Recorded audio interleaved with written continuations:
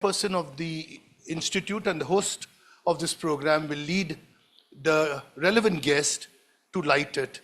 Can you stand up in a moment in silence for the departed soul?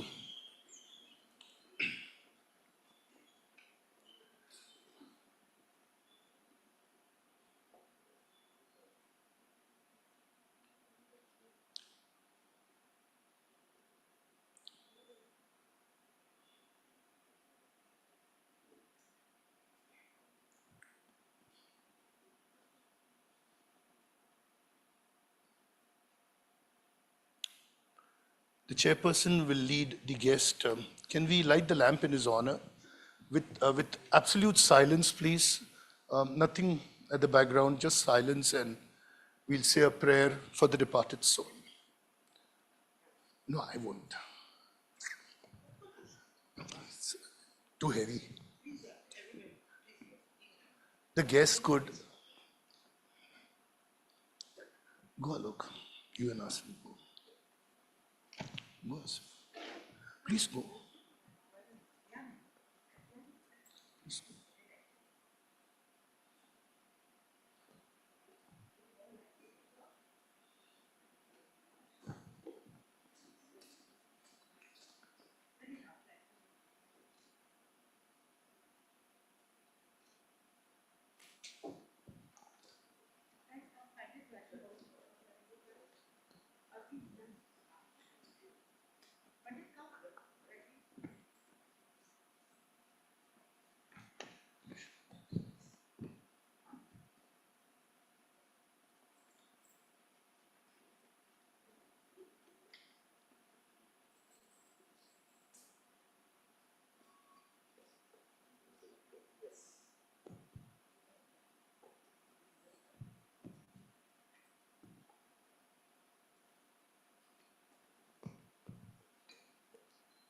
We remain to stand, ladies and gentlemen, for the national anthem, as is the precedent of most of our programs that we host.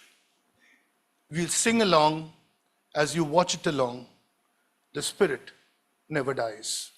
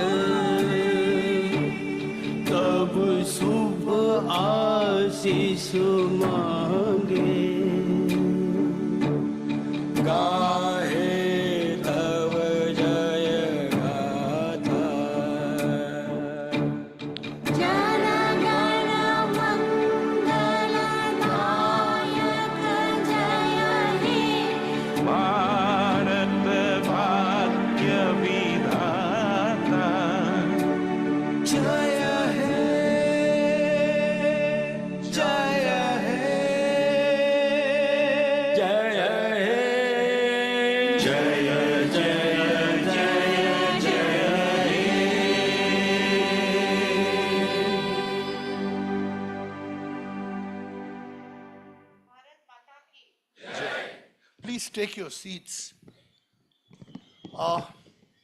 Good morning, all of you, first of all. What I had planned, middle of the night at 12:30 when I got a call, I was fast asleep, and Bombay House, Sheila called me up and said, boss is gone. So I sat down for a minute, breathed it, and I realized that it has actually happened. So Pluto, the dog, and Buddy, my pet, were very close to each other, So his house in Jew and my small house in Jew, we used to meet on Sundays post my leaving the Tata Group. I spent 6 long years working as his executive assistant.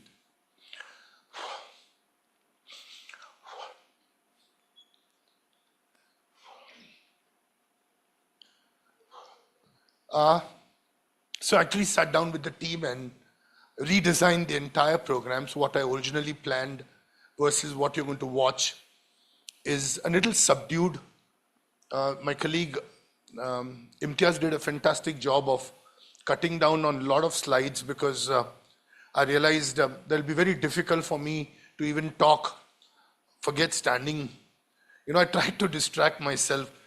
My coach teaches me that for anything that's not going right, just breathe. Breathe in, breathe out, breathe right, breathe left, breathe up, throw your breath down, and you'll realize the universe is responding to you. Did try that, but it didn't work in this case. So the show must go on. My boss always said one thing: whatever happens, work must never stop, and we must continue working.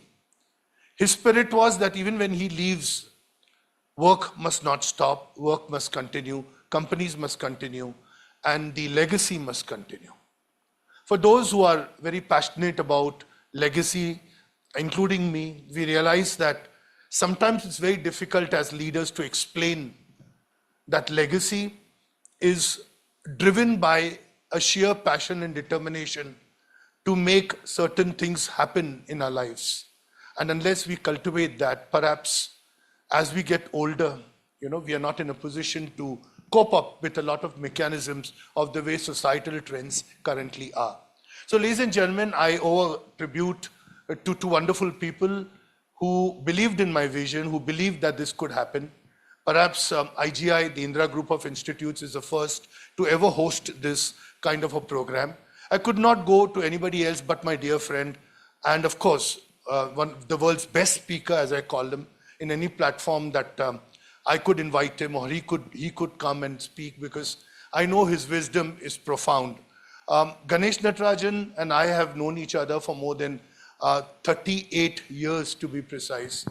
When he was the MD of AppTech, at one point in time, Narayan Murthy's first award is what we gave at the Corporate Renaissance in New Millennium. I'm talking about the year 1992 or 94, So we've done a lot of work together. Of course, we have our differences. We've had big discussions on trends in technology, he being a masterio and I being a student of tech. But then those differences always will remain. So gratitude is very important, and the first part of gratitude is a little AV. It is adapted. I had actually got an AV with an AI angle on both of you, picking up the songs that each of you like. And I had to do a lot of research on some of the songs that he sings in the bathroom. But I had to cut all that, and thanks to Imtiaz, he made a snooty face at me. He says, "Abhi change karu?" I said, "Yes, abhi change kar." So he spent about 1.5 hours, that fat man sitting there. So he spent 1.5 hours in making those changes. So you'll find a little cuts here and there. So we'll first present Lord Krishna in the AI form. Then we'll have the Indira film. All right, I'll give you the cue. Is that right? So if you give me a smile, it'll give me energy, because my mindset is already prefixed with what is happening in my life right now, and my tears don't stop. So I love energy, so just give me a smile. That's enough for me. All right, I'll introduce to you Lord Krishna in its new avatar. I hope you like it. Lord Krishna, please, dim the lights.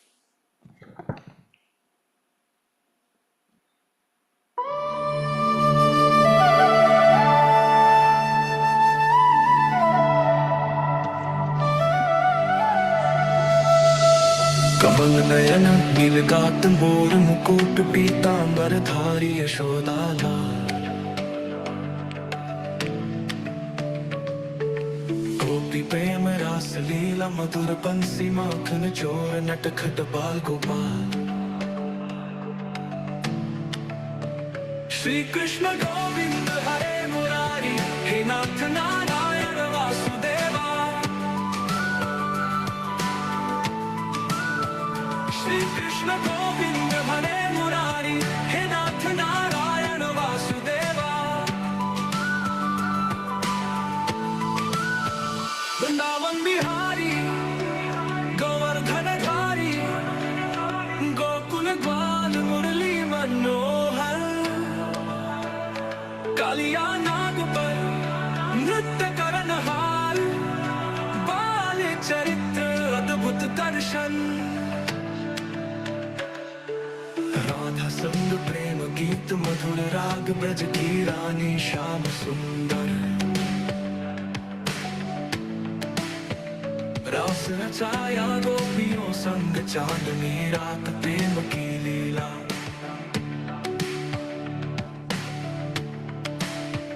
Shri Krishna Govind हरे मुरारी, हे नाथ नारायण वासुदेवा। श्री कृष्ण गोविंद हरे मुरारी, हे नाथ नारायण वासुदेवा।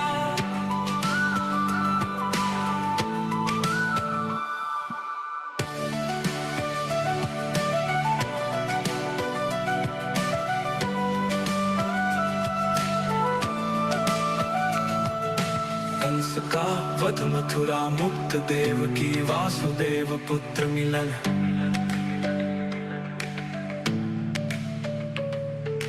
द्वारका नगरी सागर तट, यादव वंश शरण स्थल।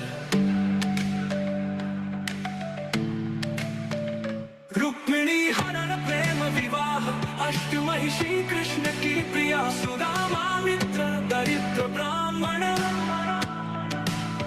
प्रेम भरा स्वागत वैती अटूट। द्रौपदी की लाज चीर बढ़ाया, सभा में रक्षा पांडव सहायक। कुरुक्षेत्र युद्ध अर्जुन सारथी, गीता उपदेश जग के पालनहार।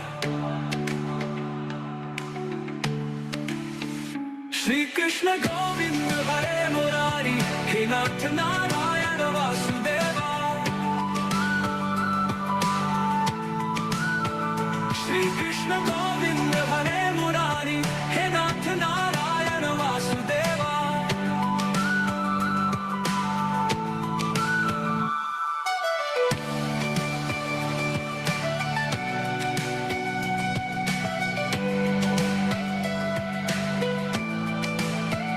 गांधारी शाप, याद कुल नाश, लीला समाप्त अंतिम प्रस्थान।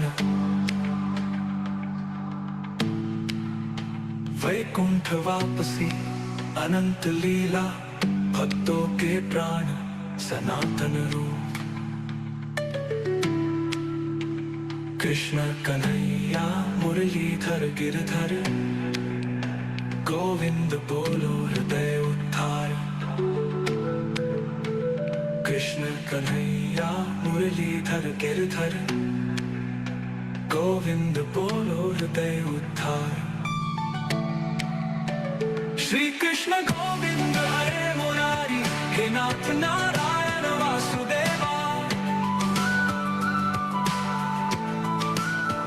श्री कृष्ण गोविंद हरे मुरारी, हे नाथ Narayan Vasudeva.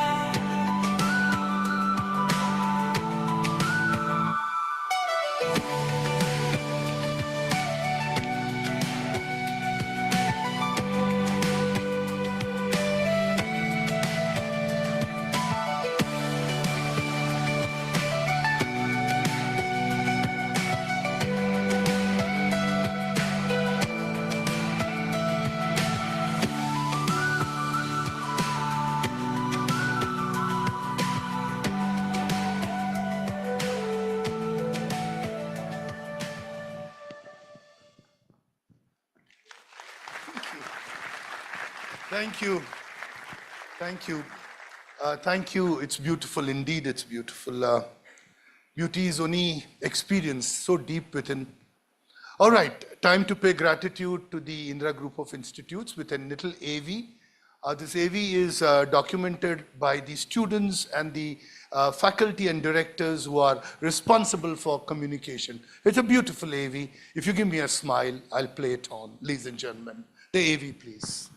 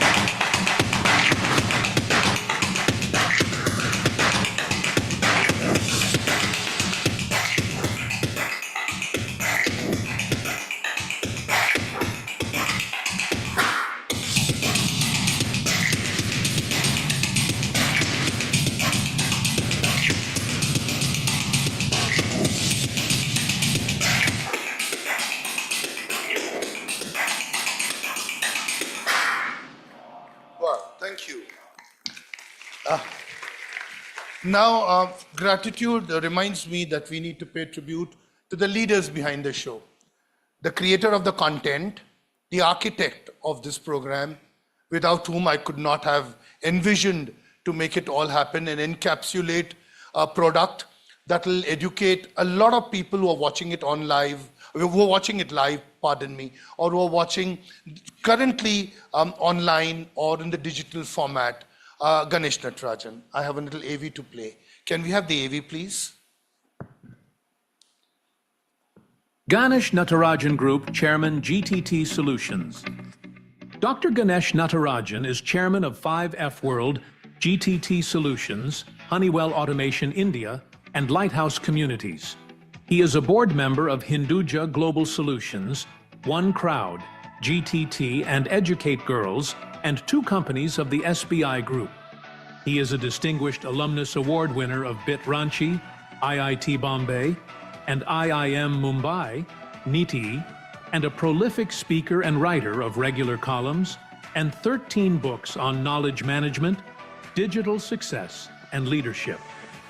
Ganesh led 2 corporate success stories with distinction: Aptech from 1991 to 2001, and Zensar from 2001 to 2016. Zensar, in the last 5 years of his CEO tenure, had a market value growth of 44% annually, a record in the industry. Ganesh is a member of the Chairman's Council of NASSCOM and the National Council of the All India Management Association. He has been chairman of NASSCOM and NASSCOM Foundation, president of HBS Club of India, and served multiple terms on the National Council of CII. Specialties: leading teams and building businesses. His 5F approach consists of fast-focused, flexible, friendly, and fun, and is enshrined in his new initiative. All right.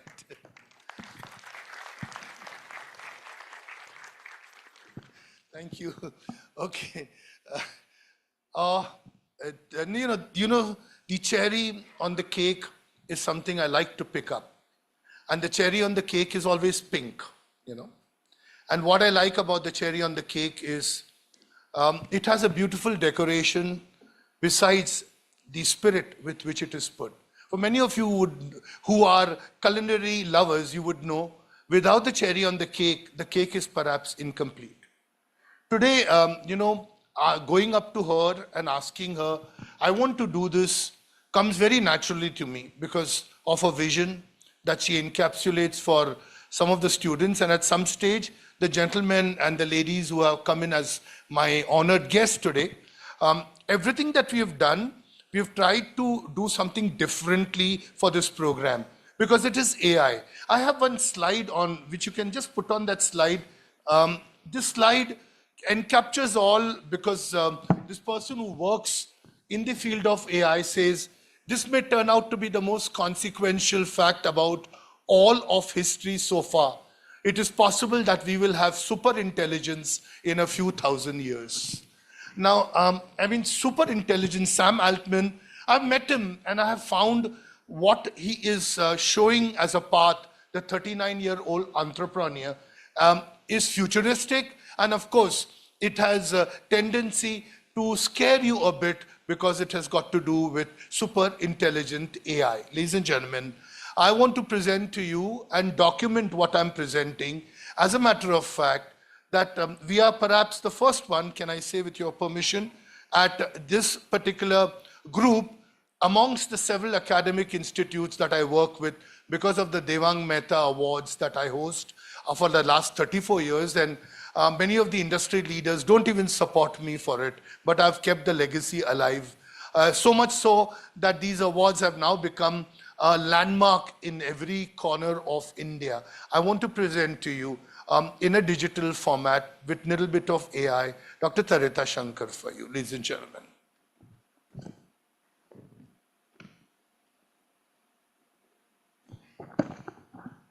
The AV, please. Dr. Tarita Shankar, Chairperson and Chief Mentor, Indira Group of Institutes, Pune. A visionary educationist and leader, par excellence. A leader is the one who knows the way, goes the way, and shows the way. The name Indira Group of Institutes, IGI, is synonymous with its driving force, Chairperson and Chief Mentor, Dr. Tarita Shankar, a dynamic, passionate, and caring leader who has shaped IGI from scratch. Dr. Tarita Shankar holds a degree in arts and law and is an alumnus of the prestigious Harvard Business School, USA, having completed the Owner-to-President Management Program, OPM. Realizing during the early 1990s that liberalization and privatization of the Indian economy and consequently the education sector would open the door to innumerable opportunities, inspired by the wisdom of Chanakya, the legendary statesman, our iron-willed Prime Minister, late Mrs. Indira Gandhi, and backed by the encouragement and blessings of her parents and well-wishers, Dr. Tarita Shankar sowed the seeds of the parent trust, Shri Chanakya Education Society, Pune. Unwavering vision, meticulous planning, over 2 decades of countless hours at work, unflinching support from her family, and a well-groomed leadership team comprising of seasoned academicians has seen the IGI Group blossom to over 16 institutions delivering cutting-edge learning to more than 18,000 students from KG to PG level. Wow. Thank you. All right. It's time to get both the guests up on stage. Tarita, will you please lead Ganesh up on the stage?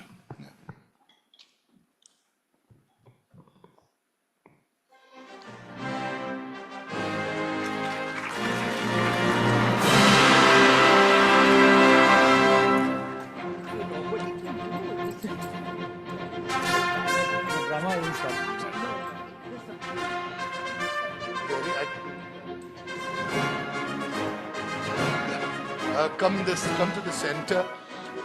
You know, as the anchor, I always have the opportunity to get a few extra words from him. Agar gali bhi deni hai to kaan mein de deta hai, Ganesh. Okay, we'll first have the felicitation done, please. So I've got some felicitation for you. Hope you like it. Teta, you'll do it.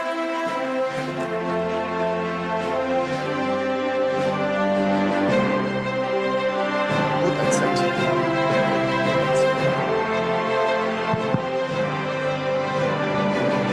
Please come.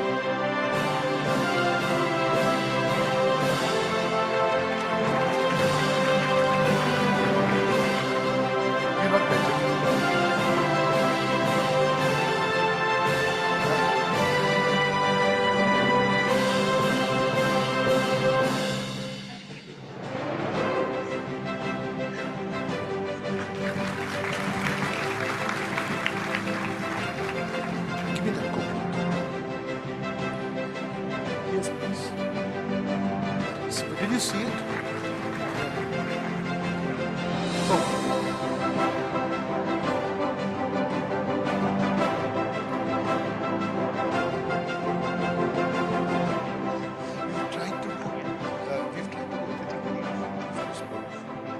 Honestly, I think so.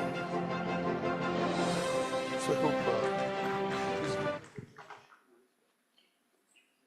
Okay. Thank you. Can I say thank you to Pandit? Yeah. Thank you, Dr. Mali. Yeah, good. You look so handsome today. All right. So first, the privilege is yours to say a few words, open this program formally, and then please hand it over to him. He has a 14-hour presentation.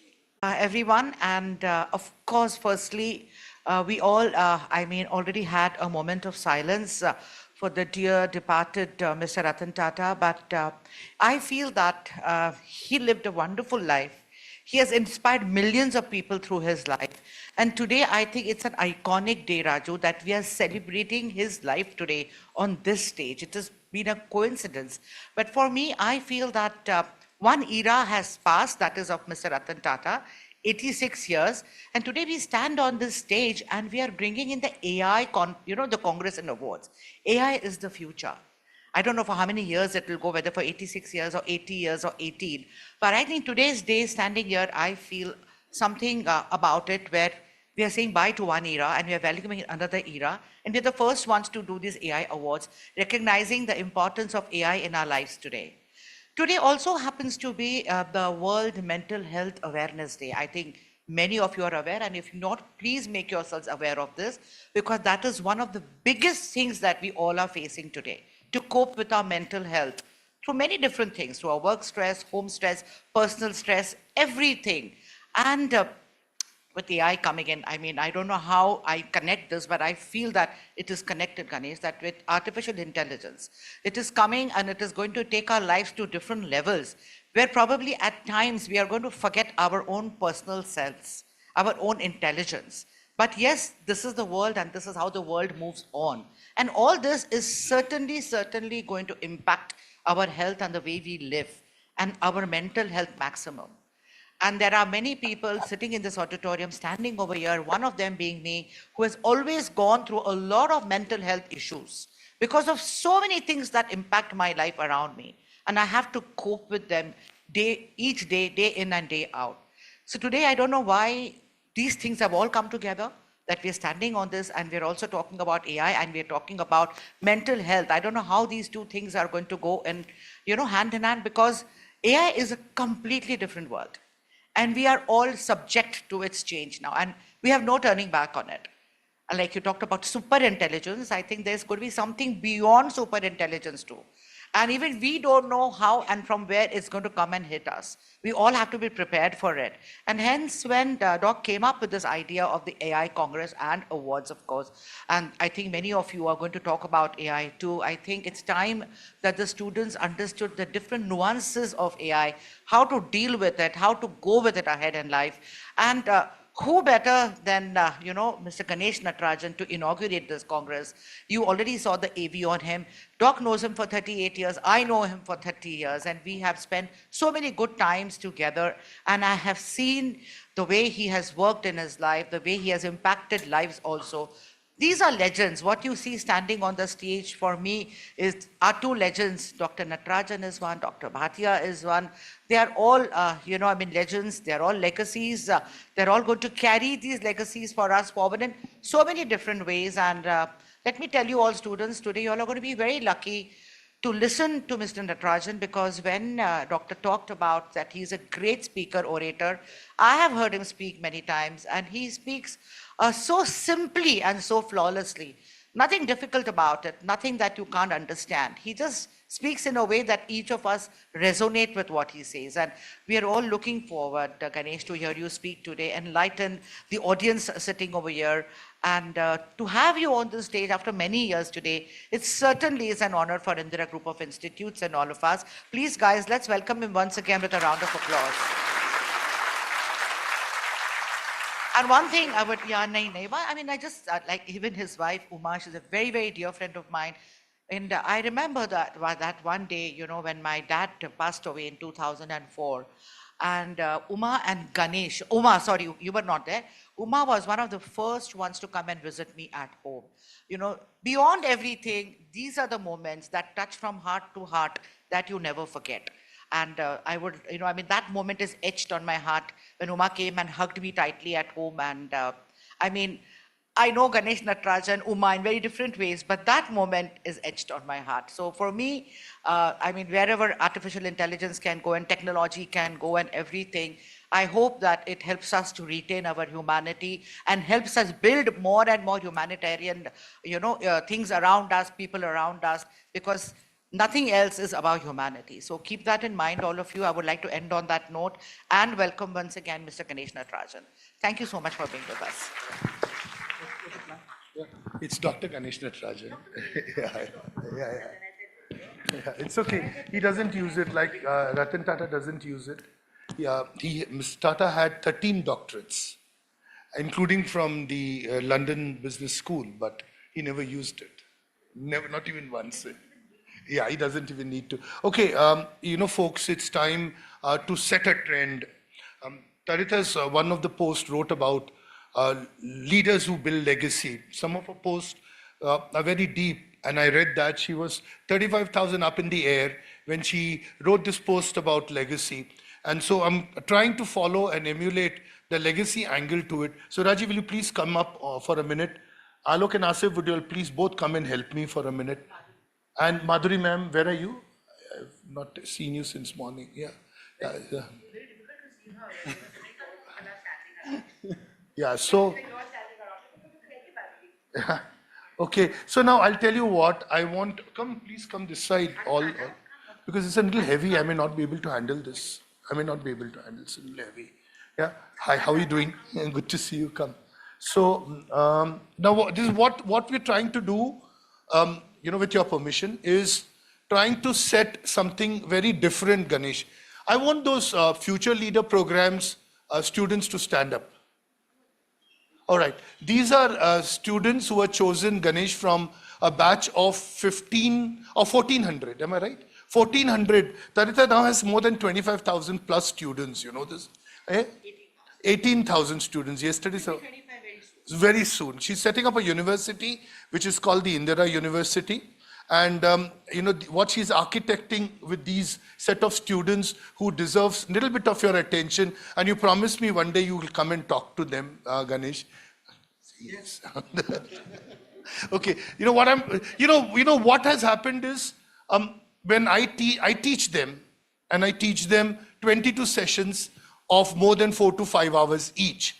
And we get, yesterday Zensar's digital marketing head came to speak to them, Nikhil, and he did a fantastic job according to me. He actually related to the students so well. What they are learning is things which they don't teach you in the MBA school, inspired by the book, what we do not teach you at the Harvard Business School. They're learning resilience, they're learning capability, they're learning capacity building, they're learning how to be consistently enthusiastic and not to let adversity affect you, how to make adversity an ally, some things which are very basic. So what you both are going to unveil are two concepts for these people and rest of the students who have not been selected. So those other 1,300 students who are not selected, I am spending 15 hours with them, giving them the same input, except that these are little more privileged, and these will be using a lot of modern tools to relate to the corporates. So I thought I should share this with you because we did this at Narsi Monji when you and I were related to Professor Bhushan very, very differently, and that is what she's allowed me to emulate here. Yeah, so if you will unleash it's a little heavy, it might tear, so please, you take this, I'll hold this, you all go. I need these pictures with you all, so all of you. No, you'll have to first just open it and see it yourself and then show it to the audience. Yeah, okay, please turn. Please turn. Okay, so Raji, you want to talk about this very quickly, 30 seconds only. He has 15 hours presentation. Thank you very much, Doc. It's a wonderful initiative Doc has initiated at Indira Group of Institutes of training our future leaders. And this is one of those initiatives which he has right now announced, especially for those wonderful 180 leaders on sustainability, which is the future. I'm sure this is going to make a difference to all your lives. And we are absolutely excited to host this program at Indira Group of Institutes. Yeah, of course, like we used to give flowers once upon a time to people who visited us and, welcome them with flowers, which of course in a few hours are going to, wilt away, die away. But plants, they will live forever and they will, like sustain our own atmosphere around us and environment around us. But let me assure, guys, you can sit down, please. Thank you. Let me assure all of you over here that at Indira Group of Institutes, if Raju is going to work on the, how many students? 180 students, the entire IGI is going to work on the remaining 1,300 students. For me, everybody belongs to the same thing. Yes, I know, but I have to make it very clear as a leader that you may be teaching them different things, and which is absolutely wonderful, and you should do it. But the other 1,300 are going to be taken care by IGI. So if you want to be in those 140, right? 180 students, then you really got to ramp up. You got to ramp up your game. So please do that, and we will help you to do that. Okay. All the best to everybody, and sustainability is the key word to all of us standing here and sitting there. Can we keep this? Yeah. Please keep. All right, the next one. Please unleash this. Yes, please.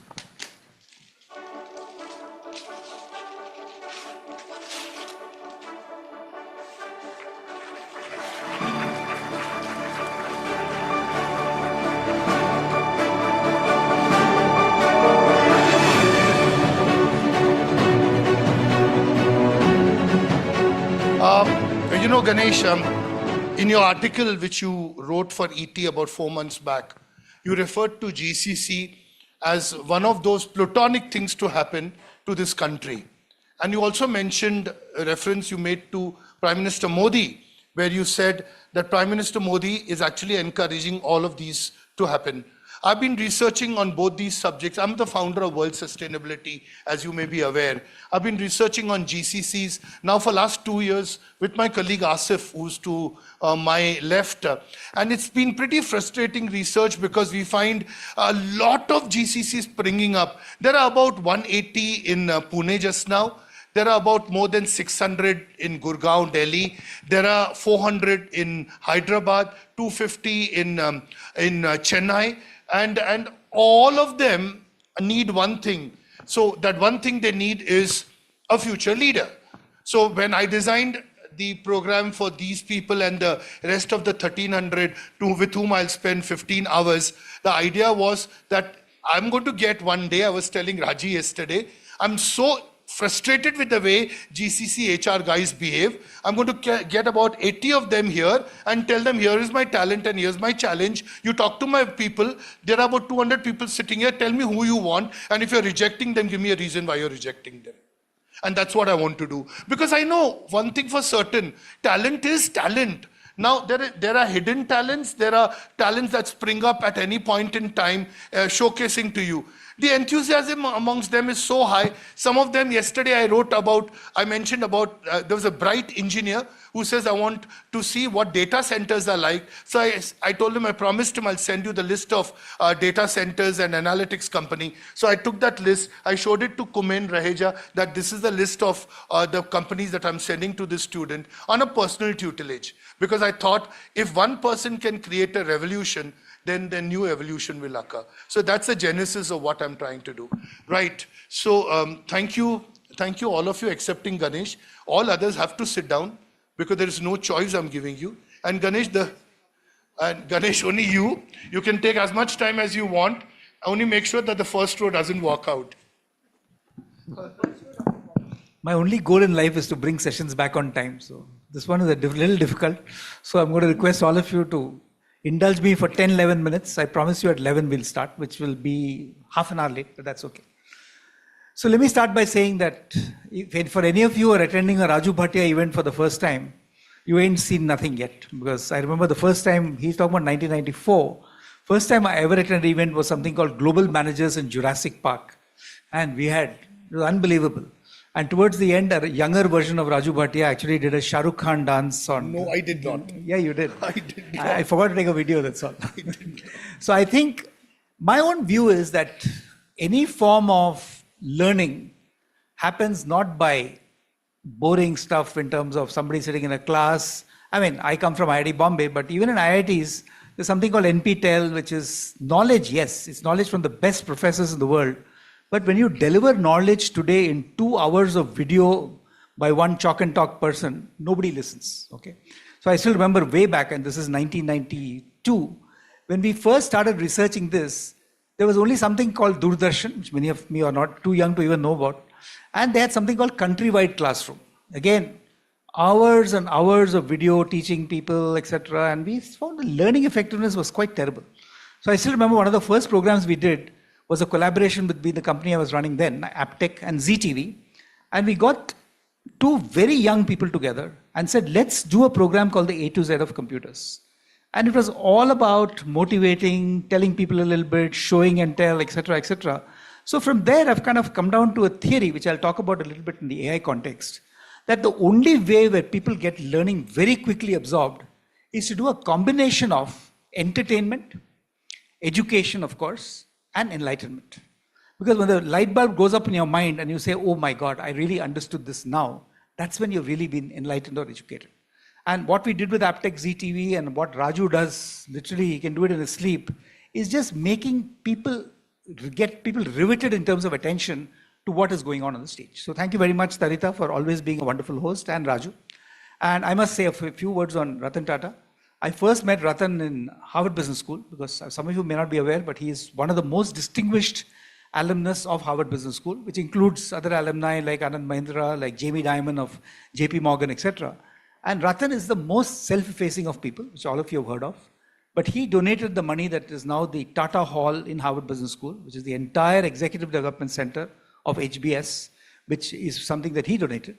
And I remember I became the president of HBS Club of India, which is I think about maybe 15 years back.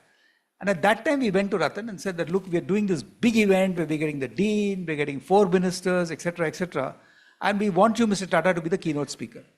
And he laughed at me and said, look, you guys are doing great work. I will come, I will stand and sit on the stage, but I will not open my mouth. So there is nothing for me to add to what young people can really make happen. And Raju mentioned his work ethic, and Raju has worked with him very closely.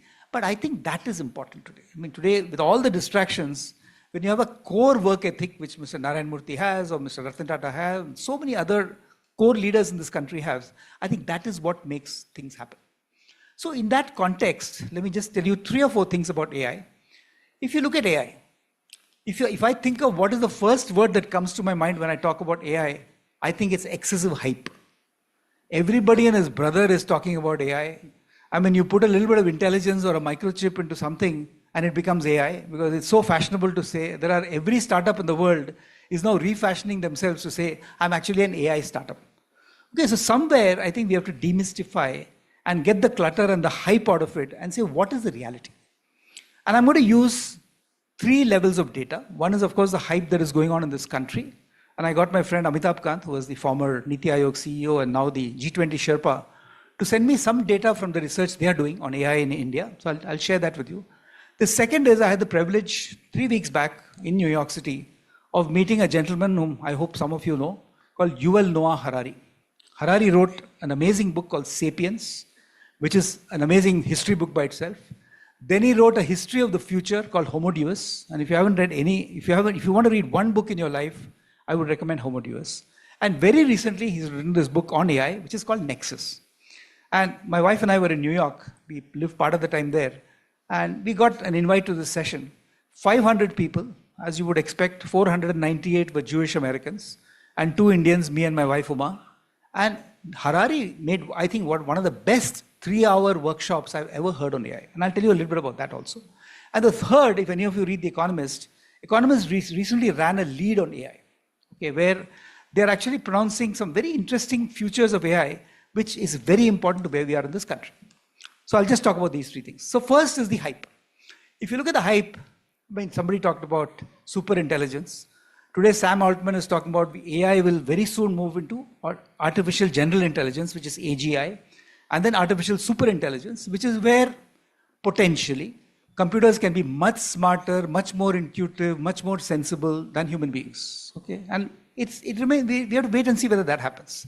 So that's one side of it. But if you look at what India is looking, India is already a leader in the Asia Pacific. I mean, I must say that India is far behind the US and China in terms of AI research and what's happening. But in the Asia Pacific, I think the work we are doing is fairly well recognized that there is a lot of startup initiative and there is a huge government backbone being created on AI. In fact, the National AI Mission has an allocation of 10,000 crores, I hope it's spent, which will be invested in the AI mission in the next 5 years. So that's one thing. I talked about, you all heard about NVIDIA, which is Jason Huang's wonderful company, the most $2.6 trillion valuation, which is an amazing, half the size of India's GDP. And if you look at companies like NVIDIA, what they're really doing is making massive chip-based processors. GPUs, as we call it, graphical processing units. India has placed an order for 10,000 GPUs, which will power the AI infrastructure for academic institutions, for factories, for logistics companies, etc., etc. So that's a significant initiative, investment we're making. And third, I think we are looking at pathways, and I heard Mr. Modi talk about it once, how $17 billion of completely new business can happen in the next 4 years thanks to artificial intelligence. So if you look at reality, where is the reality? The reality is in every sector. If you look at manufacturing and logistics, for instance, you look at healthcare, you look at education, there are opportunities by which AI can not only augment, but in a sense, sometimes replace, sometimes assist, and definitely push you to the next level of customer behavior, etc. Logistics, today in India's GDP, almost 7.5% of the cost goes into logistics. And we've had pretty lousy infrastructure for many, many years. Road transportation, ship transport, marine transportation, air transportation. But that's changing. And what AI is doing for India, and I know a lot of work going on in this area, is integrating supply chains. So right from the time maybe the farmer is producing to the logistics, to the factory, to the production, to the dispatch, I think that's happening. And that's something that, I'm sure my entrepreneur friend Vikram will talk about in terms of the opportunities in using technology in multiple areas of governance, of factories, etc., etc. So that's one thing happening. Healthcare is pretty obvious. Today there are so many startups, including quite a few in Venture Center right here in Pune, which are actually looking at cancer, early cancer detection, not cancer cure, but actually pointing towards that. Some of you must have seen the Chemistry Nobel Prize, which was announced, I think, yesterday or day before yesterday, is not for the formation of a new protein, but it's for tools to discover new proteins. And those tools are going to be significantly AI-based, because that's really, in fact, that's the work my daughter does in New York. And I think that's going to be the future in terms of predicting behavior of proteins that can be used to maybe either accelerate the cure of cancer or inhibit the progress of cancer. So these are areas. Education. I talked about this when I talked about the Aptech ZTV example. But one thing that we are actually very, very clear is, I'm sure all of you have heard of e-learning and Coursera and Skillsoft, etc., etc. The reality has been that in 10 years, completion rates of e-learning have been less than 12%, which means if 100 people start doing even a 3-hour e-learning course, 88 will drop off in between because of boredom, because of preoccupation with WhatsApp, whatever, okay? But AI, in fact, we ourselves are investing in a company called Skills Alpha. And in Skills Alpha, what we are saying is that, look, AI is not about enabling somebody to learn faster. AI is about enabling a person to think through their lives. So if any one of you sitting in this room, if an AI bot sat in front of you and said, what do you want to become? Most of us will not know. But if AI then starts giving you pathways, saying you could be a service engineer, you could be in sales, you could completely change your career, then you start getting interested. What does it take for me to be in that alternate job? A lot of engineers asked this question when the IT revolution started. And then once you decide, AI can help you to say, in this pathway, these are the skills you need to learn, unlearn, relearn, reinforcement learning, etc., etc., all that is done. And most important, AI can help you learn in a manner in which you are likely to learn better. Some of us like videos, some of us learn through audio cassettes, etc., audio tapes, etc., and some of us learn through reading. I'm a reader myself, but a lot of people don't read. So they want to watch a video, get it over with, maybe a 10-minute nugget of information. So what I'm saying is, AI is already beginning to impact the way the learning outcomes can happen in education. Now, I can go on and on, but I don't want to get into that. So let me quickly move into the Yuval Noah Harari idea. I remember Harari started with this example saying that nowadays everything is AI. So even if you make a coffee maker in your office, somebody can call it an AI because maybe it heats up at the right time, etc., etc. But a real AI coffee maker, and this is pure imagination, it's sitting there in the corner of your office. Man walks into the office and it automatically knows through analysis of data saying what the person did last night. He was drinking till 2 o'clock in the morning, so must be really, really tired. So the coffee being served to that person is based on his behavior over the last 24 hours, his general preference for whether he likes a double espresso or a single espresso or a latte or whatever. And not only that, when the AI coffee maker sees the man is in a good mood, then as he approaches, the coffee will actually, the AI bot will ask him, do you want to, by the way, try a new coffee today? We have something called the best presso or a next presso, and actually play around with the person. So you think this is AI, when it can actually simulate and change itself to the mood of the individual and not based on some database that is there somewhere. Give you one more example. In the interest of time, I don't want to take too much of this. But I was in a discussion about 8 months back with the CTO of an entity called NBA. I don't know how many of you know NBA, the National Basketball Association of the US, which is the most watched sport in the US across all the 4 sports. And if any of you have seen an NBA game, I mean, it's amazing. Because I remember seeing the LA Lakers 3 months back, and it's just the whole atmosphere is absolutely electric. But what is important is you have people like the 7'3" LeBron James, who actually plays for LA Lakers. Now, when LeBron James gets the ball and is running to shoot a basket, you probably have 20 seconds to stop him from reaching the end of the court and shooting. So maybe immediately 4 defenders will come up in front. And obviously, it's LeBron James' skill on when he shoots the basket, when he goes forward, whether he swerves to the left or the right, etc., etc. And this guy Krishna, who's the CTO of NBA, was telling me that we are using AI now to actually predict that in that 20 seconds, each one of those 4 people in front of LeBron James, what will be their behavior? Based on 20 years of observing, and it's instantaneously, it knows that if LeBron James takes 2 steps to the left and 1 step to the right and then shoots the basket, the likelihood of throwing the goal is maximum. So I said, boss, Krishna, this is great, but how do you communicate that to LeBron James in the another 2 seconds in which he reaches? So that's easy. I mean, LeBron will not even need to think. We'll plug it into his neural network. His brain will automatically trigger his feet and it'll go. I said, is this even legal? He said, no, that's not legal. But a day will come when either we or AI will make it legal. That's the point we're making. So I'm saying that is the potential of AI. Interestingly, Harari also talked about 2 or 3 very negative things that have happened already. The most significant example is in a neighboring country of ours, Myanmar. All of you have heard the term Rohingyas. And you know the Rohingyas were kind of seen as villains, were ostracized by the military junta in Myanmar, etc., etc. And do you know why it happened? It happened because of Facebook. Now that sounds funny, right? Because Myanmar, like India, avid Facebook users. And there are 2 or 3 people who are like Ratan Tata, who are good people, who want to make sure there's peace. But for every 2 people, there are 98 people who want to incite the population. It happens in India, it happens in the US, happened very much in Myanmar. And the point was, it was Facebook who decided that the most popular posts are when some idiot is actually making, absolutely crazy comments, because that gets watched much more. And they had an inquiry. In fact, Mark Zuckerberg has actually been quoted on this, saying, Mark Zuckerberg said, look, we don't do anything. We just are an open platform where somebody can say what they want, we don't censor, etc., etc. But the point is, there are algorithms within Facebook who have been instructed, please maximize viewership. So when hate videos get spewed out and people watch 1 hour per day, as against nice, peaceful Buddhism kind of messages, which people don't watch, what will the algorithm do? So the algorithm will propagate more and more hate. So Harari's point was that what governments have to do in AI is to watch out for what can be a negative influence on society. And irrespective of whether the truth is that sells more of Facebook time, it doesn't matter. But we're still some steps away from it, because the way we measure what is allowed and what is not allowed is very different, like what I mentioned in the NBA case. Finally, let me take the example of what the Economist is saying. The Economist is predicting, if you look at the lead article, that look, the 2 great superstars today are obviously Jensen Huang and Sam Altman. You saw it in Raju's picture. Why Sam Altman? Because when ChatGPT first hit, we all thought, oh my God, this is the end of the world. Everybody will, we have to stop studying, we have to stop working, everything will be done by ChatGPT. The reality is, in the last 1 year, nothing great has happened with ChatGPT. All of us, I certainly do, have Meta AI on my WhatsApp.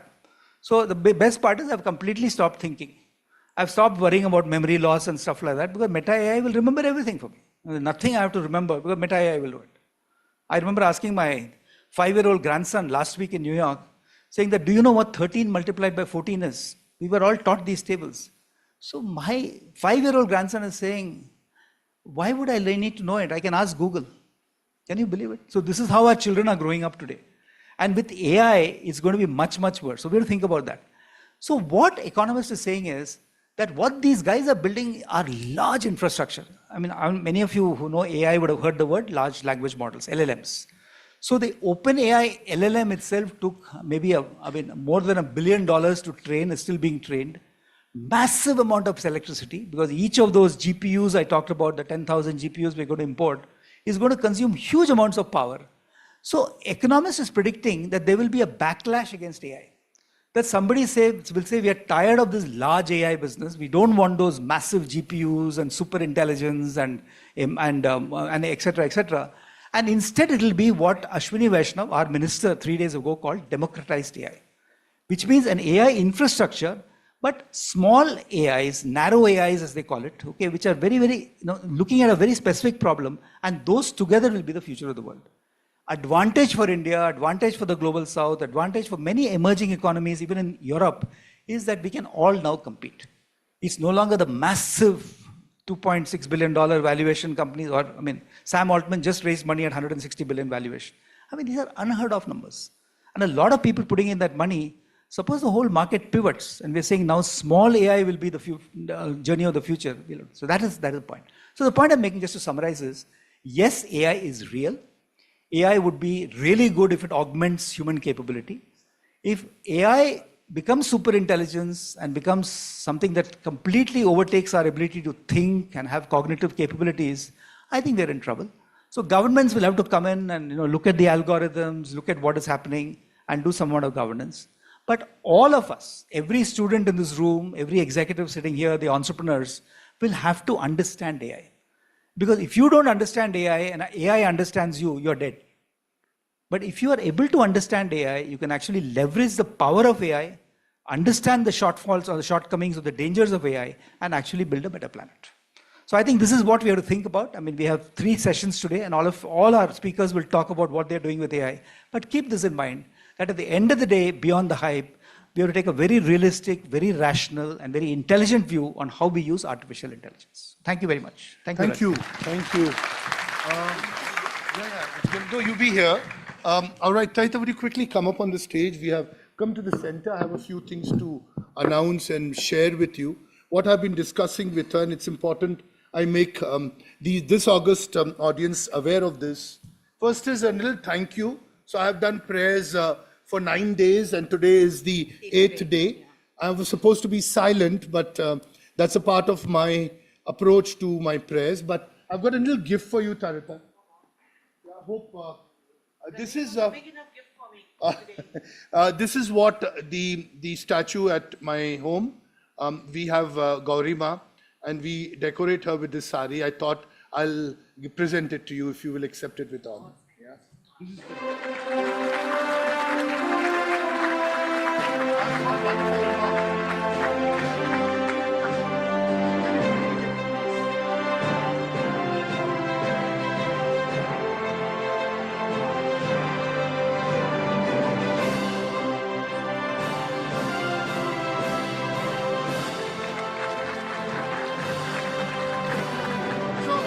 They're going to take this away, Taritha, and give it to you a little later.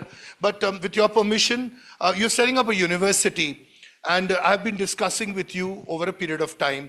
Of course, there are highs and lows in everything that we do.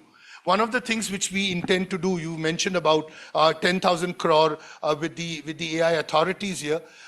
At certain stage, I'm going to write to the Prime Minister, sharing with him what I'm doing with the future leaders. I'm going to tell him that we did this, of course, under your tutelage. It'll go where we'll tell him that we launched this here, and we want to set up a center for research, advanced research on AI. Because I think the biggest gift this institute would ever have is setting up a center for research that will showcase, through any of the students, because the students are very smart.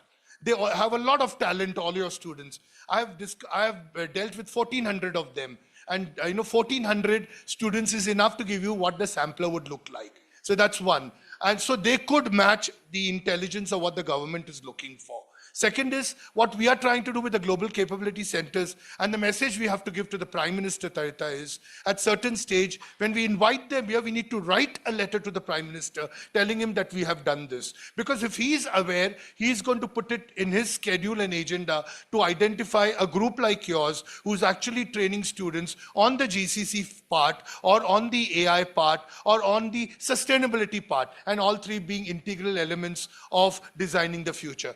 So I thought I will give you the mic back for a minute or two because of want of time. I want you to tell us, why was your aspiration to get the university in place? Of course, I'm just hoping today's fingers crossed, because it should get passed in today's cabinet, guys. So I need every student and everyone sitting here's prayers. Today's the last cabinet before the elections, and my team is in Mumbai, and I'm actually, on tenterhooks for the last 3-4 days, because the cabinet is getting postponed, all the time. So just praying for it before this election, this government goes, it happens. Getting the university, two things, of course. We wanted to be a university long back. And in 2019, at our Paranwadi campus, just for everybody's information, we had already got the letter of intent for the university. But somehow things did not work at that moment, and COVID happened. So it was good that it did not work, and we put that thing on hold. And suddenly, I think about, this has already been very sudden. 3-4 months back, we got to know that now they are allowing, government of Maharashtra is allowing universities without contiguous land. There was a first condition was that contiguous land, whatever land was required. And this just obviously, they wanted to have other universities which belonged to top class politicians and which did not have contiguous land, and they passed that act. So good, we got the benefit of it. And then we decided that instead of Paranwadi, let's start with our Wakad campus. So this entire Wakad campus, it's not a greenfield project, it's going to be a brownfield project, because we're already existing institutions. So they will all become a university in the coming days to come. Getting the university, the reason is, of course, the first and foremost reason, freedom to work. Today we are working in so many frameworks. Today, like for this year example, at the very last minute, just about 3-4 months back, the AICT decided to put the BBA, BCA program under its tutelage. And it was so last minute, and everything was so badly handled that even today the admissions are not complete. That not even they have started not complete for the Pharmacy Council of India, for our pharmacy college. The admissions have not even started as yet. And it's now we are in November, we're going to be October and November. When do the students study? And honestly, after 30 years, I really wanted my freedom to design my programs, to do things, that ideas that you bring in, ideas that he brings in, if we can implement them only if we have the complete freedom to run our educational center the way we run. And after 30 years, acceptance of a university, which is completely devoid of any kind of other, it's just under the government of Maharashtra, but not under any other board or anything. I think it comes only with after you have a legacy of 30 years.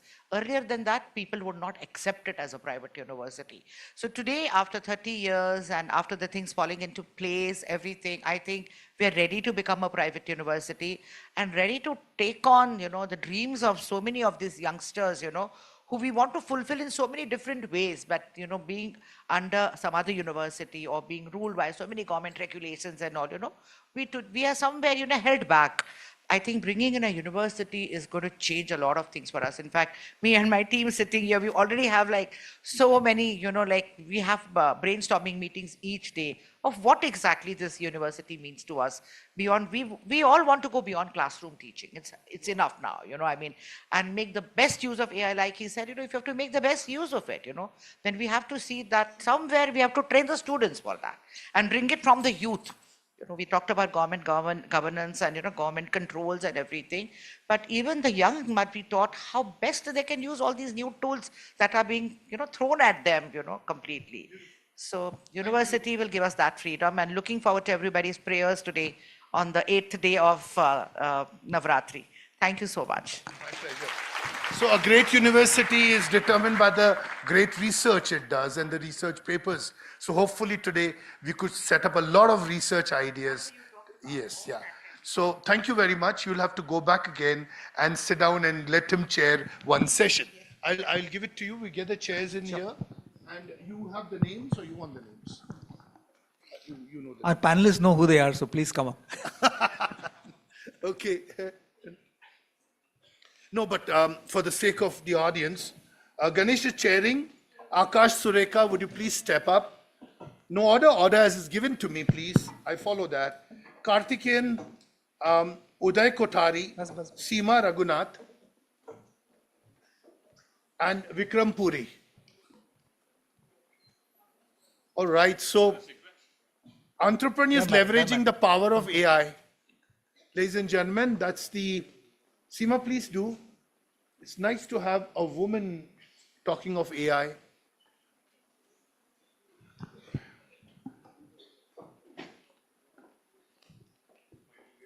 Beautiful. She came via Bombay.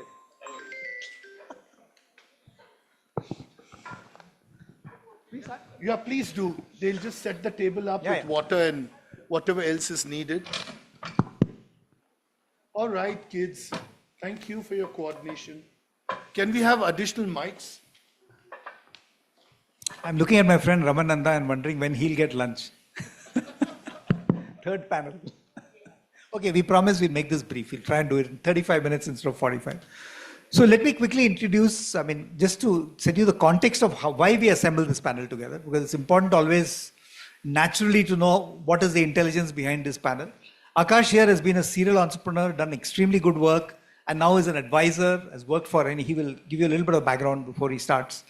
Vikram, of course, is one of our top entrepreneurs in the city of Pune right now. So I will let him go first and talk about the kind of entrepreneurial work he's doing and what role AI has to play in it. Uday, again, has been one of the early pioneers in entrepreneurship in this country. In fact, one of the first Pune companies in technology to get listed on the stock exchange. And now he's again advising that company and many others. Seema is CEO of this entity called Skills Alpha, which I mentioned in my talk, which is this whole intelligent platform for enabling better learning. And she also works on both corporate learning and other forms of hire, train, deploy for various corporates, including the GCCs. And Karthikeyan has actually been a serial entrepreneur in the US, just recently came back to India and has worked for Give India and is now working for the philanthropy sector, looking at how the best technology solutions can work even for NGOs and smaller organizations. So which is a very, as you can see, is a very eclectic mix of people. And I myself, in my current corporate avatar, we are actually building and listing a solution called GTT Data Solutions. And the basic premise of GTT Data is to say that, look, what I just talked about. That AI, brute force AI is not going to help us. We need data. We need intelligent data. And just one statistic I must tell you from what Amitabh Khan told me, 20% of the world's data emanates from India.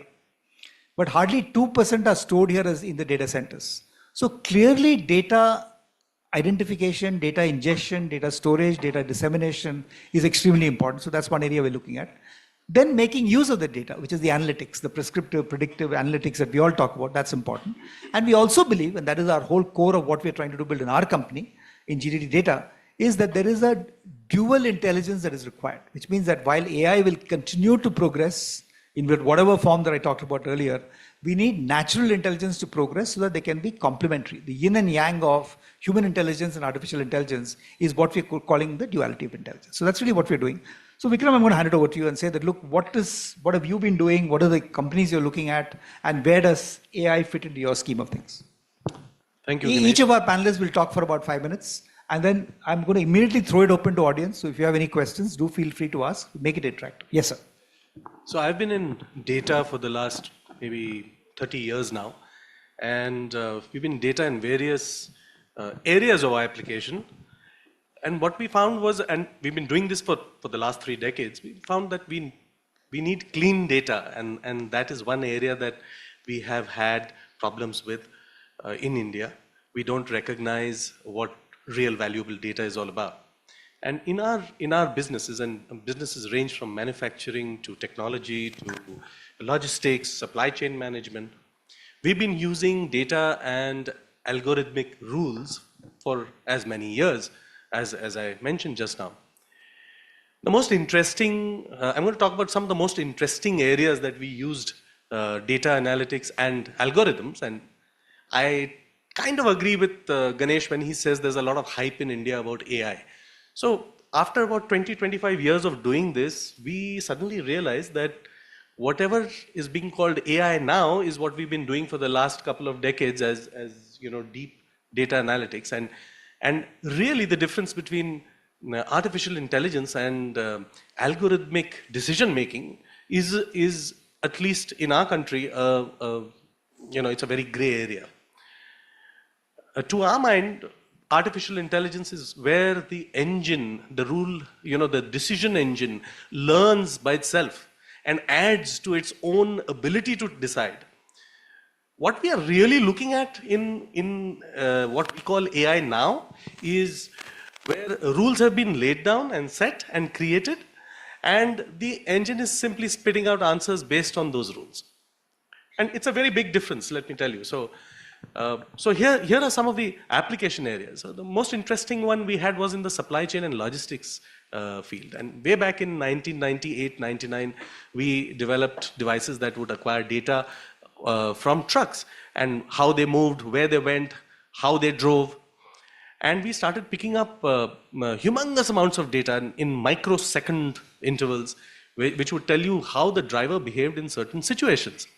And we captured that data and we started analyzing it, and we developed what we called a driver risk scorecard.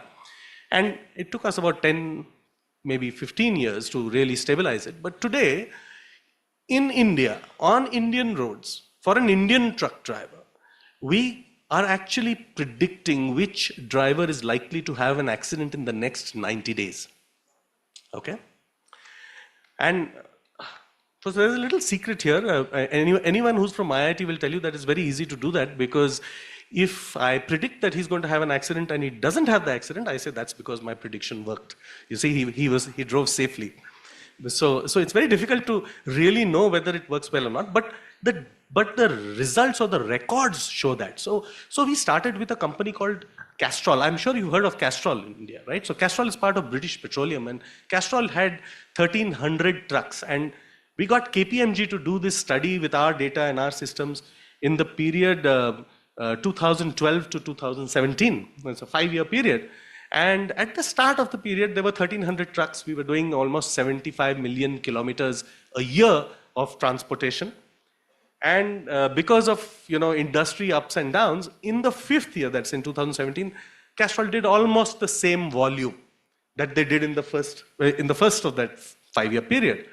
So it was an apple-to-apple comparison. They shipped the same amount of product.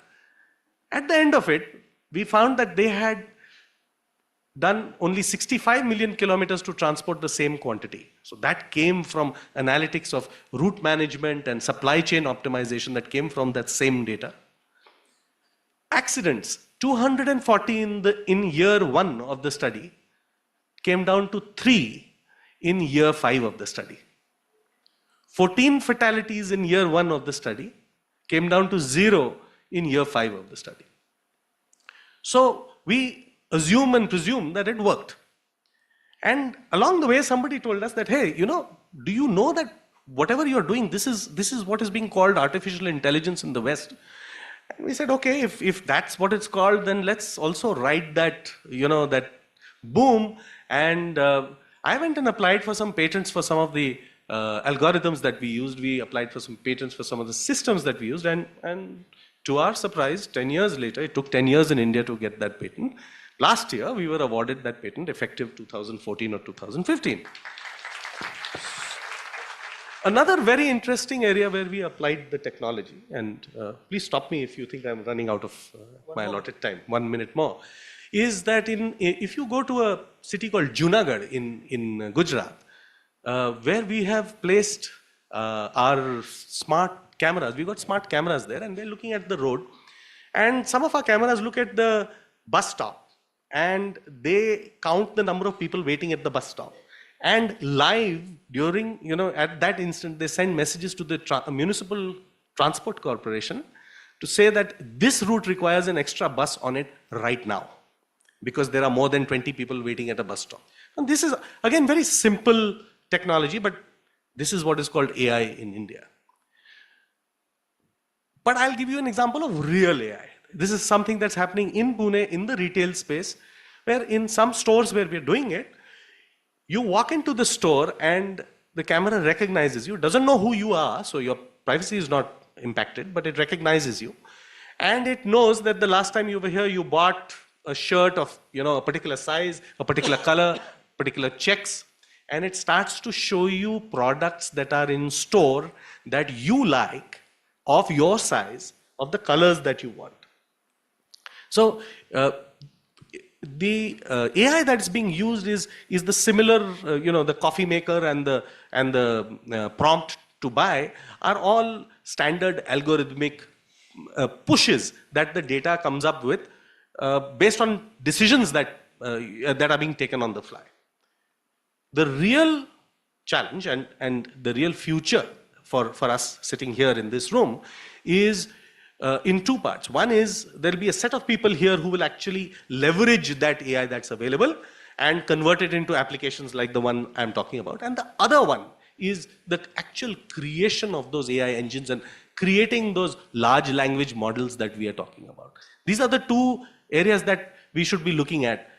Gone are those days where you're looking at doing IT services, writing code. In our company, AI does that. We don't need Python people or C++ or whatever, because the engine just spit out that code. You do need somebody who understands it, because that's the question you have to ask. But I think in our manufacturing business and even in auto manufacturing, we are using the technology on a day-to-day basis, but it's not, it's the hype more than the actual AI that we are using. So it's the simple application area and not the deep learning AI engines that we really should be looking at. Oh, that's fascinating, Vikram, and I think it's really, really good because these are genuine use cases that's happening right here in India. Of course, I have one argument, and maybe we'll touch upon it later. If you go to a shop and they know you've been buying check shirts for the last 20 years, for the rest of your life you'll be buying check shirts because they won't show you anything else. It reminds me of the old story I used to read 20 years back, saying there is a perception in America that all Japanese like orange juice. You know why that perception is? Because the Japanese poor guy gets into the aircraft and this very domineering American air hostess comes pushing her cart. And in a plane, the first thing you see on the cart is the orange juice. So because he doesn't want a conversation with her, he just points and says orange juice. So people have now decided that every Japanese only drinks orange juice. So this is reinforcement bias. We have to be a little careful in that in AI. Akash, yours. Yeah, I think so. I'll stick to the panel theme in a way, right? How entrepreneurs are leveraging AI. And I started my first AI company in 2011. This was conversational discovery of content commerce in media. And I was nominated as top technology pioneer by World Economic Forum. The reason I'm saying is that let's divide this into two categories, right? How entrepreneurs are leveraging AI as an opportunity. How entrepreneurs are leveraging AI to optimize the opportunity, right? Which means is, at one side, as you have seen, the whole evolution of generative AI. And I think this is where, as Vikram was talking, there was this pre-generative world, which was machine learning, deep learning. Obviously, there was some work on neural network learnings as well. And there was a lot of talk on how generative AI will be basis reinforcement learning and neural learning as combination. So what happened is in last 4 or 5 years, and this journey started in 2015-16, where, as you would remember, OpenAI built their first transformer, basis neural engine model, and it could generate one sentence, right? And which is where that gave them the confidence that if you build large transformers, which eventually turned out to be large language models, you can create paragraphs and essays and things like those. So that's how the evolution of generative AI started. And that's how entrepreneurs started looking at generative AI as the opportunity. Obviously, there was this pre-AI world, which was specific to some enterprises. Somebody was building regression-based predictive algorithms. Somebody was building prescriptive algorithms and things like those. But generative AI just widely opened the market of AI in different ways. And now, why is that? Before I go into that, what separates us with animals? If anybody can raise a hand, just kind of say, what separates us with animals? Yeah, absolutely, right? Language. And which is where a lot of these entrepreneurs, including Sam, took up that as the baseline. and built up the whole transform model. And the opportunity started looking at what are the language use cases I can go after as opportunity, right? So some entrepreneurs started creating companies which are automating email scripting, which is again language-based email script generation, because what you do in emails are all languages. You communicate is all language. Some entrepreneurs started leveraging generative AI for customer service. What you do in customer service, you talk. Again, it's a communication, hence it's a language. So how do you automate that? How do you build reasoning into that? How do you build emotions, empathy, communications in that, right? So people started taking, and by the way, the next wave of disruption is coming on the BPOs. Before it comes to IT services, by the way, right? And you will see disruption in BPOs at the scale. So all level one, by the way, all L1 communication which happens today with humans, with BPOs will happen through AI. And I've invested myself in a lot of companies who are automating that process, not only with just the process automation, but also human intelligence in the communication using voice. And thirdly, obviously there were a lot of use cases which were utilized in a lot of companies, which is marketing campaign generation, generating call scripts, generating communications and things, generating presentations, generating documents, generating collaterals. So there was this wave of opportunity which entrepreneurs leveraged for AI as an opportunity to create large businesses. Obviously, the first level investments happen, and in that world, if you want to categorize the investment, the first level investment happened in LLMs to create that kind of baseline. But what is happening at the same time, that the LLMs have utilized all kind of open data which exists today on the planet. Okay, so by the way, a lot of LLM companies who have raised billions of dollars have stopped building LLMs. So there are only 2 or 3 companies who are building LLMs now. Rest, everybody has stopped. Either they sold to Google, and blah, blah, and so on, right? So the opportunity for entrepreneurs to do anything LLM, so how many of your potential entrepreneurs are thinking to be an entrepreneur here? Okay, how many of you are thinking AI in that opportunity as an entrepreneur? Okay, so if you're thinking in those lines, stop thinking about, hey, let me go and build LLMs. By the way, in India also people have built LLMs for a lot of domestic languages. The second category which has come up is that because all the data is over, for LLMs to be built now, people are building reasoning in LLMs. So how do you make human intelligence, which as Ganesh was talking about is ASI, artificial super intelligence, and also AGI, which is artificial general intelligence, which will be all based on reasoning. So you will see OpenAIs of the world will start building reasoning in all of their models versus building LLMs, and improving them LLMs in a different way, which was happening earlier. The second opportunity, what is happening is now because all the data is over on the planet to train the models, people are going in enterprises. Because enterprises have a lot of data. It's just that it's not open. It's all behind the firewalls, right? So a lot of entrepreneurs are looking at how do I leverage enterprise data and create AI companies on top of it. And one thing, as you could look at it, and if you want to read it, go and read about agentic AI. So agentic AI is where all entrepreneurs are looking at how do I use enterprise data, how do I train them, and how do I super automate process with the human intelligence, right? So for example, in a banking scenario, if I want to write underwriting, I want to underwrite a loan, I will apply human intelligence on top of the data what I have, and then underwrite a loan, for example, without having any human involvement. So that's the intelligence working in enterprise. So a lot of entrepreneurs are leveraging agentic AI as a next opportunity. And a lot of entrepreneurs will use reasoning as the opportunity in the AI world, right? Now, that's the first part, how entrepreneurs are leveraging AI as a business opportunity. The second part is how entrepreneurs are leveraging AI to optimize the opportunity and to optimize the businesses they're running, right? I think there's this thesis where all investors like us and still entrepreneurs like us is going after a theme that can one person build $1 billion company? And is that possible? I think that answer is yes. Now look at it. If you want to start up, what all do you need?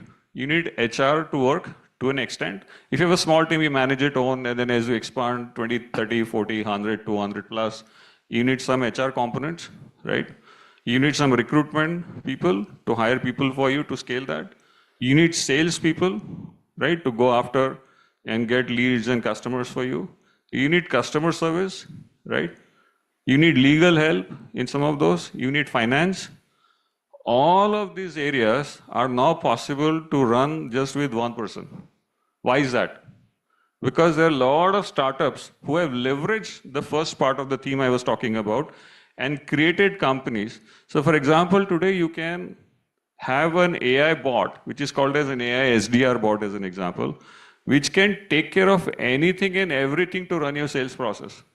And when I say anything, everything, this includes finding out what kind of leads you want to go after, making calls to those people, writing good emails to those people, sending collaterals to those people, making first level of interactions with them, setting up appointments with them. So what you have to do is only just talk to that at a level 2, try to close the deal if you have a superior product, right? So your sales is taken care. Finance, same thing.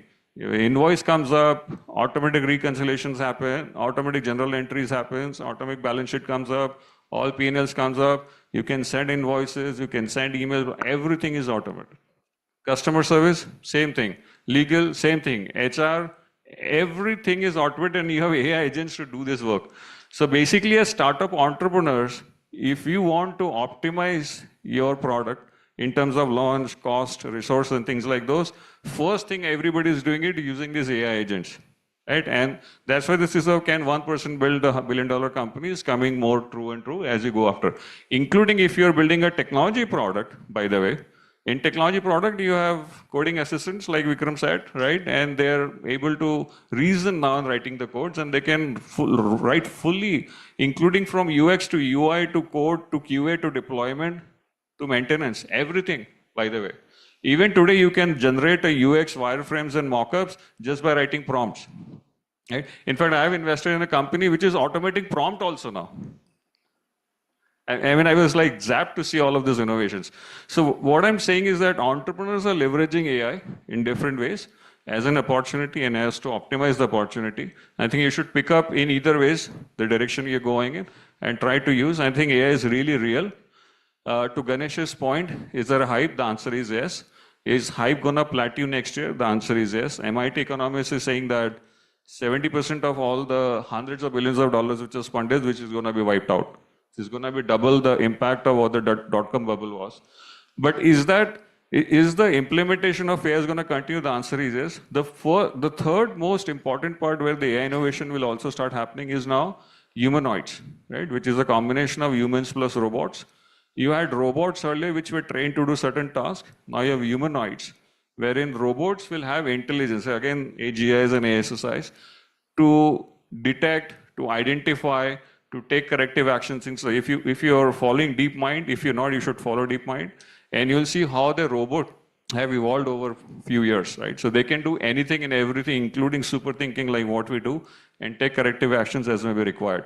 So that's the third key area. I would say if somebody is wanting to start an AI company today, should focus on humanoids, because that's where there is a massive, everybody loves investments, a lot of investments are gonna come.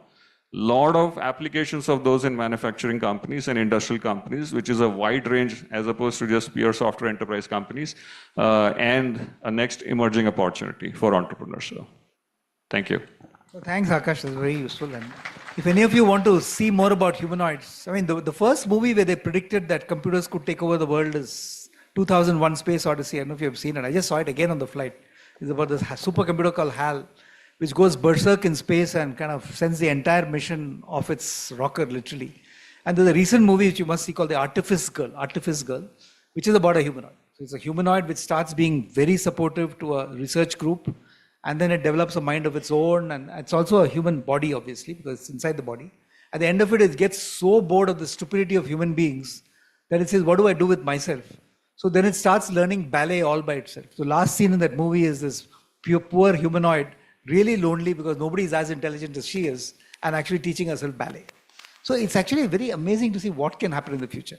Uday, over to you, sir. So the experience and what you think, based on what Akash also said, entrepreneurs should be doing and how should they think about AI? Yeah, thank you, Ganesh. Really, I'm really excited and be a part of this panel, and a lot of good things are shared by Vikram and Akash. So I think there are three important impact that what is my experience I've been working on. So number one is like, the AI is going to improve the productivity and efficiency of any task. But remember one thing, that what we are automating is a task and not the job. So the job are still going to be there. There'll still be a human in the loop. And what is going to happen is the people intelligence will be used for more critical thing than doing the repetitive tasks. So the jobs are not going away.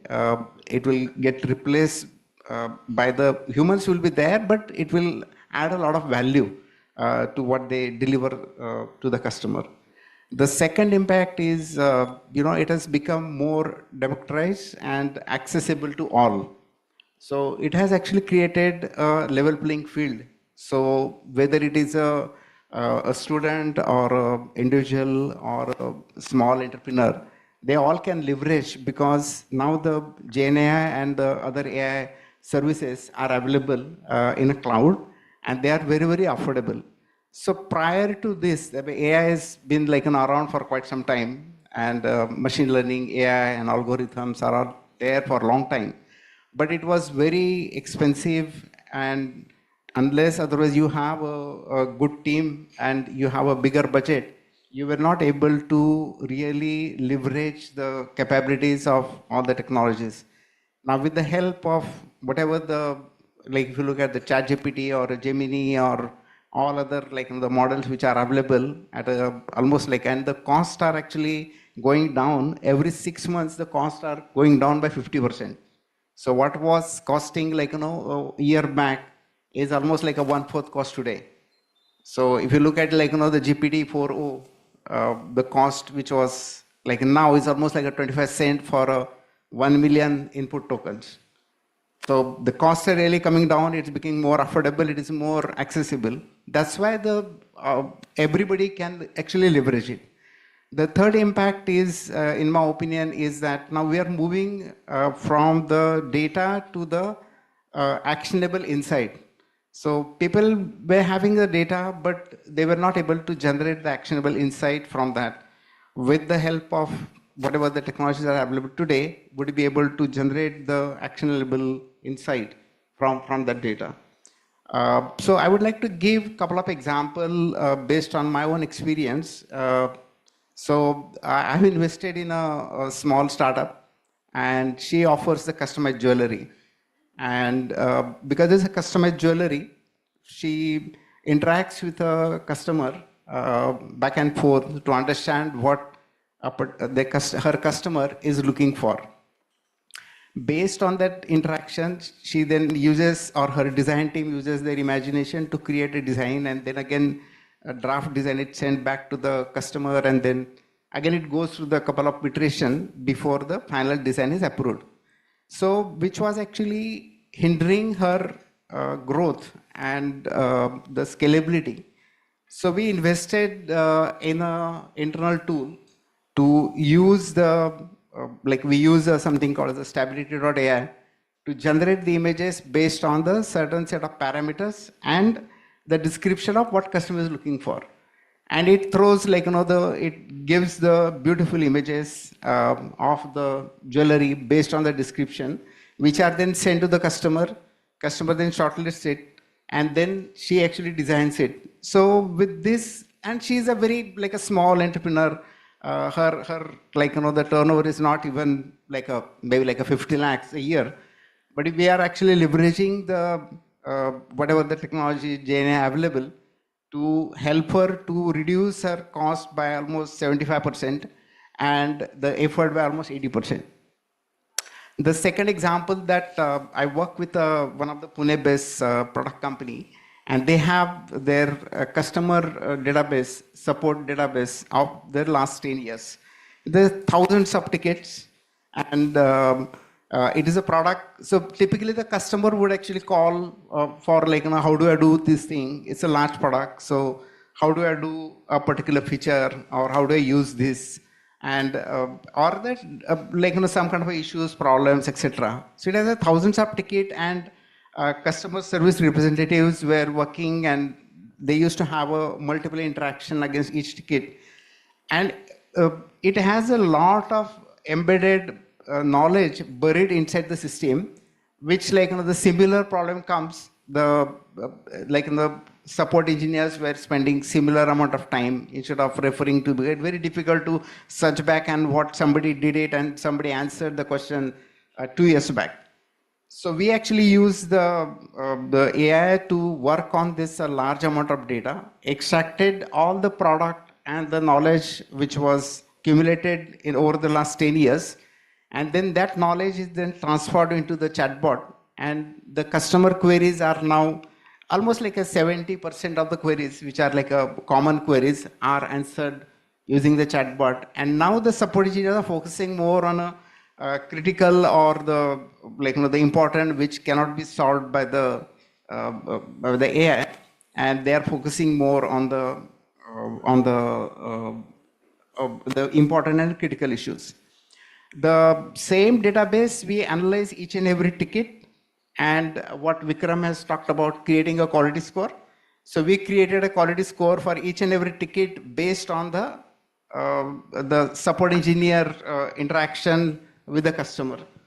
And by analyzing each and every ticket, we created a quality score that gave a feedback to the management saying that which are the areas where you need to improve the processes, which are the areas where the training is required, which are the areas where some kind of the skill upgradation is required, and how do we then improve the quality of the service. The third example, I work with one of the US company which is into the legal tech. So they work with the laws of about 170 to 180 countries, almost like a 20 to 30,000 laws. And they have an army of legal researcher to study those laws, summarize them, extract the meaningful provisions of the law. And there is a lot of analytics that they do. And we have been working with them for last 6-7 years.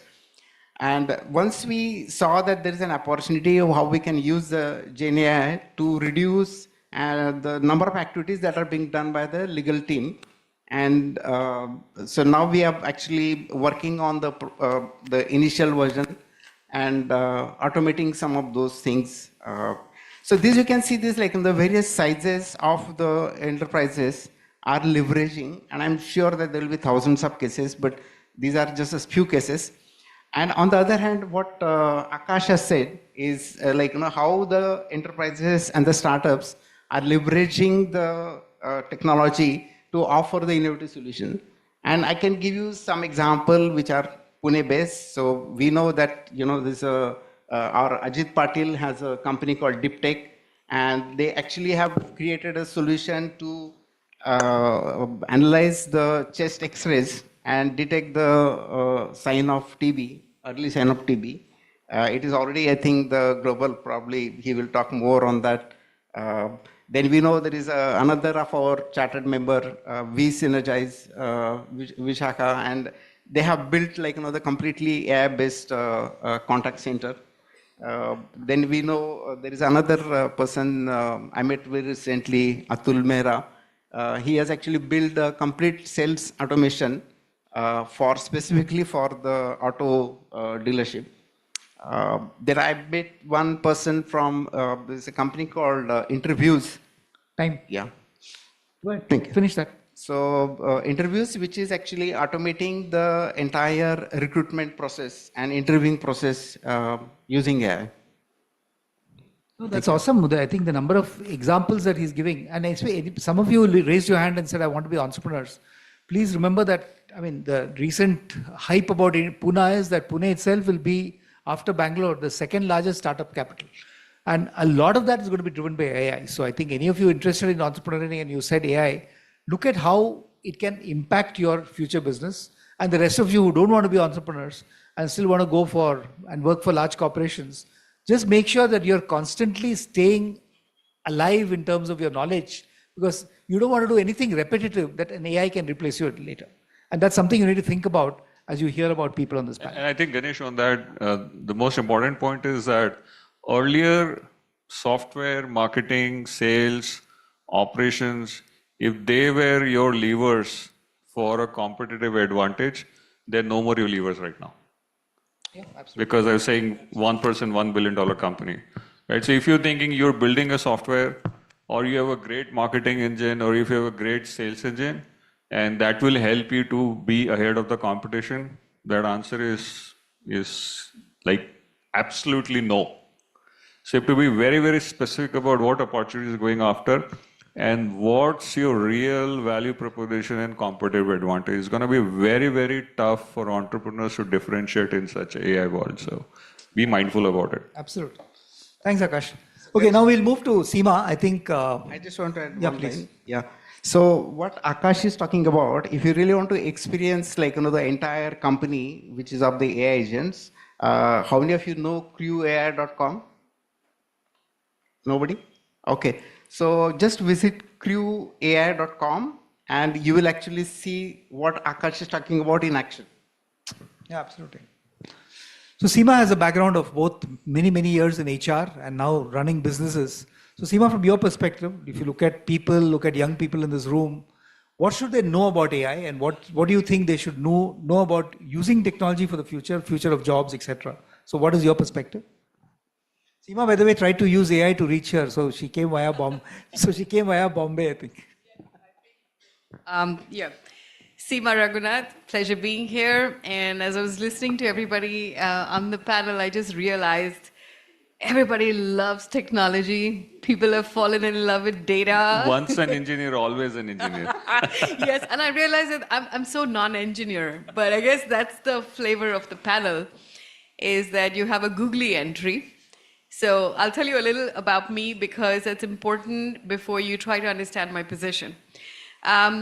I'm actually somebody who's dyslexic, severely dyslexic, and I went to SNDT University to understand what's my problem, and that's how I started my life with psychology.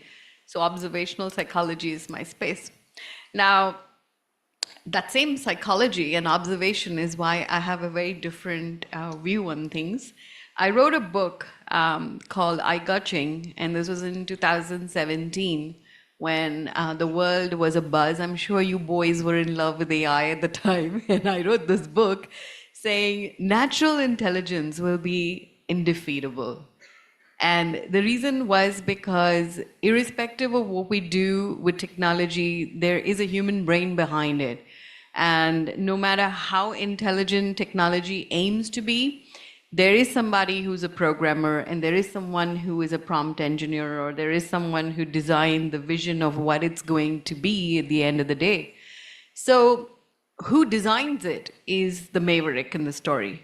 And I've always said this, and in every AI session, I happen to say that while we empower a lot of people with AI and say, here is the universe of data, play with it, there can be a Mr. Burns somewhere. You know, Simpsons had a Mr. Burns. You don't know what the data does then if you don't use governance adequately, right? Or you don't use your levers of control. We also tend to think of AI as the be-all and the end-all, and that is where I kind of go and stand right behind Satya Nadella. Satya very recently talked at an interview, a very interesting thing that he said. He says, I don't know who's the person who came up with this name, artificial intelligence, because I think whoever this is has done a disservice, because to a very large extent, we've assumed that it is the equal of the human mind when it isn't. It is actually the aggregate and the cumulative intelligence of huge number of human beings to become the intelligence it is. So the precursor of this intelligence is still the human being. And he says, if we start to admire or depend on something that is artificial to the extent that it promises today, we as humans will become defunct. And then that comes, because Ganesh, you like movies, you remember WALL-E, a movie that was made long ago, right? Yeah. You remember. And the end stage of human beings is that we're going to turn into boxes. Our heads will be large, hands and legs are useless because no one's using it really. And we're all sipping drinks because your body is not in motion. So your metabolism is again defunct. But everything is engineered to perfection and technology is riding the world. So I, as an educator, I've spent all my life in education. I'm not like the engineering team on the panel, I'm actually the user of this data. I mean, when you design some beautiful products and then you come out with a great use of data, then people like me at the other end, we sit as customers saying, how can we use this, somewhere, maybe in HR, maybe in education, maybe in skilling. Yeah, that's our interest, how to apply. But because I'm an educator, I have truly enjoyed the belief that there is no greater library than what is in your head or what is in his head. You're going to be like 10 times greater volume of inspiration and wisdom than some aggregate pop-up somewhere for me in the form of an Insta reel or anything like that. And I fear just one thing, that we as Gen X, most of us as Gen X, have had the benefit of learning from real people. And somewhere I worry whether that will be taken away. So when we're working on Skills Alpha and creating a platform which will be of use to educational institutions, I'm still attached to humanizing it. And by that, what I mean is we're not talking of a blind cut, copy, paste of everything that's sitting on the internet as data and then put that into a content and dish it out to people, because I think there are lots of people doing that anyway. You don't need Skills Alpha for that. So our position, therefore, is a unique one, which is more interested in empowering the institution and the true time educators, true blue educators. We would like to use AI to work with you to understand what kids today need, what jobs are going to be tomorrow, what entrepreneurship tomorrow will entail, and therefore, what's the kind of skill you wish to build, in which case, AI has to be used at that juncture, post the diagnosis. We work with the colleges and the institutions. We use the AI platform to collect the data that's important to suit the curriculum of an institution in whichever direction it wants to take its kids in. And it's not necessary that everybody has to become a millionaire or a billionaire or a trillionaire. Some of us would like to use our mind and be engaged in what is the destiny and the future of those who wish to have a different pace. The Dream Education platform is one that has space for everybody. And if that's the place you wish to be, then who has to play with AI is not the student at the end, because the student can play with ChatGPT. They're anyway doing it right now. Then what's the point of an institution? We as institutions will become defunct. We as educators and teachers and parents will become defunct. It will be replaced by a child sitting on ChatGPT, and they'll outdo you in 2 minutes. They'll tell you stuff that you don't know.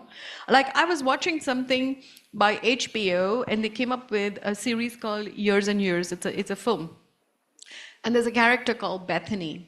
And she has this very argumentative discussion with her parents, and they ask her about her life. And a lot of young people are unhappy with their body. That happens to be something that's a new trend. I mean, in my time, we accepted whatever we had and kaam chala lete the usse. Now there's a disgruntlement, like, I'm not happy with this. It has to improve. So with that kind of depression moving, faster, worse, or whatever, there is a desire to explore what else can I do, or even dispose this body. And Bethany actually tells her parents the scariest thing that you could ever hear. And she says, I'm so unhappy with my body that I actually don't mind giving it up. And the parents say, for what? To recycle. I mean, who would think of it? And then they say, if you recycle your body, what remains of you, Bethany? And she says, I will be data. And then the father says, how can you be data? And she educates her father. I'm sure she used ChatGPT, but Switzerland right now, as we talk here on this platform, is working hard to create a program and a system that converts you into a chip. So Vikram chip, Ganesh chip. We'll all be in some kind of a Rolodex. Everyone's a chip. And the neural chips are already coming on the way. Thanks to Elon Musk. So. True. So they're downloading, right? Simi, out of time. Yes. So basically what we're saying is that you can download data and kind of live for posterity. And it looks like AI may not stay AI. AI may get phased out with something called human intelligence, but this time in chip variation. Okay, so we're here to talk about the possibilities, and therefore I keep saying this one thing: let's use AI, let's use technology, but preserve the human side of things, because that side of it is never going to go out of business. Thank you. You're, you're, you're playing into my dual intelligence algorithm. Karthi, over to you, sir. Hello. Thank you, everyone. Today is a sad day. And personally, I know the gentleman long enough to know, and it is up. I was happy that we celebrated him today. Usually, Ganesh brings me to speak when he wants to have a counter opinion. Okay. So, in theology, there are a lot of razors, right? There is Occam's razor, Hanlon's razor. And when you look at Occam's razor, it says that the simplest explanation, right, for a problem, let's say if AI is a problem, simplest explanation is the solution or the action that we should take.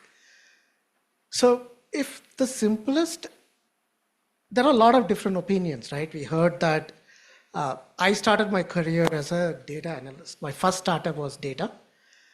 And then my third startup was actually thinking how we bring in different types of data, right? It was about mergers and acquisition. We were trying to solve problems related to mergers and acquisition. Hence, natural language became important, visual data became important, not just data, what we are usually talking about, right? A lot of examples talks about data, which is quantitative data. But almost 90% of the data in this world is not quantitative. They are qualitative data, right?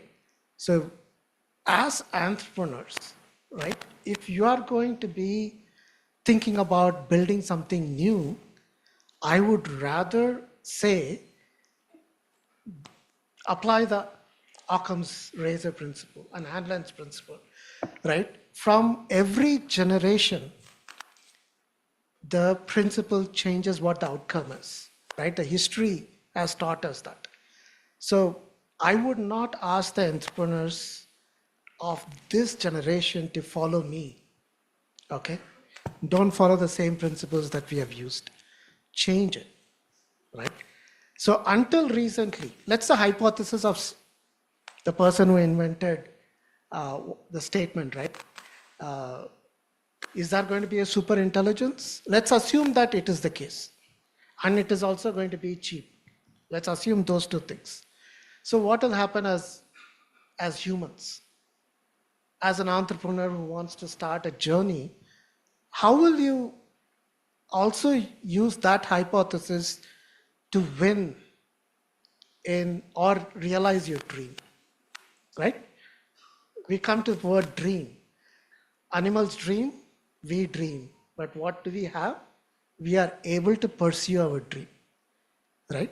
So super intelligence, if it is going to be a reality in the near future, am I prepared for it? Correct?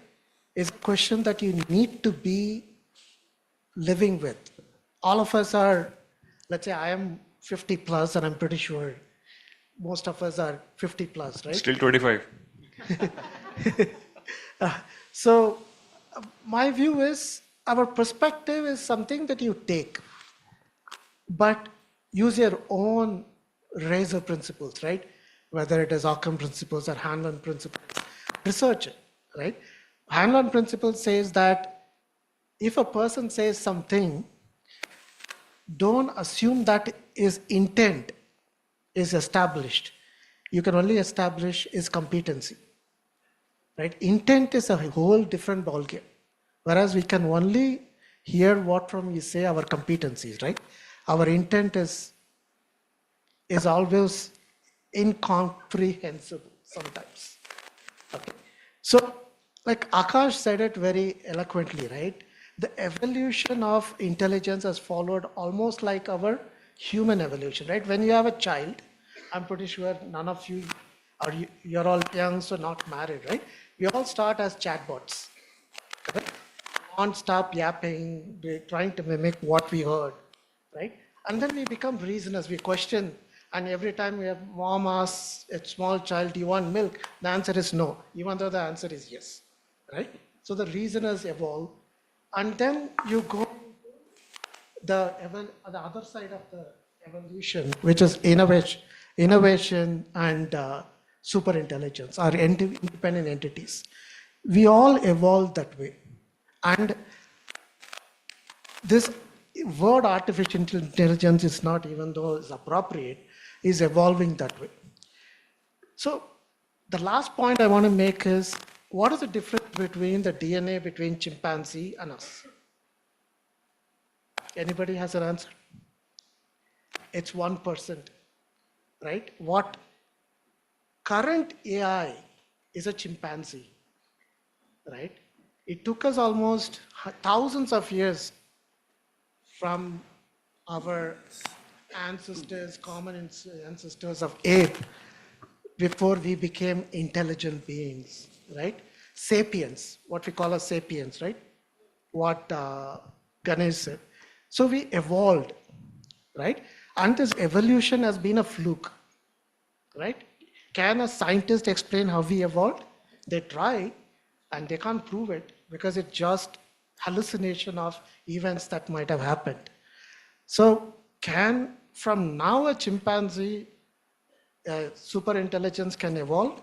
I put my last dollar on it, yes, right? People might not agree with it, but yes, it will happen. Will it happen in 1,000 days? It will happen in 10,000 days, is irrelevant. But my view is it is going to happen, and it is going to happen cheap, right? We have solved a lot bigger problems as engineers to make things cheaper. We will solve this problem also. Somebody said, my daughter is a, what I call sustainable expert, right? She's 21 years old, she thinks she is. She said, every 100 words ChatGPT creates, we are using 5 liters of water, right? We will find a way to solve that problem also. We will make it cheaper, right? Bulk of us are engineers, we are good at it, right? We'll make it cheaper, we'll make it faster, and the super intelligence will evolve. So now, what are we going to do as humans? So Ganesh said, tell me about how will we get prepared for this eventuality, right? One thing I still believe, what a machine cannot do, which we can do, is dream, right? Can a machine dream? I don't know what the dream would be. My dream can evolve in very, very unsymmetrical, non-linear way, right? And can solve problems. And I can think about solutions. Can the machines do? I still think it might not, even though it might be a super intelligent. Not all of us can dream and solve problems also, right? There are different levels of human intelligence as well. So, having said this, right, I would say every student we are trying to educate in the future, we need to help them dream, right? Education is a term that was invented for cost-benefit analysis. Learning is not a cost-benefit process. Education is. So in order to learn, we need to learn how to dream, right? Engineers or future leaders, entrepreneurs, if we can dream, right, we are always going to be better than a machine, however super intelligent it is going to be. Thank you. That's amazing. So I think the biggest problem can be that, as Akash was saying, you can have a lot of humanoids who also learn how to dream, and Indians will regress to being chimpanzees who only have nightmares. So on that note, I'm going to end this panel, okay? Because it's enough. I think it's phenomenal in terms of the thinking ideas that we get out of this, and I'm sure the next 2 panels will progress that into different directions. So thank you very much. It's been an absolutely wonderful panel. So thank you.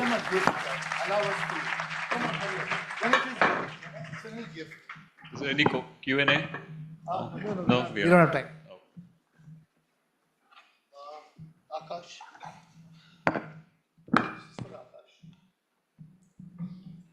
I said, Ganesh, you will do it? I can't do all of it.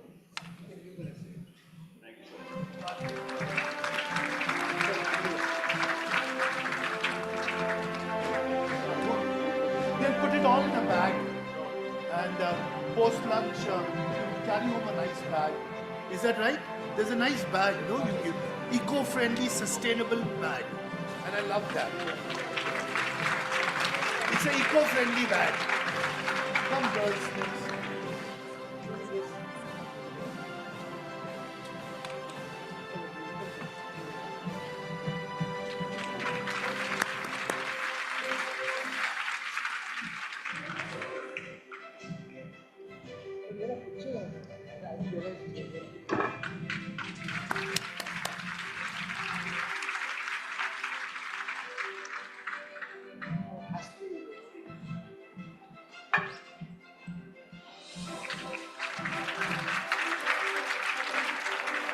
Wow.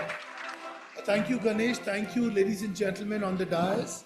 Chetan Raval, will you please step up to chair the next one? Supported by Jayesh Kitule, Ranjit Sethe, Srinivasan Sridharan, Amit Gandhi, and Arpan Sheetal. So lovely. Thank you so much. Hi. So we have the next panel, they are here.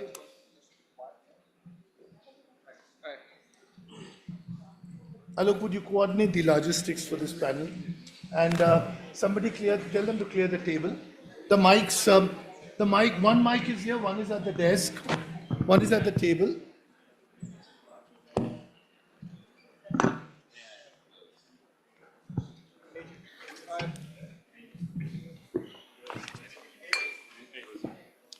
Okay. Can we be allowed to begin the program, please? For some of you like to sit, please sit down. Hi. Oh, please proceed. Hi, everybody. Good morning. Morning. Sorry. I just passed out of college very recently. But what a lovely morning we've had. What a lovely Sri Ganesh we've had earlier with Lord Krishna and then Dr. Ganesh. My name is Chetan Raval. I'm a founder of Biogenics Labs. It's one of Pune's fastest growing diagnostic companies.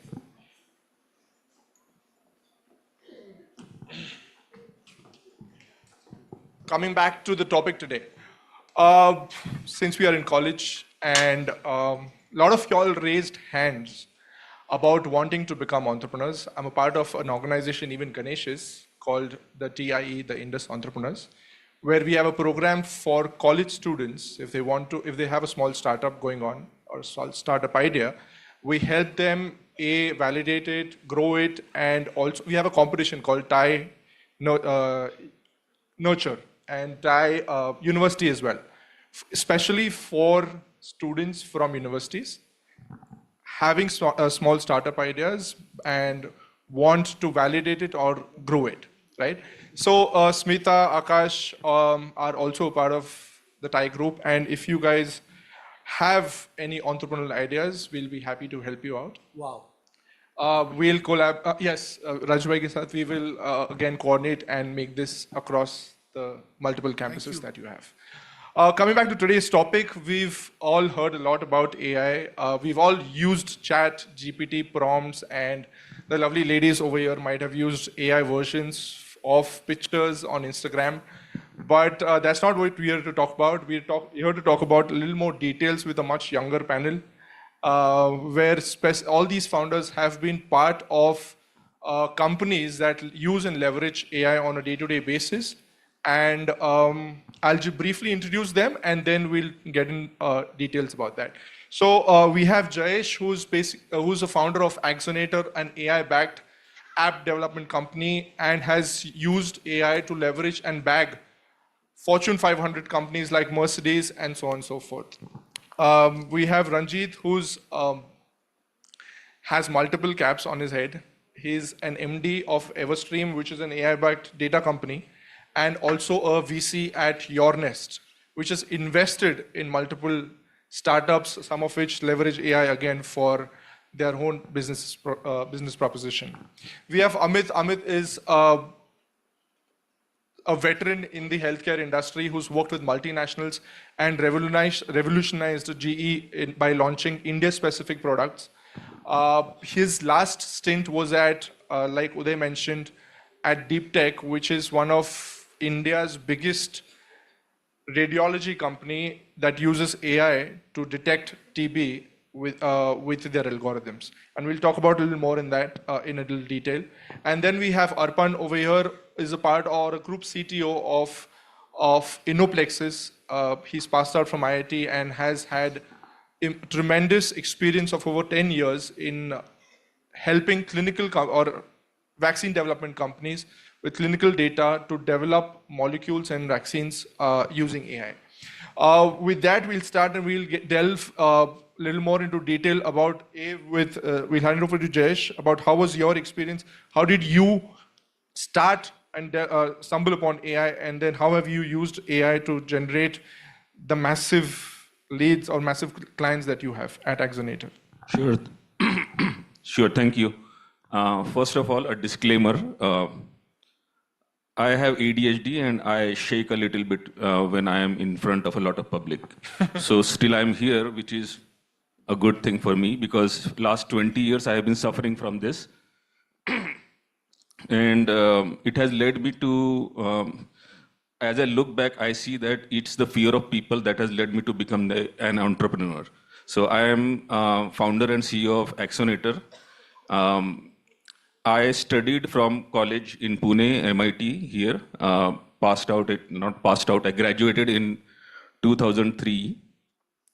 And I started my own company right after the college. I thought it was something that I have done great and people praise me for it, but it's deep down I have a fear which stops me from having a boss or having to deal with people, which has also led me to keep my business as away from humans as possible.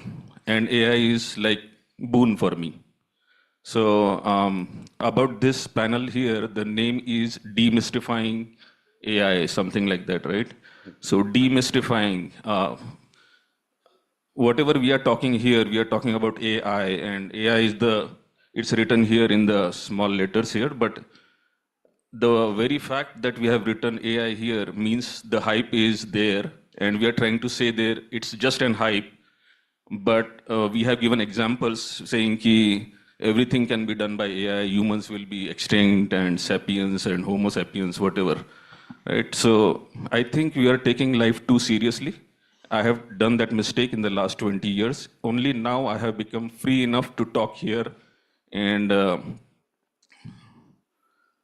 so I will share a little bit about how I went through this whole journey and ended up with AI-powered platform, which Axonator is.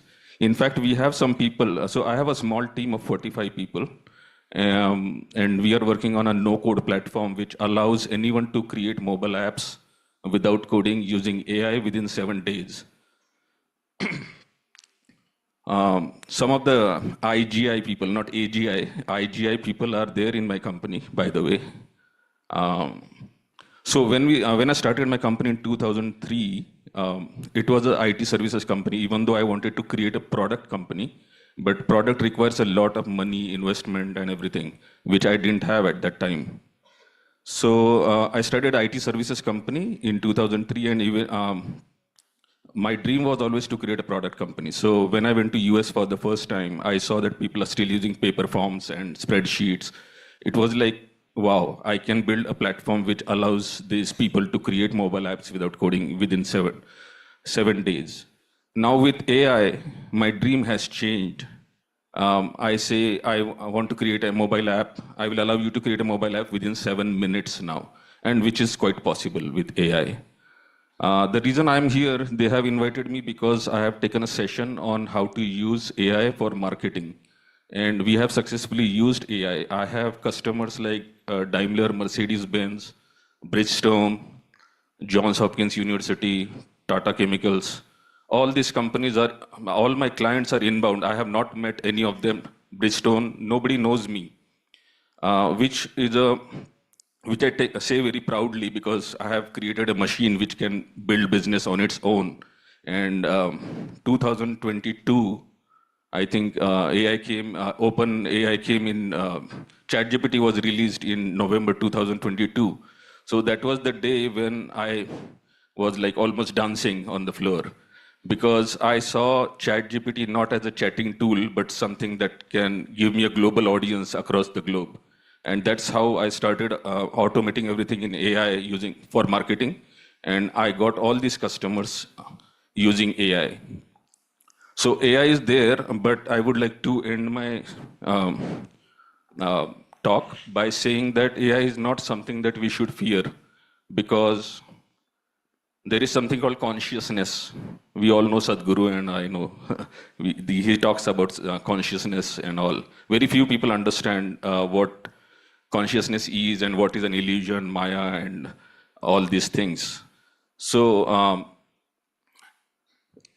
Right. So what Jayesh mentioned was, I mean, I was a part of the session that he spoke about, and he demonstrated how they at Axonator used specific tools to generate marketing videos, to generate marketing, to play with the data that they had in their marketing team, to target clients and land them without actually interacting with them. It was pretty awesome. And I'm sure, if you all are interested, we can have Jayesh around or even have a one-to-one session on what kind of tools were those that actually gave them or landed them the biggest clients actually in the right. So AI is just a tool, like you said. Correct. So human intelligence is never going to be replaced by AI. So that is how I would like to conclude.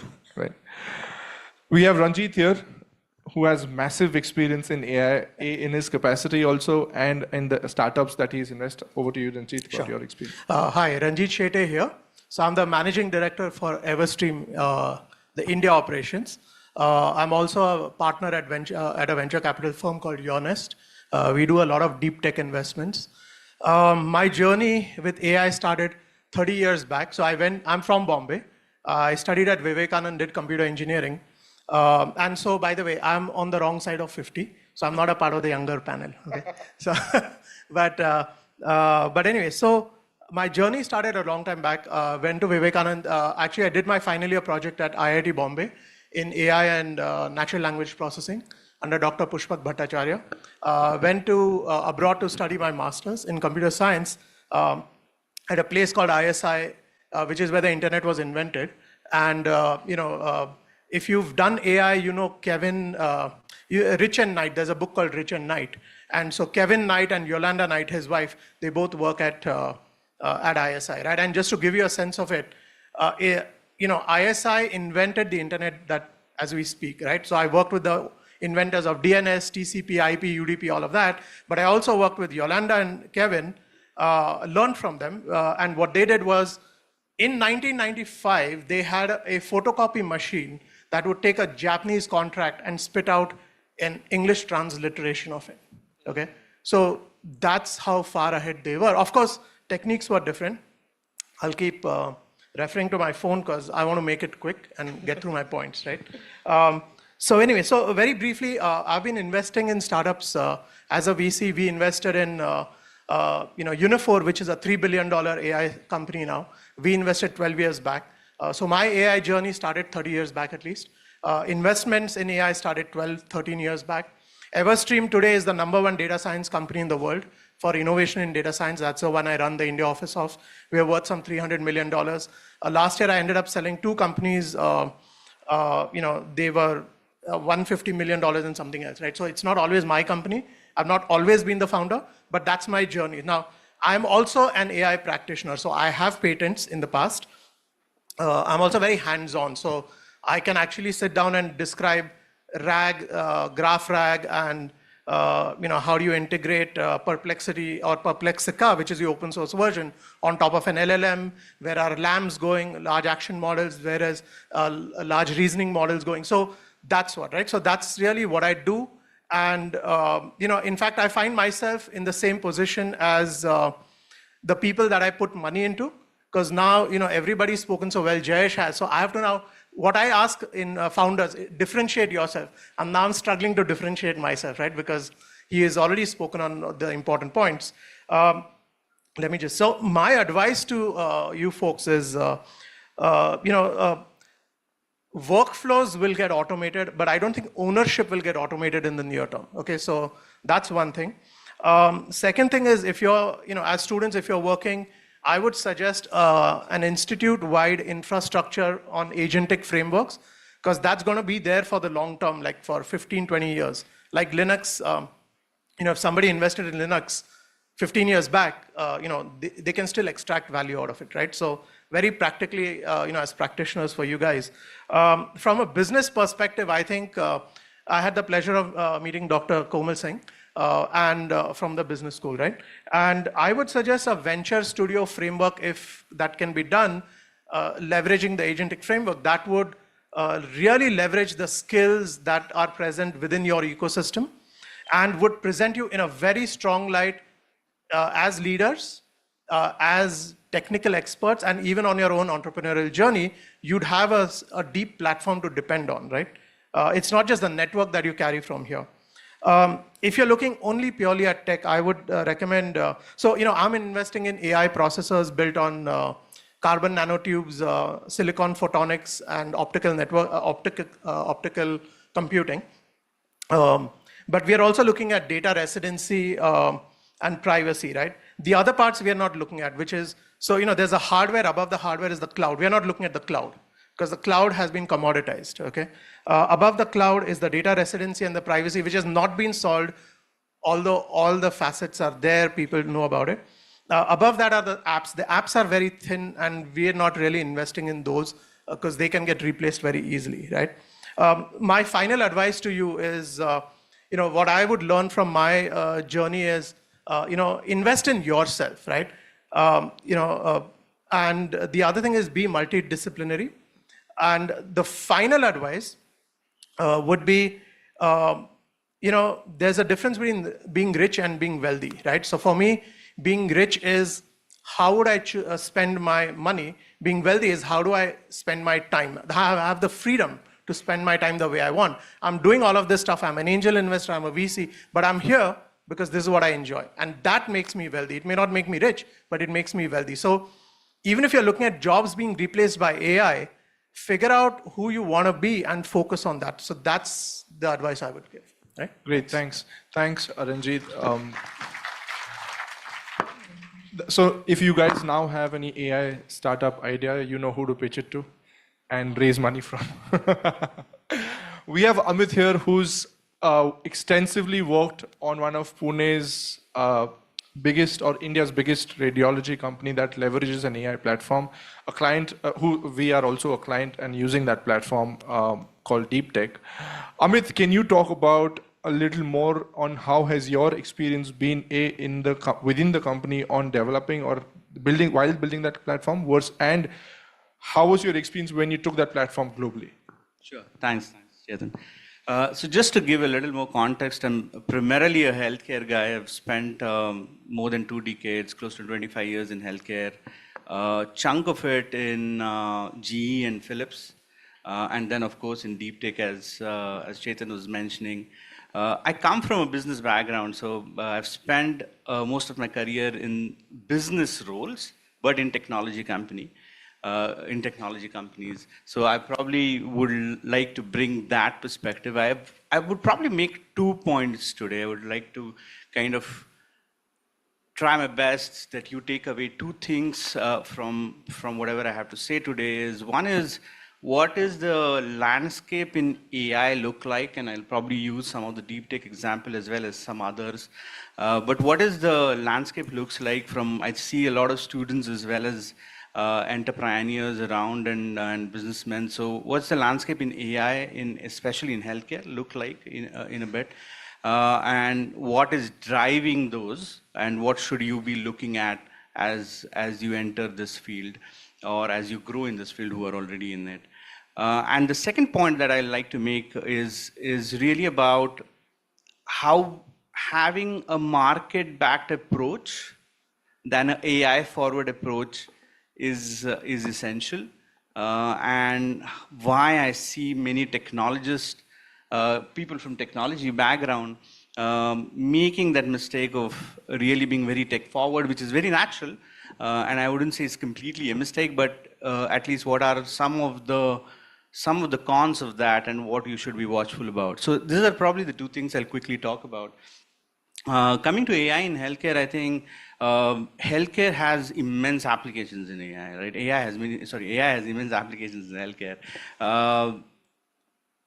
Healthcare overall is built on actually three things, right? Affordability, access, and innovation in terms of quality. So what it means is, can you make healthcare more affordable quickly? Can you make, can you improve the access of healthcare, and can you really improve something that today doesn't happen? AI plays a huge role in helping that. To just give you an idea, like 20 to 25% of radiologists in the world sit out of US. And still US feels, and the radiologists in US feels burnt out. They really feel that there is a huge challenge of productivity. There are about 200 radiologists in Kenya. There are more lions in Kenya than radiologists. And they also feel extremely challenged in terms of, the world will never have enough radiologists, or the world will never have enough clinicians. Radiology is just one example. None of the specialized clinicians will be ever enough in the world. The only way to make them enough is to scale the skilled. Right? It is the ability of that same radiologist, if does 100 cases a day, can we make that 1,000 or 10,000? That's the only way to scale it, and that's where technology and AI, deep learning algorithms, anything that helps productivity is extremely useful. Anything that makes time very useful. So going to examples, for example, in, say deep tech or even few other companies, is there are 3 to 4 areas really to attack. One is productivity and scaling the skill. Second is detecting something that is not detectable in the stage currently it is. So can you detect something very early to get it cured? And can you help improve the time to market for certain kind of technologies? So these are really the 3 big areas in which AI in healthcare is playing a role. To give you a couple of examples, one is the TB one that we talked about. Giving normal abnormal segregation quickly helps, for example, that the abnormal can get into the radiologist bucket while the normal can be seen from a junior person. So you get a productivity advantage in scanning, say, X-rays or CTs or MRs. Similarly, there are someone like Rapid AI is one of the companies you should look at. They did something amazing, is that they gave a complete point solution in stroke, for example, where you are able to detect salvable tissue. The key challenge in stroke is, can I intervene? The neurologist's biggest challenge is, can I go and intervene now? Is it safe? To do that, is there something to be recovered? Rapid AI, through their clinical protocols and AI and technology, actually allowed them to give another 24-hour window to do that, which is saving a number of lives as well as is helping a lot of that. So there are many such applications. Generative AI is opening up the entire patient interaction part, which AI in healthcare had not touched yet, but generative AI has now opening up that possibility as well. So these are some of the very interesting applications in AI in healthcare, right? That was very well said, in fact. Scaling the skilled is one of the biggest challenges that we in the healthcare industry face, and deep tech seems to be solving that problem very well. We have a few other companies based out of Pune, one of which is Innoplexis, and is again operating out of the life sciences space. Arpan, how do you guys help scientists and researchers? Yeah, first of all, thank you, Chetan, for inviting me. And just to give you a big background about myself, like as Chetan mentioned, I'm kind of part of Innoplexis data science group, where we at Innoplexis use AI to reduce the time that is taken for the drug to come to the market, and we use it through multiple stages. And to give you a taste that how innovative we are is, like you can say that we have 190 plus patents in drug discovery field, and this is and we are kind of like one of the highest in those categories.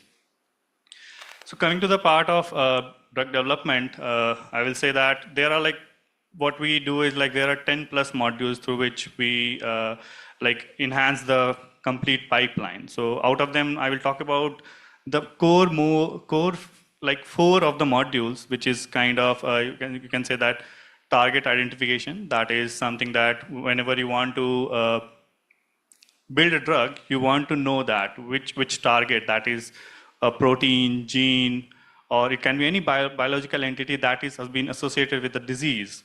And you need to identify that protein, gene, or biological entities to actually know that the drug can get attacked to it, and then we can moderate the effect of it. And the second is basically the lead optimization, where what we do is like, now that we know about the biological entity of which we need to take care of, and the second part is about to scan through the drug databases and to know that which chemical compound is druggable.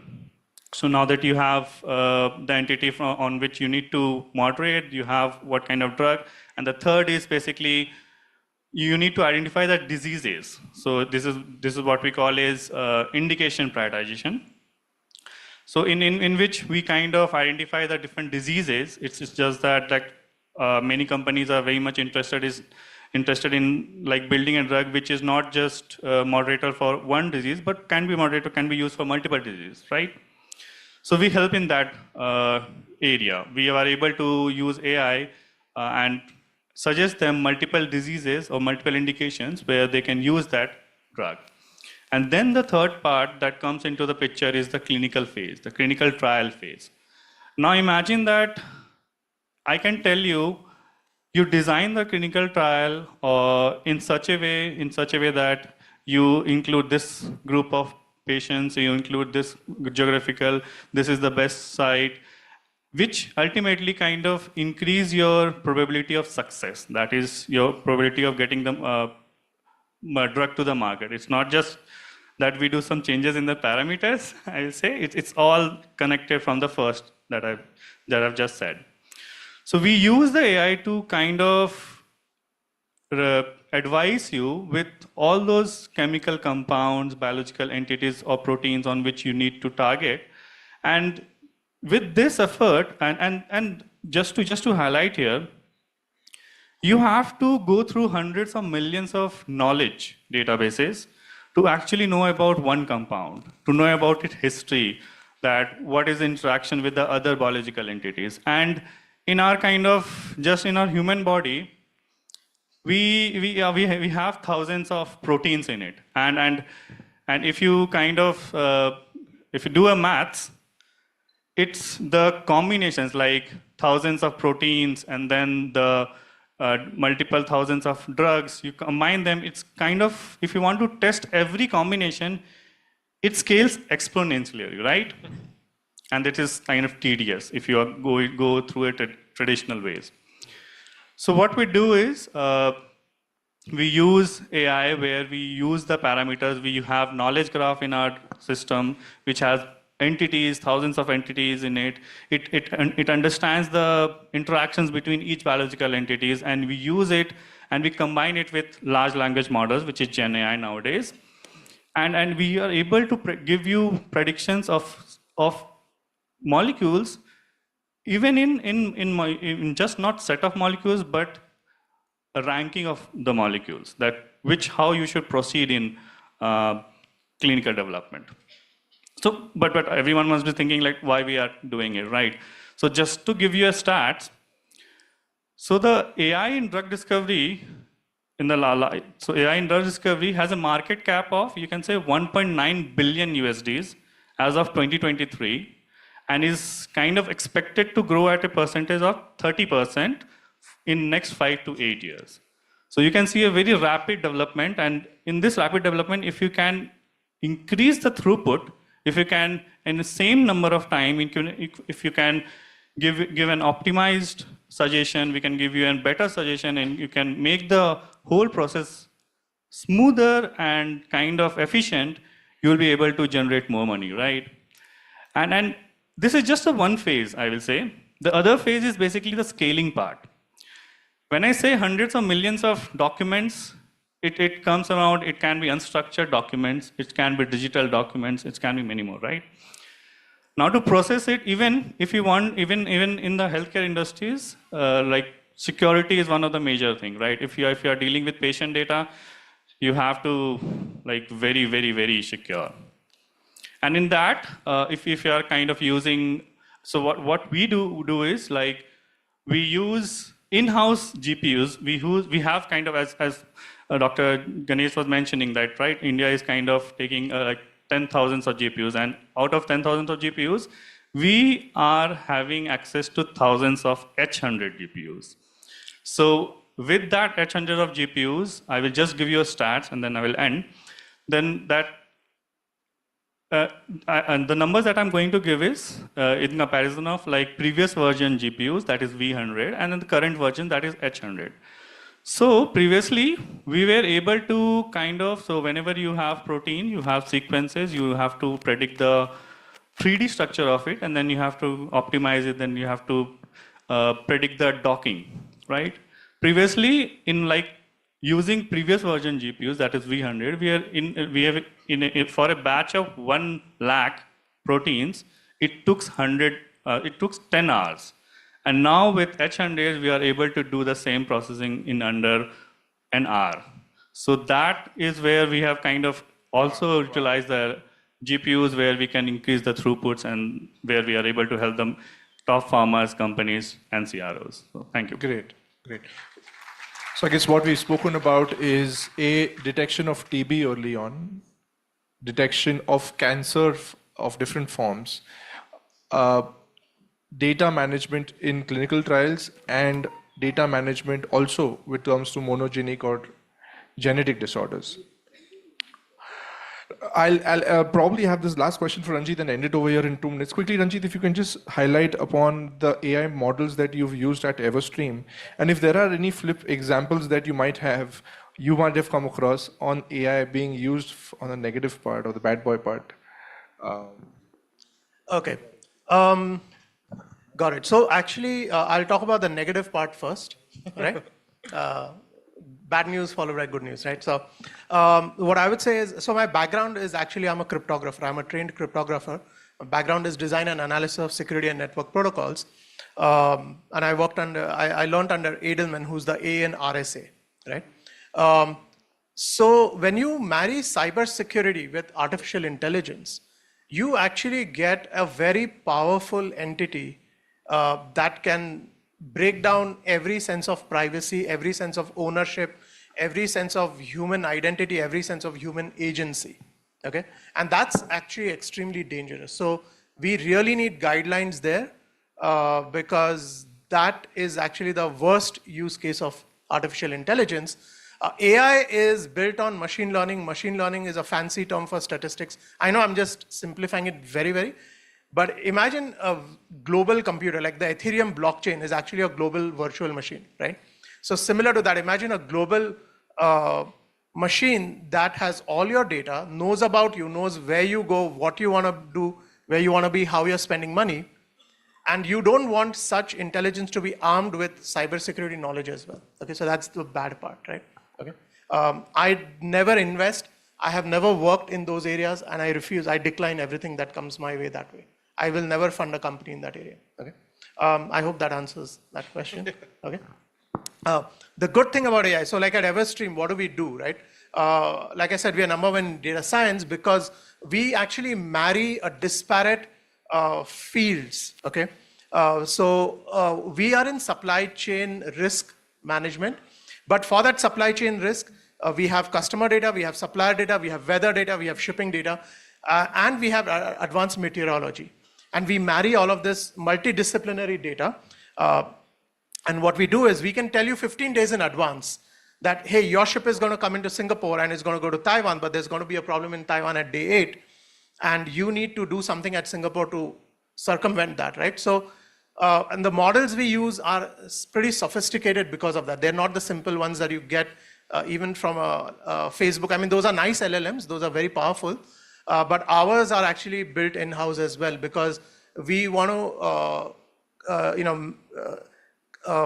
slice and dice this data in machine learning aspects in such a way that we can take disparate, unstructured data and marry it into structured data and still come out with a pertinent analysis that impacts your business, right? So that's what we do at Everstream. That is a very good example of actual applications of real artificial intelligence, data from multiple sources married into generating an output. With this, I'll close this panel, but I have a very good example of what Ranjit mentioned on the negative aspects of AI. Since we're not going to have classes today, I'm going to give you a small homework. You can go and watch a small a movie called Control. It is one of the very good, few good movies of Ananya Pandey on the negative aspects of artificial intelligence on Netflix. Thank you so much, everybody. They have probably already watched it, much like you and me. Yeah. All right, time to say thank you to Chetan and his panel. Alok, would you please help me tell the girls to present through Chetan a little gift and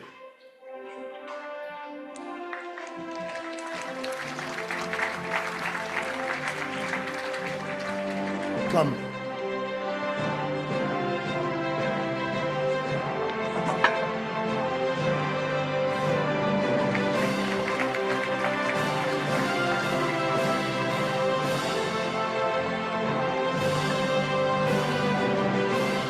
They'll all put it in a nice bag. It's a lot of good luck.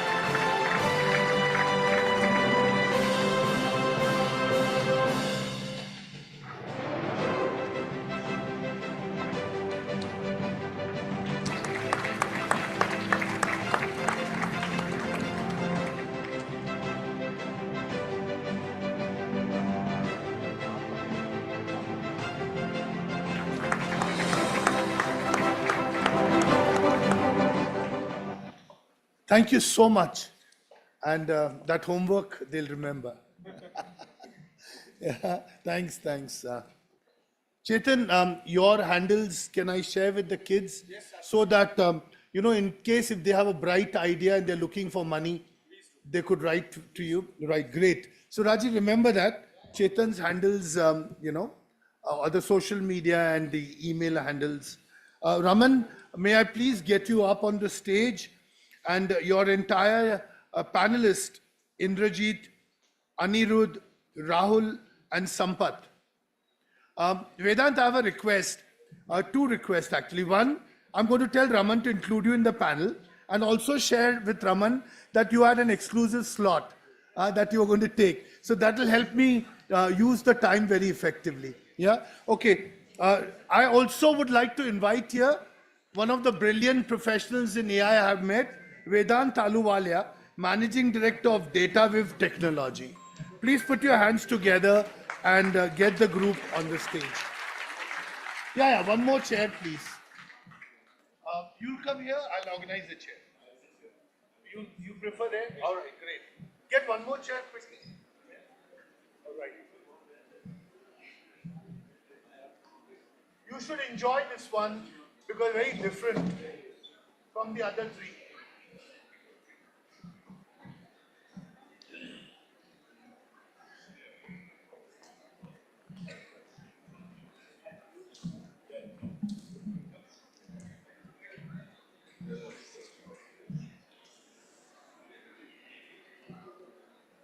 Please, the mics are there. All right.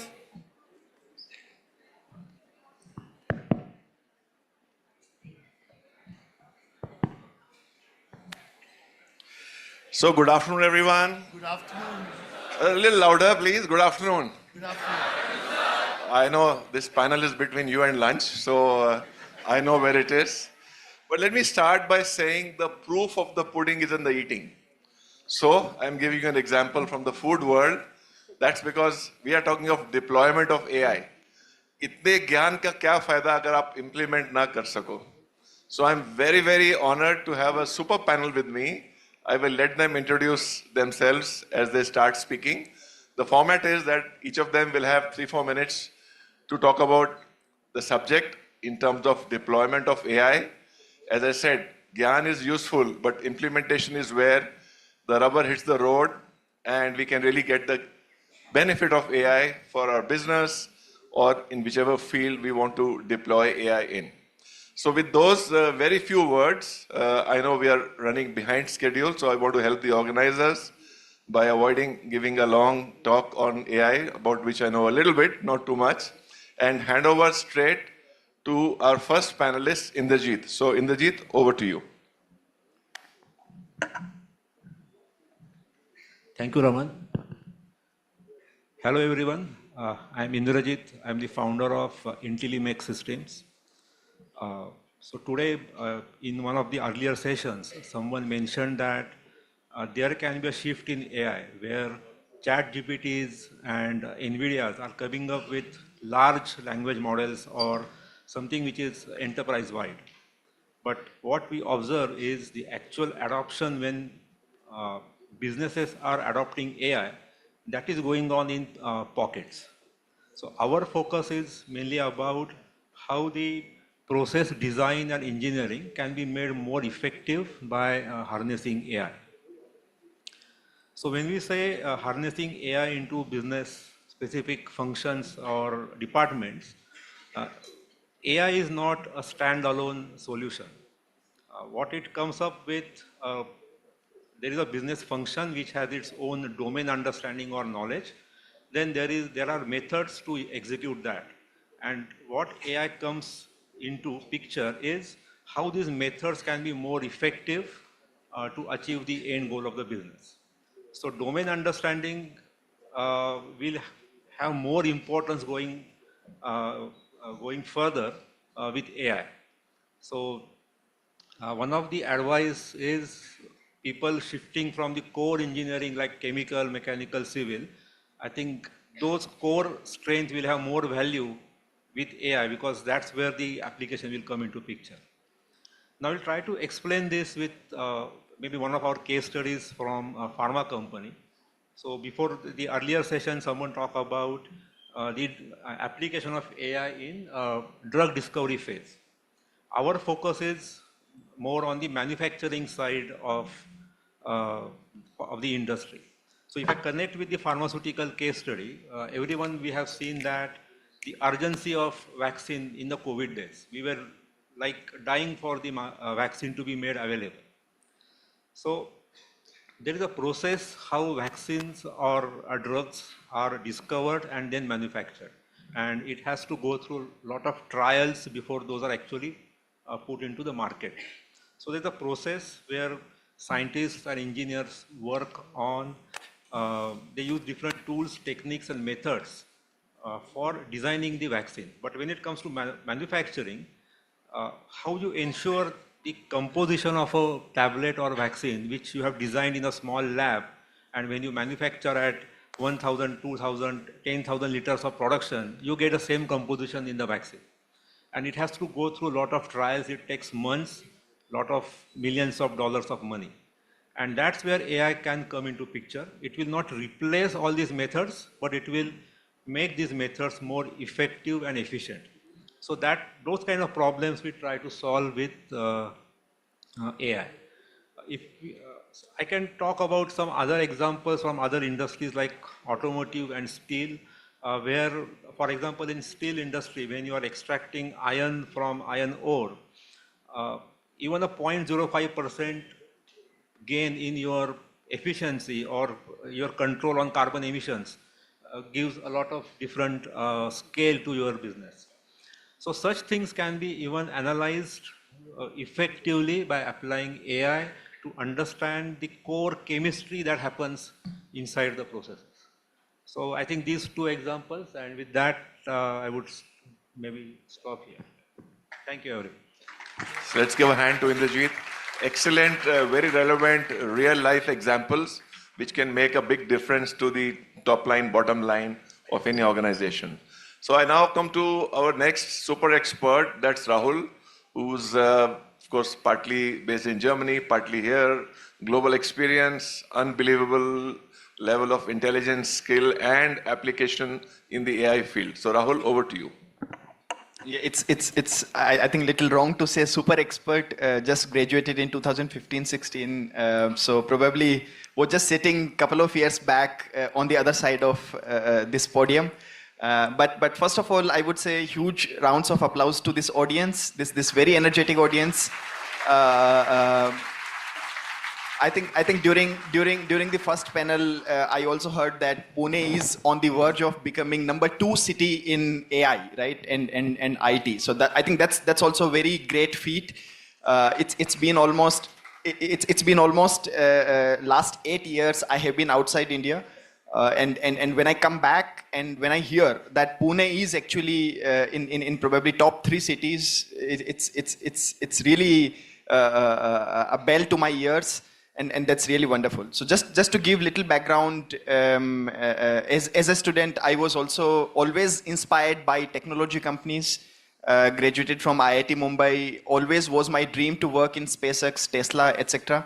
But right after that, I got into enterprise tech, which is also to do with AI in manufacturing, humanoids, etc. And that's where I saw probably there are more opportunities in countries like Germany, Japan, where in fact the labor force is also not available. And to tell you just a statistic, out of 100 people, 100 open vacancies in a plant, there are only 70 filled, which means 30 people are still missing, the process engineers, shift supervisors, whatnot, right? And that's why I 100% believe that enterprise tech, beyond language models, enterprise tech, huge data are available, and humanoids, that's absolutely the future, at least for those developed nations where the demand is pretty much visible. So this is the area I am working in, and I would be happy to share my experiences. Thank you. Thank you so much, Rahul. That's really very kind of you to keep it really brief. Indrajit, Sampath, over to you, sir. Yeah. Please introduce, give some background, and then. Hi, my name is Sampath. I'm from Bangalore. Here to meet other entrepreneurs, network with them, and meet the students. Before I quickly get into the topic, I just wanted to highlight to the students, like I mentioned that he passed out in 2014-15 only. So that is irrelevant now. So what I've seen is students who are learning now, the amount of access to information and knowledge on their fingertips they have. If you use it well, I've seen they are better than us, lot better than us. Absolutely. So make sure you don't let go of that opportunity. Use it. You have all the tools that you have. You have all the network. We are willing to help you. Reach out and make sure you Don't grab it worry by the about number of years experience. Exactly. Yeah. You can And be... this is the prime of your career. Absolutely. So I've been in AI for the last 15 years, built multiple applications, deployed, and I've seen it grow from a nascent stage where we had to build all the tools ourselves, get involved in all the algorithms. And right now it's just about pervasive and everywhere. So coming to the core of the topic of the deploying of the models itself, right? We'll talk all business use cases we have spoken quite a bit. But even the building of the AI models and the deployment has been changing every generation, every couple of years. Like when we started building, we had to download all the tools, write the algorithms, build it, deploy it. Then cloud came over. With cloud, you kind of build it on the cloud. Of course, then you get into privacy issues, whether it can be on the cloud. Where is the data? Does it have to be sit inside the premise, outside the premise? So that is just the one thing. Then you have the entire chain of how do you build the model. So we are talking, so I had a data annotation company where we would help AI companies build those models. So you would have heard of garbage in, garbage out. If you feed it invalid data, the AI model is going to throw out invalid data. So you need to have the raw, correct data annotated by experts who are good in the domain. Like even a simple example is before AI can understand which is a cat and a dog, a human has to tell that this is a cat and a dog. Similarly, if you're looking at the medical domain where from images we are detecting things like diabetic retinopathy and all, you need to have someone, some doctor, some expert sit and tell which one indicates a concern, which one is not a concern. And that is not a simple solution, right? Because then there's a cost involved. Because at the end of the day, cost plays a big factor in any solution when you're trying to productize it. If it's a project, it's a different thing. Now, to annotate that, do you get doctors? Doctors don't have the time and they're expensive. So how do you optimize the process? Can we get students to annotate? Students are learning. But then how do you ensure that the quality is maintained? So you do things like distribution. You send it to 5 people and see, do they agree on it? If 5 people agree on it, then it's probably right. If they don't, then send it to a expert. Or you do random sampling. So things like that, right? So there's an entire ecosystem built around just annotation, how to get valid data to build the model. Then comes the next part. Once you build the model, how do you maintain versions? Because that's an ongoing process. It's not something that you do once and forget about it, right? So you need to maintain versions. With the versions, you need also maintain what was the training data that you used. Then when the results come, the outcomes comes, you need to be able to tie it to the actual version. Because when you want to go back to a traceability, you want to know which model actually gave this data. Because there are many cases where you want to audit or certain reasons when there are complaints and all that. So that is another part of the AI ops itself. Then the thing is, where do you get the data from? So then there's things like AI first companies which do very well in generating data themselves. Like if you're at Amazon, the reviews that they come, the ratings, they get all the data from there, they just have to train it. Or in many cases, you need to kind of quick start the process by generating data yourself. So then how do you do a validation of the data that is generated? So those are the kind of things, right? So now with LLM, lot of things that we are building earlier manually, it's kind of become easier. Like I remember we are trying to build a chatbot for tax laws about 10 years back. And it was a humongous task just because of the algorithms and all kind of the. Now we are building that with a couple of three second-year students from University of Mysore. So it's that become that easy. But with that ease also comes how do you keep it relevant? How do you ensure that the latest judgment are being pulled in? How often do you pull it? The data that you're pulling is valid. So right now LLMs are being used to create content, right? And they say the internet as we know it is dead because it's all artificial content that is being generated. LLMs learn from the internet that we created and it's creating a new internet.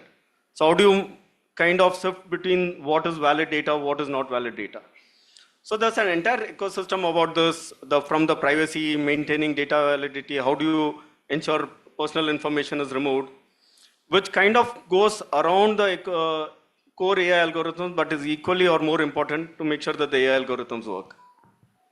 Thank you so much, Sampath. That's a wonderful explanation.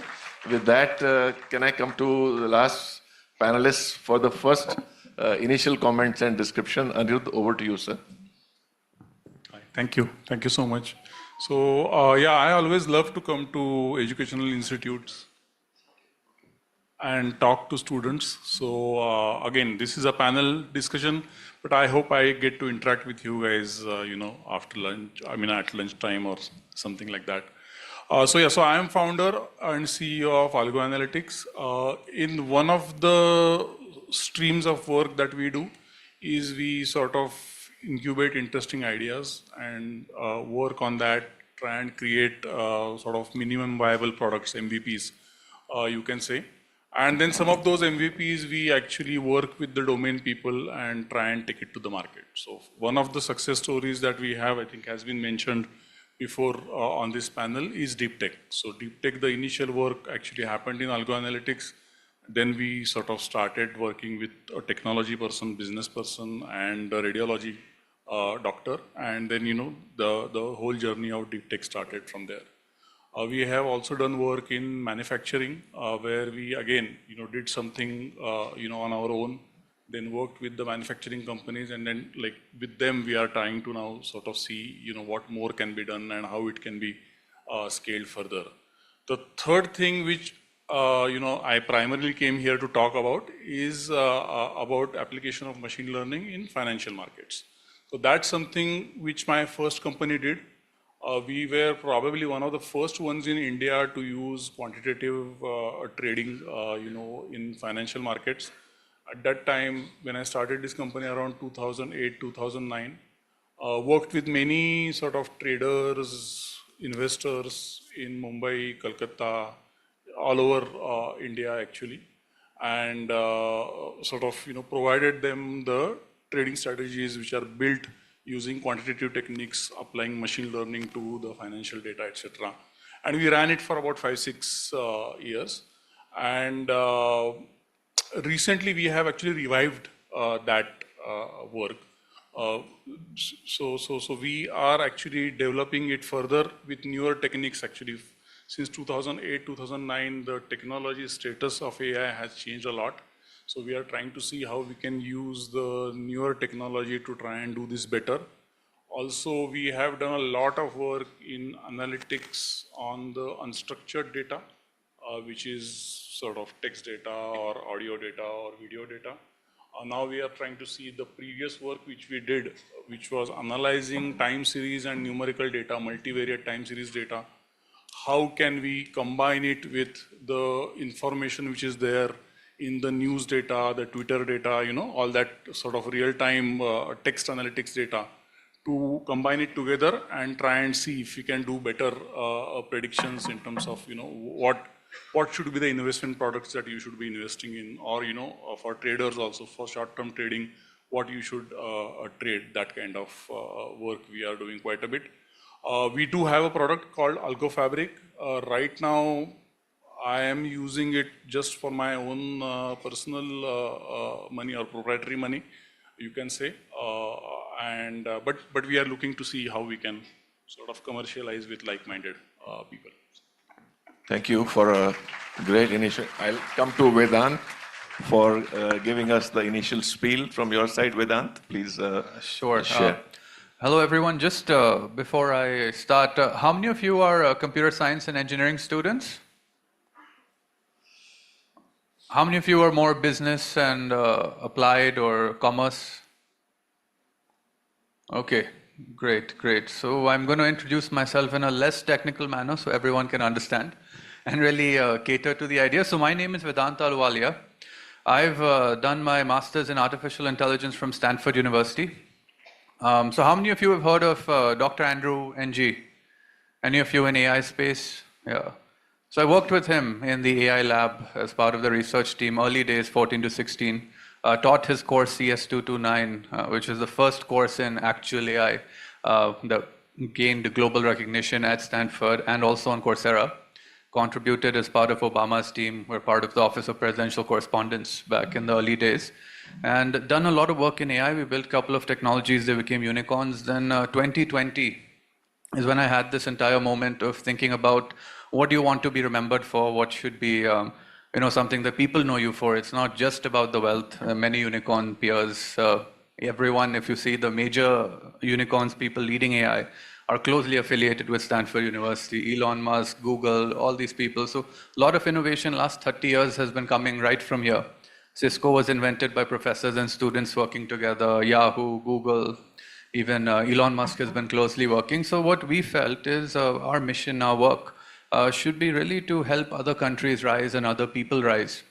And for the last few years, we've been trying to focus on that. So working with a lot of countries, advising them and really focusing on changing the way people are learning. Because coding is almost over, it's end of life. ChatGPT can store information for you and give you answers that are relevant. And we're reaching a phase of transition where everything in the world is changing. How we know it, if we were a technical professional 5 years ago, 10 years ago, the value was higher. But now with AI and code being able to be generated by ChatGPT, the value is slightly going down. And if you're not able to use ChatGPT effectively, your efficiency is much lower.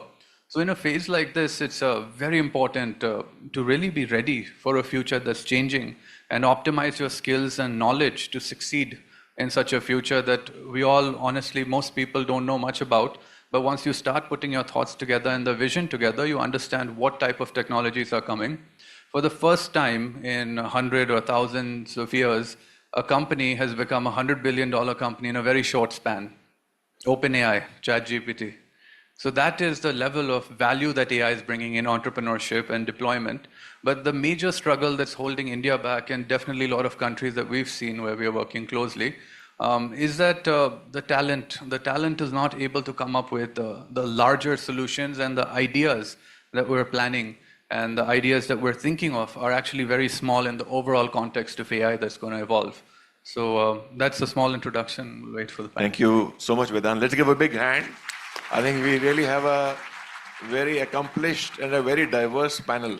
So I want to ask a question to any of my panelists, and then I can see that till now the audience has got zero chance to ask a question. So we will allow maybe 1 or 2 questions to the audience, subject to Rajuji agreeing. Please. Because we want it to be a little interactive and participative, and for whatever reasons we have lost some time. So the question to my fellow panelists is, what are typically the challenges when you want to implement AI in any organization? And Any one of you can take the mic and share from your experience. What are typical challenges when you want to implement AI in an organization? Anyone wants to try? I'll quickly go. Sure. So one thing, the main thing is the expectation management, to understand what AI is capable of and what it's giving you. Okay. Like at least in the early days when we are doing things like sentiment analysis and people want to use that to track it to customer management. Yes. It's not possible because sentiment analysis won't be accurate more than 70 to 75% of the time. Yeah. So you're probably missing out on expectation. This thing when you go there.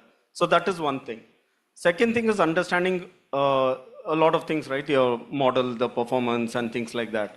Let's say simple thing like if you're using face recognition to identify like government surveillance and all. Now the performance of that has to be quick. Yeah. Like it can't get your response after 10 minutes because by that time he's gone. Yeah. So tuning it to the actual requirement, actual need Yeah. is also makes a huge difference. Okay. So those are some of the challenges primarily. Sure, Quickly. sure. Thank you. That's a great input. Anyone else wants to add to it? Yeah, I think one super big challenge, at least in enterprise space, we work with Mercedes, BMW, Daimlers of the world, and one very important challenge, AI can at least at this stage can do only intelligence on the basis of data which is fed into, and the expectation cannot be that it tells some magical result out of nowhere. If a data of a specific business unit was not fed, you don't get anything out. Yeah, so it depends on the input that is given. Absolutely. Input and this awareness and this understanding, I think the understanding in industrial space is still that it can do magic out of nowhere, right? Yeah. I think that Great. for sure is Great insight. Anyone else from the panel wants to add? Maybe I will just add one thing here. Yeah. So those two challenges are the real challenges. Sure. And after that, AI will give you some result. So whether this result is acceptable or not, again, someone has to spend time, analyze. Use judgment. Right. So it can't be just like correct. As Especially it comes, you when can't it use is it. in some of the core industrial areas. Okay. So I gave time to the audience to think.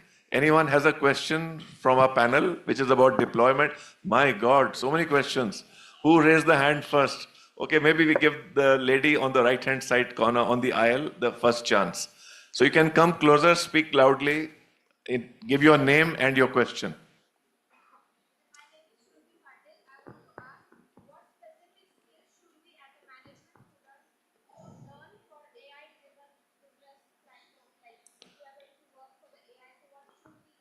So Shruti's question is, what specific skills should we learn to be able to implement AI?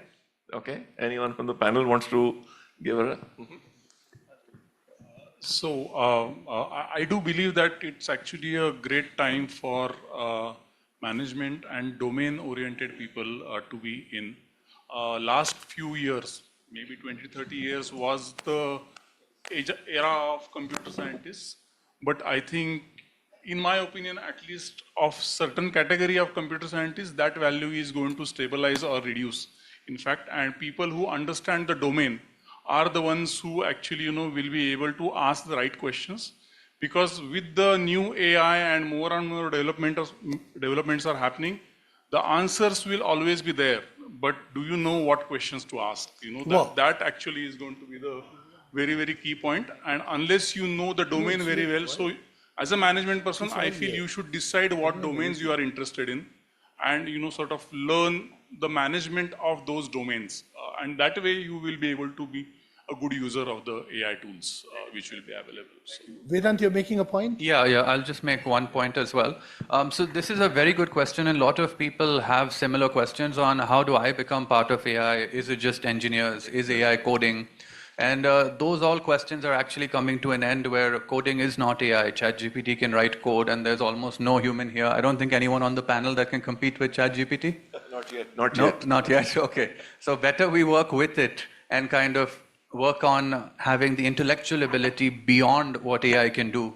Think how we can work with it to get better outcomes.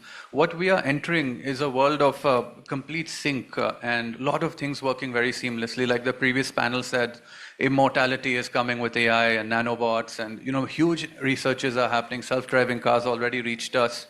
It was one of the Stanford projects early on. And a lot of different things are coming, which we could only imagine earlier. And in this time, it is going to be key people that will manage this entire chain of how do we ensure the data going into the AI is correct, how do we ensure the AI is working correctly, if it goes wrong, what do we do? These are all management decisions, and AI has gone out of the bound of a CTO now. Because the impact on P&L of AI is so significant, companies are becoming AI first, the managers that are equipped with AI are rising very fast in the chain, and AI manager is one of the most important professions in today's time. Thank you so much. Well, thank you. Let's give a big hand to the panel. Okay, one last question. Anyone else? Yes, sir. Fourth, in the fourth row.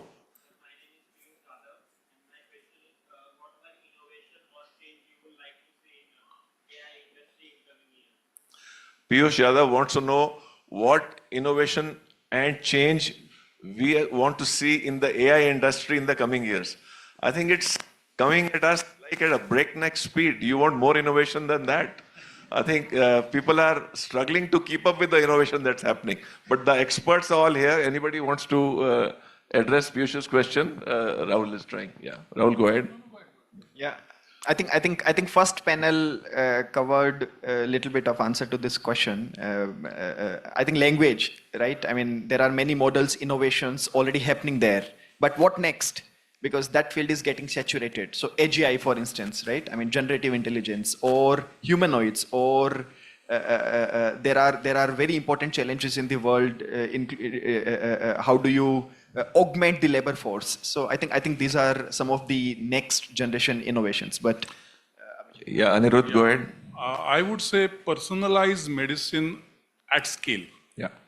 So basically everybody should be able to get the personalized medicine, available at cheap cost. So I think it will take 10 more years, maybe even more than that for that. But yeah, so that is one thing I would definitely want. So there's no end actually to innovation. So great question. Let's give a big hand to Piyush. So with that, I would like to. We have time? Yeah. Okay. So we will take more questions. I have many questions, but we'll take from you. You're the lady number 3 in the 5th row. Speak loudly and give your name and your question.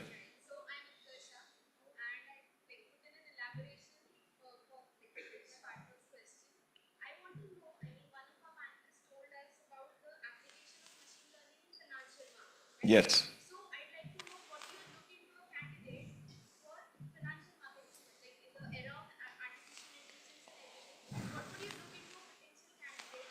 What skills, Utkarsha's question is, what skills would you look for in a candidate who wants to join a financial services company?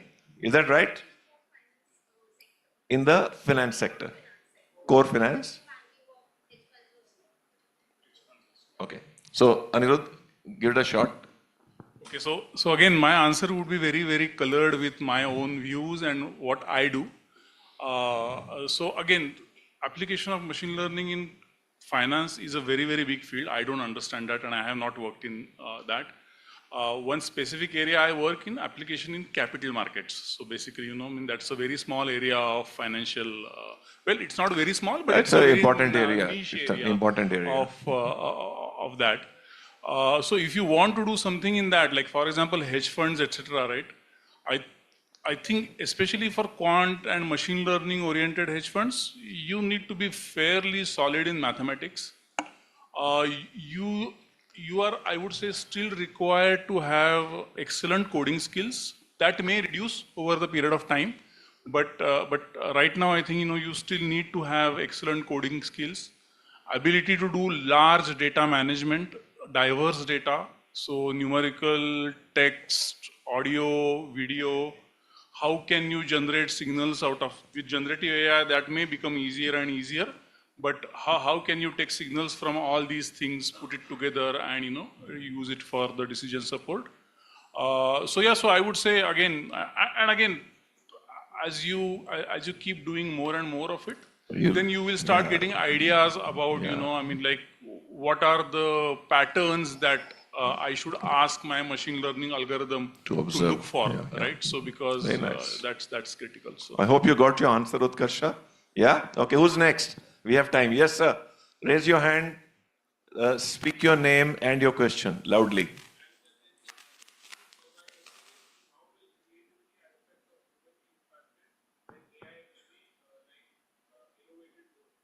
So your question is, how will the creativity aspect of human beings be affected with the advent or with the, let's say, coming of AI more and more? Okay. Anyone in the panel wants to take a shot? Asking engineers about creativity. Sampath, you want to say?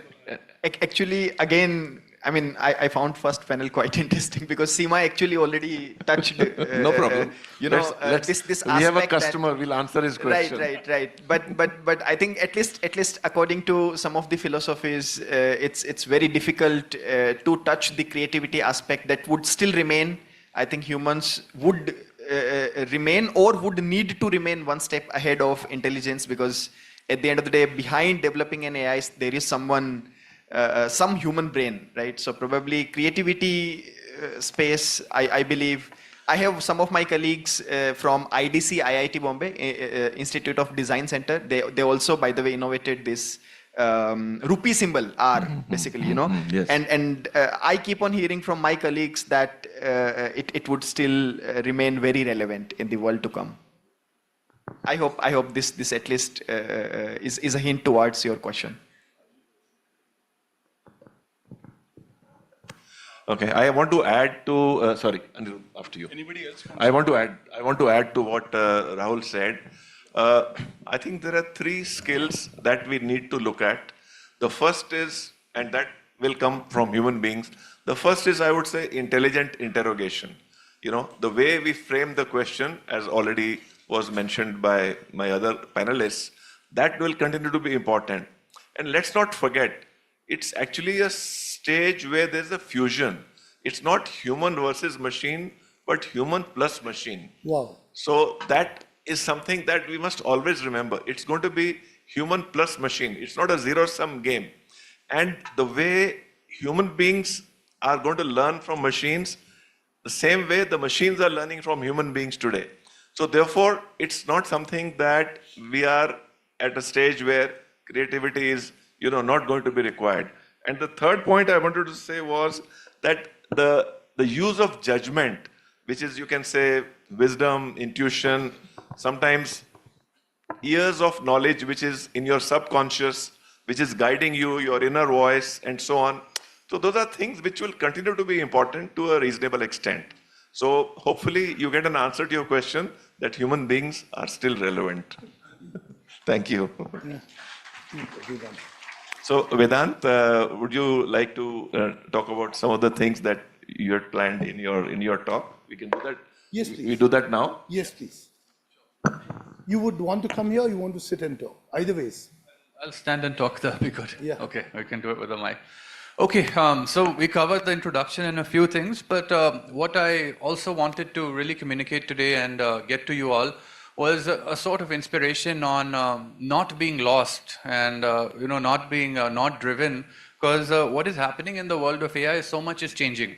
The older roles that we thought would exist, like a lot of your computer science people must be looking at object-oriented programming roles or something like that in Python, or getting a job in coding or getting a job in basic business. But all these roles are changing now. And the change is not even understood by corporates and companies yet, because the talent hasn't fit. And the talent hasn't understood where are the roles. And this entire change is happening where there's a free-for-all. Everyone's planning different strategies, different innovations. And the only way as a student that's coming out in the real world now, in today's generation, you can be ready, is to really have fundamental knowledge of AI, like what all the panelists and everyone was mentioning, is really understand AI deeply, how it can evolve, what it can do. If you become a prompt engineer today and then the prompt technology, the LLM changes, you'll be stuck again in following that prompt. But if you understand how the technology works, you'll be able to prompt no matter what comes through. So developing sustainable long-term skills in being able to take your knowledge of the field further, and really focusing on integration of different disciplines, like one of our panelists said as well. Steve Jobs has said it really well, that the biggest innovations come at the intersection of fields. And that is something that now is going to show the next future of AI, because core AI research has reached a certain stage that we can do a lot of things. We can use AI on medical data sets. We can use it on many other fields. But now where I've noticed the gap in a lot of organizations is the engineers and the domain experts.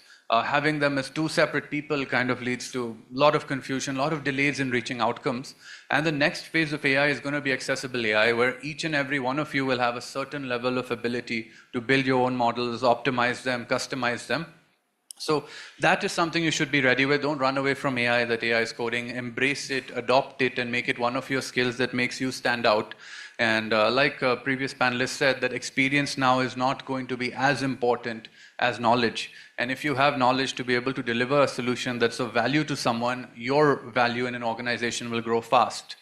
Lastly, since we're short on time as well, one more thing I wanted to add for all of you is this time that has come now will not come again in the next 70, 80 years. And there'll be a lot of things coming that will stagnate. But this now, the time of AI, the transition phase from a tech world to an AI world, is a very pivotal time in history. And a lot of industries, ways of working, everything is changing now. And what change brings is opportunity. You all have an opportunity to become unicorns, grow as billionaires, and grow very fast. And if you see how ChatGPT has done it in 5 years, people would take 5 generations to actually build that level of wealth. So this opportunity is the opportunity of ideas, where you think of some problem you know better than everyone else and bring the AI knowledge to yourself and start creating. Because there's no force, I think, in this world at this point with AI that can stop you from taking your technology globally. And if you really generate something of high value, you can move far and fast. And entrepreneurship has been embraced by the entire society at this point, that they're valuing entrepreneurs, supporting them. Investments are at an all-time high. There are big VCs sitting with loads of money looking to find the right idea in entrepreneurs. And of course, I'd been to some recent Stanford gathering. A lot of our alumni, actually, and all the top VCs are Stanford alumni. They're looking for actually AI startups that are doing something at that scale, which is going to compete globally and become billion, 10 billion, 15 billion, that level of companies. So you all have an opportunity. Your age is not against you. Your age is with you. You are the people that have come in an AI-first world where a lot of technologies of social media, tech, everything was there. So you can innovate further and think about what would be important in the future. Don't get distracted by smaller technologies that are coming in and trying to become mainstream. The main is AI, because what AI is, once you fundamentally understand it, it's the brain of the computer, which the computer never had. Now the computer can think on its own, it can reason on its own, and it's going higher and higher towards what we call AGI. But a lot of other technologies, super intelligence, and way beyond, where it's going to start thinking like all of us think as a group, being able to have a reasonable sort of intuition and abilities to guide us through many complex decisions in life. Right now, AI is able to understand your DNA and cure diseases even before they happen. Preventive medicine, like what we are saying, and we can actually change DNA using current technologies and change our biome and other aspects to achieve a much better life. So this change is giving you all a very big opportunity, and don't miss it. And really, no dream is too far and no goal is too far. You can really achieve anything. So on that note, in interest of time. Wonderful. That's great. Thank you so much. I've given you 15 minutes, 20 minutes, but it's okay if that's what. No, I have a, the UI's new phone, which is doing rounds on WhatsApp in terms of a video of what it could do in terms of its application and analytical use of the human body and mind. Would anyone like to comment on what UI is trying to do when it launches at the World Mobile Congress next year? Anybody with a little more knowledge than me about the phone business? Go ahead. Yeah, so since we touched a little bit of automobile electronics, and Huawei is also into that, I think the same story is happening with automobiles as well. As my colleague mentioned, no brain earlier. Automobiles used to be just simple mechanical stuff, right? But now the compute systems in an automobile, in a car, and same story goes with our smartphones as well. I think the backbone is also chips, by the way, as was touched during panel 1 discussions. They are trying to, and Huawei is very big into their own electronics, chip manufacturing, wafer manufacturing as well. This is possible. They are able to build this kind of technology only because they have huge infrastructure in terms of right hardware and right capabilities available. And I think they are getting into, it's a fusion of augmented reality, virtual reality. Wow. And by the way, you might have also seen videos floating around. They are coming up with very flexible screens. Correct. You can actually I saw one of the video. It's actual. It's real in China. It is. I have been myself to Shenzhen area multiple times, and they can actually take the whole tablet and just shrink it like a pencil. Right. I mean, it's mind blowing, and the pace at which China is moving, specifically in manufacturing of electronic smartphones plus artificial intelligence, that's absolutely great. I think to even think about that, probably we have to prepare ourselves from day one, and during in the educational institutes itself, we have to probably inculcate this thinking of sort of forward looking, what's going to happen in next 5 to 10 years, and be prepared with that. Else we can't compete, to be honest. We can't compete, Huawei-like companies. 2 points, and one is a point which youngsters in this group should answer. How do students or adults sitting here smart read, smart remember in terms of memory, and be smart driven for the future? That's one. And secondly, would China's leadership in AI be any threat to America?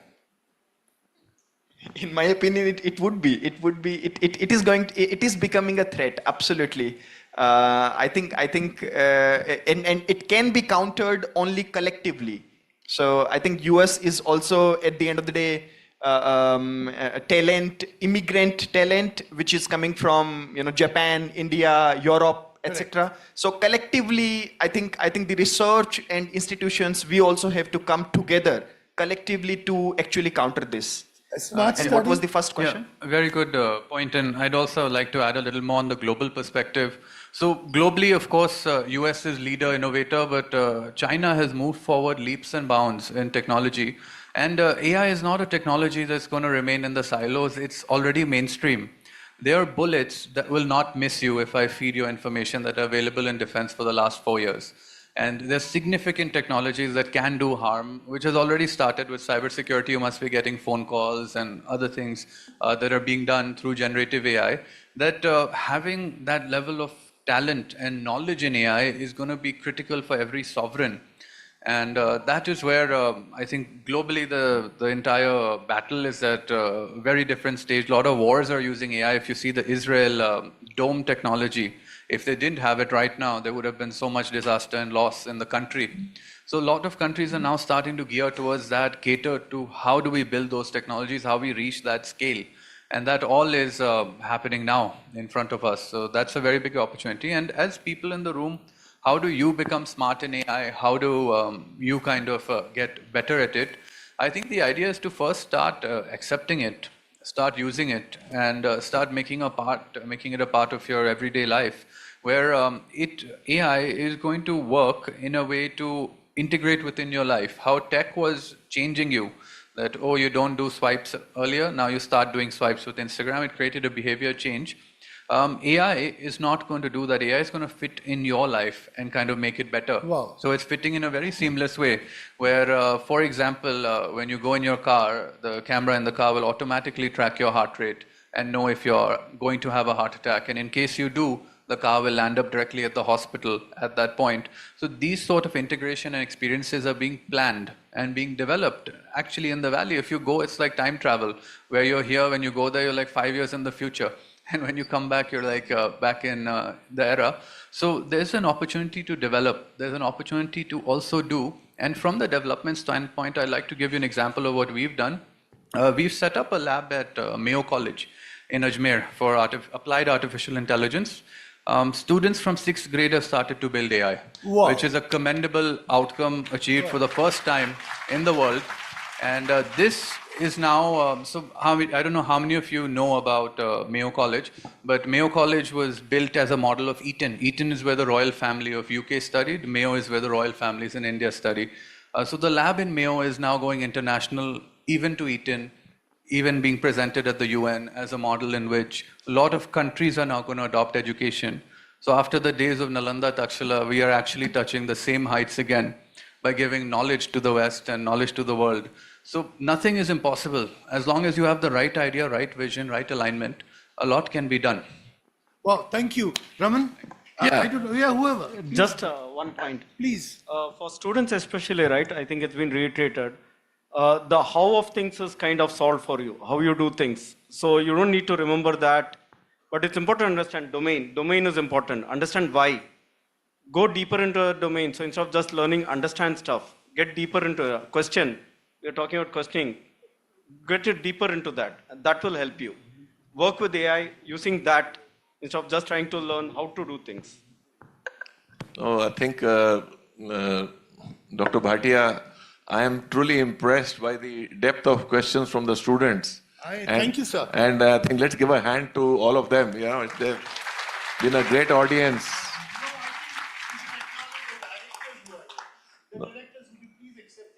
The directors, will you please rise and let's give a hand to the directors at IGI. Fantastic work. I think you should be proud of the students whom you are really building up so well.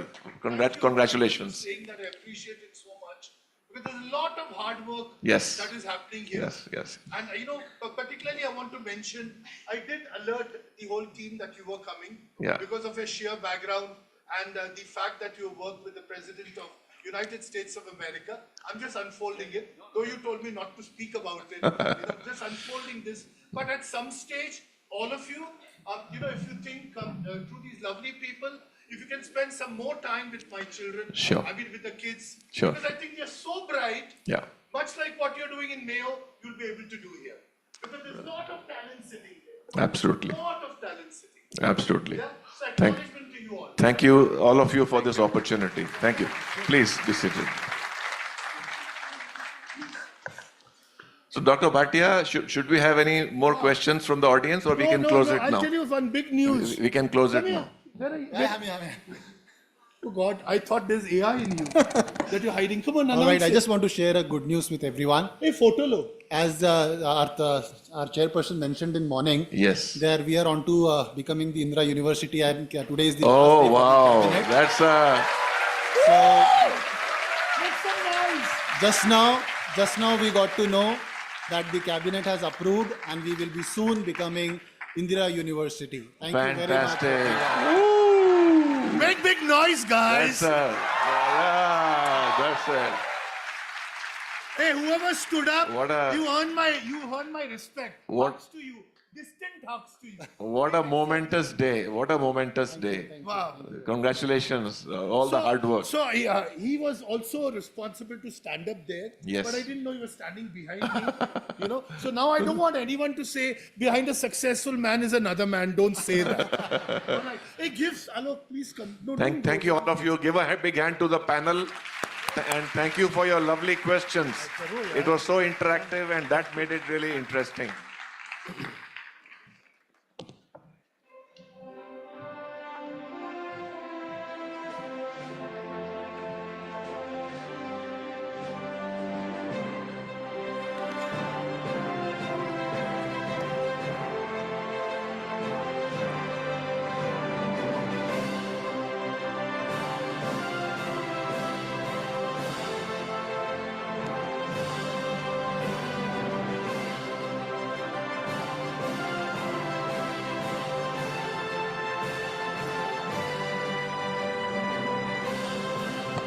Can you reduce the music? The guest lunch has been organized. It's a very nice lunch, I promise you. It's very healthy. Where is it organized? The third and the fourth floor. Please don't go without lunch. It's a momentous day for them. Though, they worked very hard to make it happen. The directors will be joining for lunch. And you. Right. And Alok and Asif. अच्छा यार तुम लोग नई generation के लिए देखो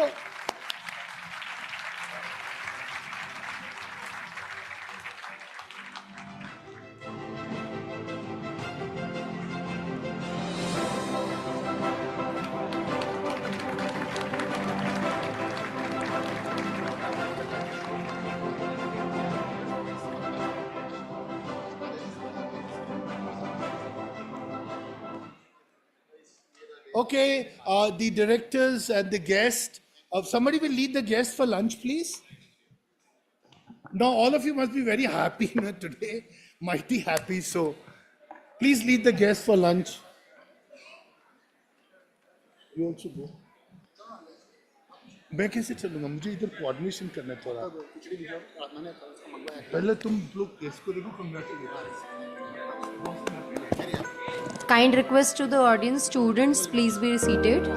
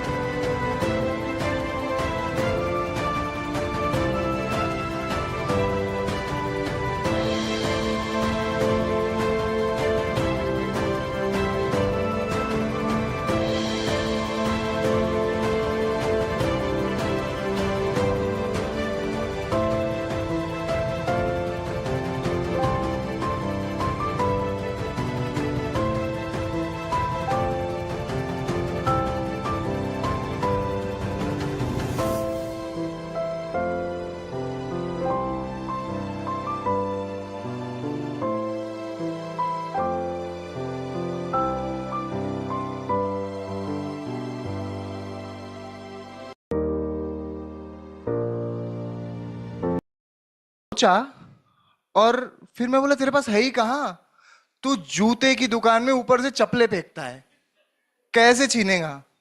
और जिन लोगों को लगता है ना कि एआई हमारी जॉब छीन लेगा, एआई इंसान से आगे बढ़ जाएगा, वो एक बेसिक सच्चाई से बहुत दूर है कि सिर्फ काम आ जाने से कुछ नहीं होता। इंसान के अंदर क्वालिटीज होनी चाहिए, जैसे कि छल कपट, धोखा, चुगली करना। इससे इंसान आगे बढ़ता है। एआई कैसे बढ़ेगा? कर पाएगा कोई एआई चुगली कर पाएगा? आसान है? मतलब कैसे बॉस के सामने जाके उसके मुंह पर उसकी झूठी तारीफ करना और पीठ पीछे बुराई करना, कर पाएगा कोई एआई? नहीं कर पाएगा। कैसे बढ़ेगा? उल्टा अगर हम इंसान अपनी वाली पर आ गए ना, तो इतनी चुगली करेंगे इस एआई की, इतनी चुगली करेंगे कि पूरे सुन के उसके ही प्रोग्राम पूरे फट जाएंगे। और गवर्नमेंट बहुत सपोर्ट कर रही है। गवर्नमेंट, हमारे माननीय नरेंद्र मोदी जी जब से सत्ता में आए हैं, काफी सपोर्ट कर रहे हैं एआई के लिए, डेवलपमेंट के लिए। उन्होंने इंटरनेट फ्री करवा दिया। एआई की छोटी छोटी वेबसाइट्स जो होती है वो उन्होंने देश के युवा तक पहुंचाई, ताकि देश का युवा उससे कुछ सीखे और वो देश की जो डेवलपमेंट है उसमें हाथ दे। और देश का युवा क्या कर रहा है पता है? उसी एआई की मदद से हमारे जो पीएम है, उन्हीं की आवाज में गाने गवा रहे हैं ये लोग। जरा से दिल में दे जगह तू। और ये जो यही मतलब 2015 में हमने सोचा था कि बेटी बचाओ बेटी पढ़ाओ वाला जो सिस्टम आया था, हमने सोचा 2025 में अच्छा डेवलप हो जाएगा, बहुत अच्छा डेवलप हो जाएगा। हमने लड़कियों को दूसरी लैंग्वेज सिखाना स्टार्ट की, मतलब कॉलेजेस में नॉर्मली जापानीज, चाइनीज। क्या फायदा इन सब का जब देश की बेटी को नाचना ही नेपाली गाने पे, सावन को पानी। कोई सेंस है यार इस बात का? ठीक है, अभी एक छोटा सा एग्जांपल है हमारे पास में, अलेक्सा। अलेक्सा, हमको जितना पता है एआई के बारे में, एक छोटी सी डिब्बी है मेरे घर पे रखी हुई अलेक्सा। उसमें कितने सारे फीचर्स है, उसमें क्या क्या नहीं है, वो आपको सर्च करो, वो आपको फट से रिजल्ट आपके सामने लाके दे देंगी। कितना अच्छा यूज हो सकता है। हमने क्या बना के रखा पता है? Alexa play songs. और ये देश का युवा उसको बोलेगा भी ज्यादा से ज्यादा तो क्या, हे एलेक्सा से आई लव यू, और वो आई लव यू टू बोली तो खुश हो जाएंगे कि लड़की ने सामने से प्रपोज किया। मैंने मेरे घर वालों को बोला, अभी रिसेंटली रिनोवेशन हुआ मेरे घर का, तो मैंने घर वालों को बोला हम घर पूरा टेक अनेबल करेंगे, हम उसको पूरा कनेक्ट करेंगे, और अलेक्सा को आप बोलोगे कि लाइट ऑफ कर तो वो कर देंगी, फैन ऑन कर तो वो कर देंगी। अंदर से मेरी माँ की आवाज आई, तो तेरी छोटी बेटी को, तेरी छोटी बहन को किस लिए पैदा किया हमने? मतलब क्या ससुराल में जाके अलेक्सा से काम करवाएंगी? और हम सपोज कर भी ले कि 2050 तक हमारे बीच में एआई जनरेटेड रोबोटिक्स वगैरह हमारे साथ में हाउस होल्ड में हमारे काम करने के लिए आ गए। वो एक मैंने गूगल पे देखा, सोफिया नाम की एक है ना। तो सपोज वो आ गई है और हस्बैंड वाइफ बैठे हैं और उसने खाना बनाकर लाया। अब हस्बैंड के मुंह से गलती से निकल गया, Sophia you make delicious food. अब उस बेचारे को नहीं पता ना, ये जो साइड में बैठी है स्त्री, ये अभी भी वही है, इसकी तो जल रही है, कोनी मार नहीं सकती, लोहे की है। पता चला सोफिया के 4 वायर गायब है सुबह। सोफिया स्टोर रूम में पड़ी है, ईएमआई अभी भी चल रही है। और हमारे घर की जो, हमारे मोहल्ले की जो आंटियां होती है, सोफिया सपोज अगर यहां तक आ भी गई ना, तो लिटरली 4 दिन में उसको चुगली करना सिखा देंगी। 5वें दिन पता चलेगा कि सोफिया सब्जी वाले से फ्री में धनिया ला रही है। 6वें दिन उसकी ग्रीन चिप निकाल के रेड चिप डाल के उसको घर में कलेश करना सिखा देंगी। इधर ऐसे हस्बैंड आया घर में और सोफिया बर्तन घिसते घिसते घिसते घिसते, कह दो अपनी बीवी से मुझसे तमीज से बात किया करे, एक तो घर वालों के, एक तो घर के सारे काम कर रही हूं, ऊपर से इसके ताने भी सुनूं। ऐसे कलेश हो जाएंगे। और एआई को थोड़ा अभी टाइम है, क्योंकि एक अभी वो एआई जनरेटेड कार्स वगैरह आई है ना, टेस्ला वगैरह। तो रिस्पेक्टेड एलॉन मस्क सर वो आए थे इंडिया, वो इंडिया आए और वो जा रहे थे कहीं, तो उनको 2 ऑटो वालों ने ऐसे कट दिया, मतलब ऐसे गए। वो सोच में पड़ गए, यार यहाँ पे मैं हैंग हो जा रहा हूं, मेरी कार्स क्या चलेंगी। Thank you so much guys. Hey guys, thank you so much, Dr. Khan. Wish you all the best. Alok, just come and do this for me. Come in the center, Alok. Executive Director of CMO Asia will give you a little thank you gift. Yeah.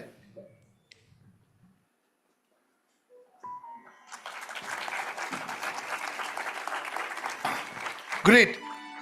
Alok, over to you to get the panel rolling. Vedant, the reason why I called you back as an expert on AI, I have tremendous respect for you and for the work that you're doing globally.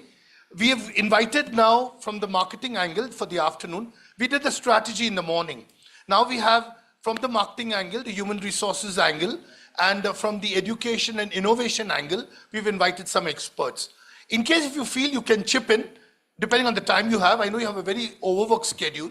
I'll be extremely grateful because many of my students here will benefit from your knowledge. Yeah, sounds good? Absolutely. So don't hesitate to pick up the mic and chip in. Yeah. Alok, can I get over to you to get the panelist up? Thank you so very much. Appreciate that. Okay, moving on to the next panel post-lunch. Put your hands together for the first panelist coming up, Srinivas Kotamarti, CEO of eBullion.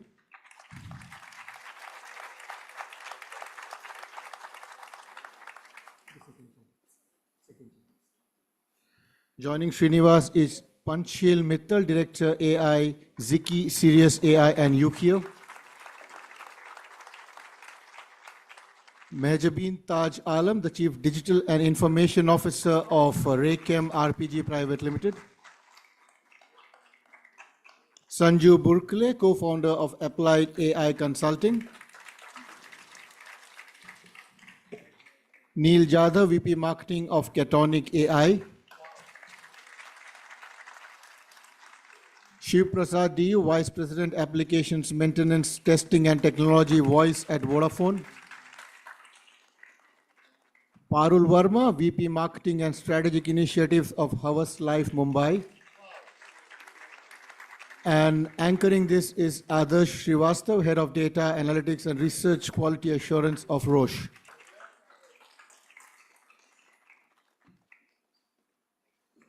Okay, Adarsh, you have 35 minutes for this panel, so I set the ball rolling and it's all yours now. Hello, yeah, okay. Thank you and good afternoon, everyone. Thank you, Dr. Bhatia and Dr. Alok for this. Before this panel discussion, we met and we decided few things.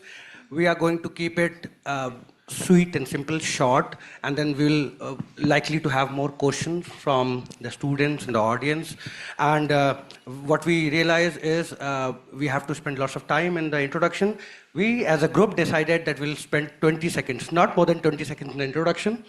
Starting with me, I think I'll start and then I'll pass it on. My name is Adarsh Srivastav. Dr. Alok already mentioned. I'm head of data analytics and research, IVD data insights in Roche. And I'm working to build ethical AI in the organization because I'm coming from a healthcare background. So what we're trying to do is to build what it takes to have ethics embedded into AI.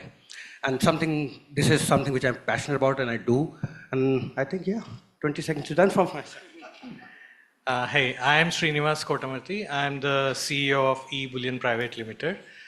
So we are a digital platform where we let Indian investors, Indian audience buy and sell precious metals in a digital form, gold, silver, platinum, and palladium.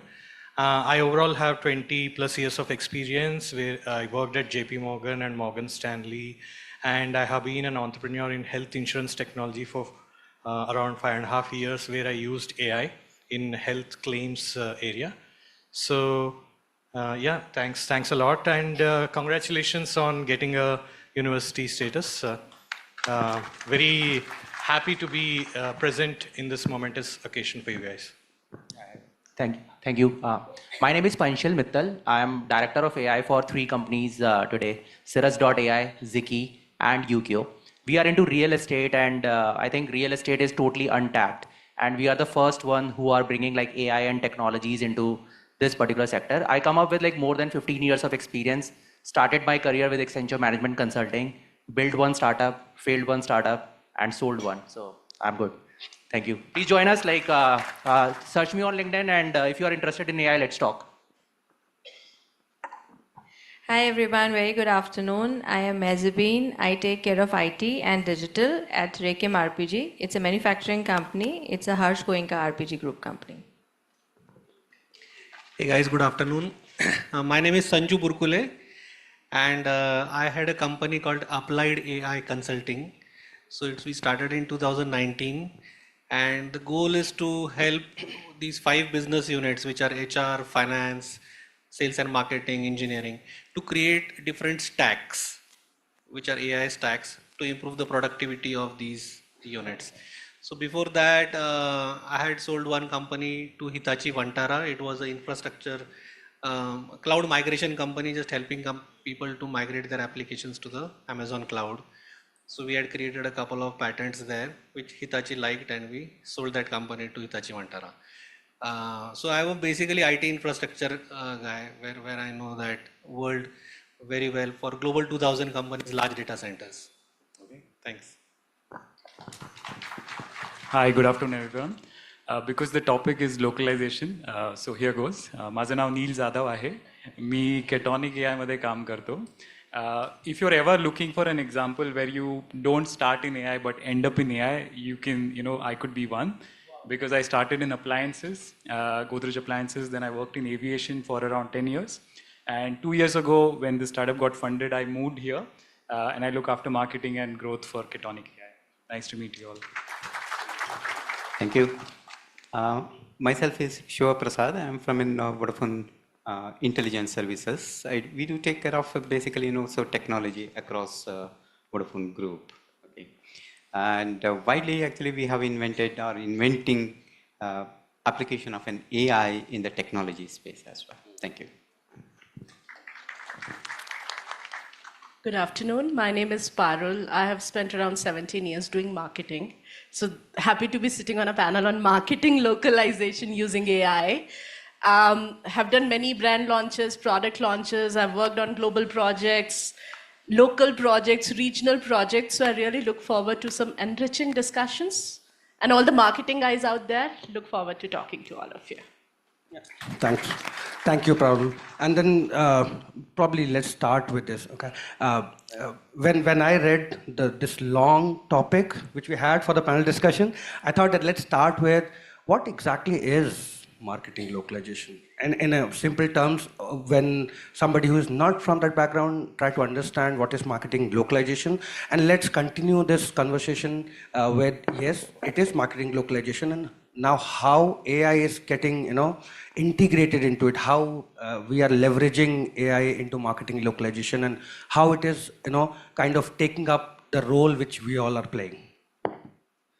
Okay, so if I have to add my 2 cents to it, marketing localization is when you are taking a campaign and localizing it to the need of a specific segment. It could be demographic. For example, there's a national campaign that Modi launches, and that is regionalized, but the language translation is for each state. There is a Tamil Nadu version, there is a Maharashtra version. Neil introduced himself in Marathi because we are sitting in Pune. Why it is important and why marketing localization helps marketeers? Because it is important for marketing to connect to your audience. Okay, I'm speaking today. I need to connect with my audience and tell you why localization is important. And that happens when I speak the language you speak. And therefore, localization happens not only in the language, in the kind of pictures we are using, in the kind of content we are publishing. So there are many segments we do. And today, AI has become a very easy way. And I remember my days when I was a product manager and brand manager in Amway. We used to launch a product and फिर हम उसको translation के लिए भेजते थे, इसके Marathi version, French, Tamil versions चाहिए. आज you have to just put one master file in generative AI and it gets you options of multiple languages spoken in India, and you can run media on these versions. You get better open rates and CTRs. I think Parul, you mentioned a very right point. Like saying like market localization is a very easy term, but think from an Indian context, right? We are a population of 1.4 billion now, right? There are 22 official languages being spoken in India, 19,500 dialects and cultural references which goes around. And if you see like most of our population who consume online video content still stays in rural area who don't even understand English. And actually, if you look at the data from data point of view, 84% of online video content that is consumed in India is consumed in language other than English, right? So now if you think about a marketer from a marketer standpoint, if you have to convert all the content which is available on internet, all the websites into Hindi, the first thing that comes to everyone's mind is like Google Translator क्यों नहीं use कर लेते, right? So let me give you an example of a Google Translator. If you search an idiom out of sight, out of mind, Google Translator इसका जवाब देगा आंखों से ओझल, दिमाग से ओझल, right? Which is not what it means. It means जो दिखता है वो बिकता है. So see the like difference between what Google Translator is giving you and what you actually means. Now think about all the websites which are made in English right now. And those websites are given to a lady sitting in Karnataka in some outskirts, and she wants to browse an e-commerce website. Like she cannot do anything, like nothing she can do. And I think AI, as Adarsh mentioned, like AI is shaping up all these things, because if you see now Amazon Rufus, which is built on conversational AI, or Misho semantic research on like regional languages, like these are game changers. So yeah, you are right. Like there were problems and now it is getting solved day by day. Right. You want to go next? Yeah, I just want to add something from my experience. So as I said, we sell digital precious metals. So when I observe the trends of digital gold, it fascinates me, the marketing localization aspect of it. Like Diwali, Dhanteras is upcoming, right? So what we see is North India shows a lot of interest during this time. Akshay Tritiya, when it comes, South India shows interest. And during Ganesh Chaturthi and Navratri and all, the West, Maharashtra and all, and Durga Puja, the Bengalis and all. So apart from the language aspect of it, the culture aspect of it, and how that shapes the behavior, the consumer behavior, that is one thing that I have observed. I also want to share one more in the health claim domain that I have observed. Something very fascinating I have learned in Middle East. We had made the health claims automation software, auto adjudication software using AI. And when we went to Middle East, we realized we had to have a feature for VIPs. There is a lot of VIP culture, and they needed the VIP treatments and the claim process to follow through a different kind of a process. So we had to actually introduce a new feature. So while it's about communicating the existing offering to multiple areas, sometimes you have to go back and innovate your product and bring back to the the local market where the features that make sense to the local market. Just wanted to add this. Yeah, Neil, good. So one practical example of doing this at scale. And this is something that we're working on. So there's a large e-commerce company, and they have multiple customers, right, who buy various different things. Same organization, you have someone buying diapers, someone buying food items, toys, all of that. At the end of the year, they want to create a thank you video, right? In terms of this is who you are, this is what you bought. Like you bought 400 packs of diapers, which is good enough to wrap this auditorium completely. Just I'm saying fun stuff like this. So if you want to do this personalization, localization at scale, right? And don't think of it just by region. Think of it from an audience point of view is what I would say. You can actually put all of this, create segments out of this, then create, and depending on the kind of prompts that you're giving, you can create a custom script out of it, and then you can actually put that script up and create personalized videos out of it. So at the end of the year, earlier what would happen is that you would do this manually. At best, you would create 20 segments saying this is a dad, this is a, this is probably a teenager who's interested in music. But no, now you can create segment of one, which is actually becoming possible. Thank you. Thank you. And then, as Parul mentioned and Neil, you were mentioning, it is changing the paradigm of the marketing localization, right? Let's talk more on how it is impacting the overall strategy of the organization which are looking at marketing localization. How introduction of AI, and especially with the advent of generative AI, there's a difference. We are working on a different dimension, especially in creative areas and marketing areas. How this is impacting. Let's talk about that a bit. Yeah, can I take that? Let me. Just I will add it actually. So with both the questions, I will address it probably. When we look at into localizations, majorly, so I see it in such a way that actually they're respecting the culture of that local bodies over there. Because if you take example of us as an Indians, actually we, not only Indians, anybody for that matter actually, so we are sentimental, actually attached to the emotions. There are a lot of instances where the new companies, organizations who has been introduced their products and they could not able to click. Not just because of their product was good or not good, it's because they are failed to reach to that audience or the consumers basically, so they could not able to touch the heart of the consumers. This is one of the very important aspects. It could be a language, it could be a shape of the product, or it could be a flavor of the product, or it could be anything else. If it is not reaching any of the local bodies, so it may not be come out. And we could able to see a lot of organizations. It's an domain agnostic, I would say. Okay, they are all bringing a flavor of localizations. So coming to your second point as well, actually the marketing, the strategies which are coming into the picture, actually I would say the AI up to a great extent actually which is helping a lot.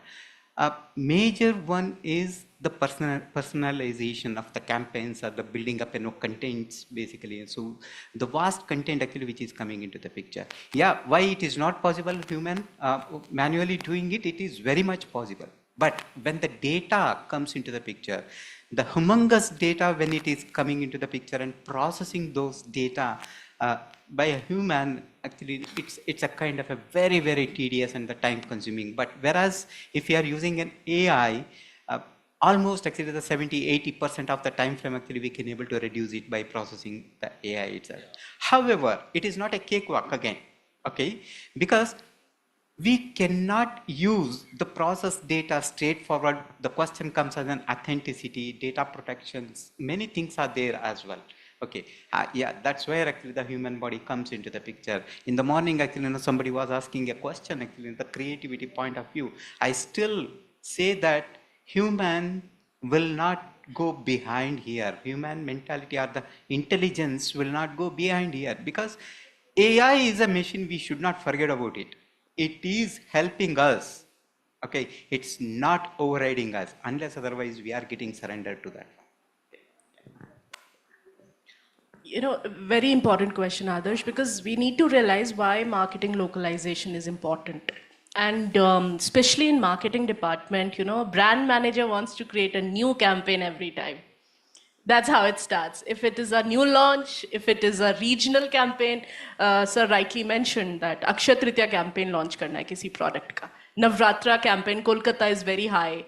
People do Kolkata. Everything starts from scratch for marketers. And it is more a brand manager's delight to do a campaign from start. But as an organization, as a company, imagine the kind of budget spends that happen.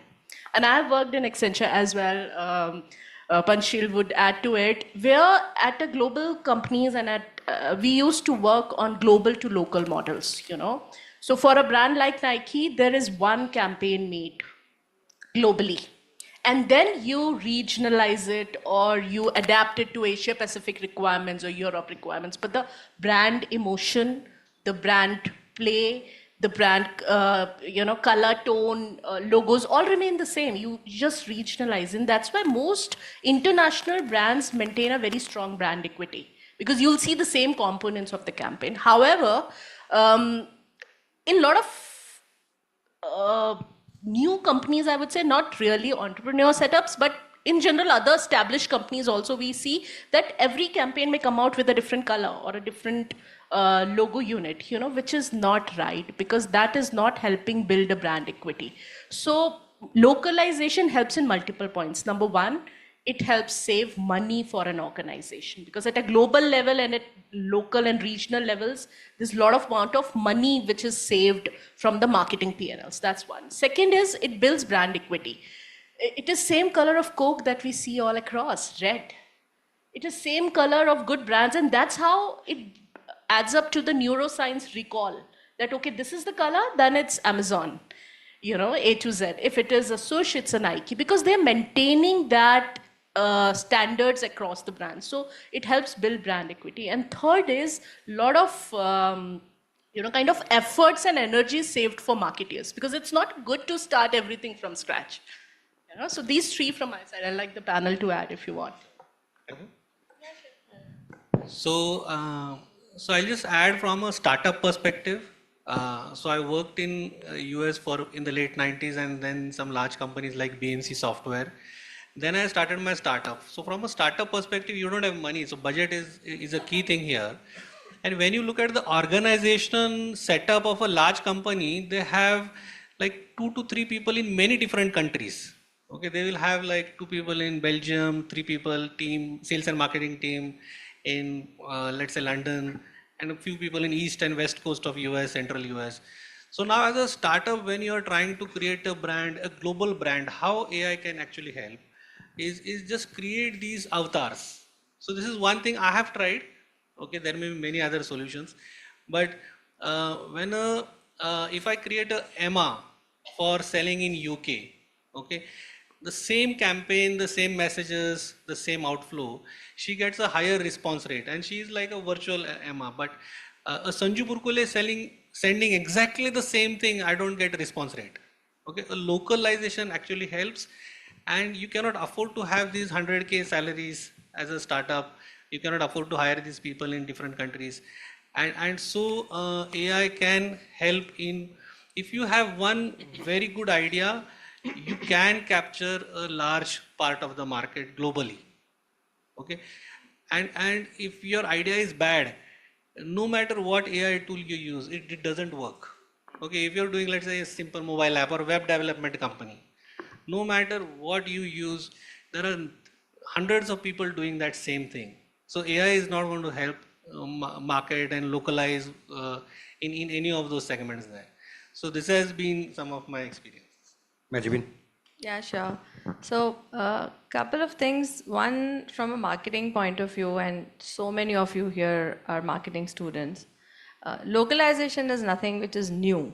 You have been, I mean, marketers have been doing localization since marketing has been around, because that's the way you kind of get into a market, and that's the way you kind of, curate your product for a better uptake in a certain geography. Like Shiv added that, right? Like Shiv added that, we discuss so many factors. We discuss demographics, we discuss content, we discuss the look and feel or the taste of a product. But like he added, sentiment is a big aspect when it comes to marketing, where you want to do localization. So you're all students, you all have been studying marketing, and you would have, if not now, maybe in your careers in corporates, if you would be handling geographies, you would learn about cultural nuances, the factors which impact how you decide on your marketing strategy. Very simply put, I think there are just 6 categories which everyone watches out for. There is attitude towards power, there is attitude towards uncertainty, there's attitude towards time, there's an attitude towards motivation of success and achievement, there's attitude towards autonomy, and then there is attitude towards pleasure. These are the 6 metrics that all of you are going to study when you're going to study about how to handle different geographies. And there are metrics which defines, there'll be clusters, there'll be countries which will be more responsive to a hierarchical nature. There'll be countries which will be more egalitarian societies.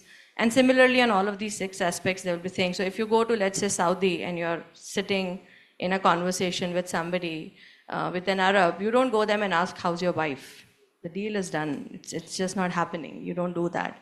But this is local knowledge which you take forward, and that's how you go and do your marketing. What AI brings to the table is how it helps you fast track things on a massive scale. That's what AI adds value to. And for AI to add value, there has to be a lot of data which has to be backing it. So when, Adarsh asked that, what's the strategy? Strategy is to bring in data. Today, the way businesses operate, the data is not available. Things would be manual. Unless you digitize your processes, unless you ensure that you're bringing in data, there is no way that you're going to give anything to any AI engine to give you any sort of intelligence back. I'll give you one very simple example from the industry I work in. So I'm from manufacturing, right? And the product that we make, we are into manufacturing of power utilities. So very simply explained, there are cables which run underground, which transmit electricity, right? The cables are like at best 500 meters long, and you will have to do a jointing after every half a kilometer. And we are in the business of manufacturing the cable jointing kits. That's one of the product that we make. We also make power transformers, safety equipment for electricals and all of that. In transformers, we are right now working on building a smart transformer, which is a smart product. And I was discussing, I think, with Sanju some time back on smart grids, which are, running. And I don't know if how many of you know, during COVID, there was once a major power shutdown which happened in Mumbai. And that was not something which was a fault in the grid, but it was sort of an attack where we were using smart grids. And from some command center, the entire power for the city was brought down. So when we're working on products like that, and like we are working on building a smart transformer, what we plan to do is we want to give to our customers a transformer, which before it breaks down, gives me an indication that, listen, these are the parameters which are not doing good. And my predictive analysis says that this is going to break down in the next 5-10 days. Can you do an upfront service to ensure that there is no breakdown? For us to reach that level, we'll have to train that model for data for over 2 to 3 years. And then we kind of get into a state where, we are able to do some bit of predictive analysis. So without data, everything that we talk here is in the air. So basically the strategy is to build data, how to digitize all our processes to get in data, and how to get discipline around it. So just coming in, because I think it's time that we add one more layer to this, to what you said about data. So Gen AI is a little different from traditional AI, right? Predictive AI, where what was the thing, right? You had one model for one use case. Right? We used to take tons of data and then create a model which would say predict something, forecast something, regret, whatever, right? But with Gen AI, I think things are looking a little different here. And let me elaborate that with an example. You may not have data, but the model has been trained on a lot of data. Obviously, you can augment that data with RAG, what you were talking about earlier, right? Which is your own company knowledge.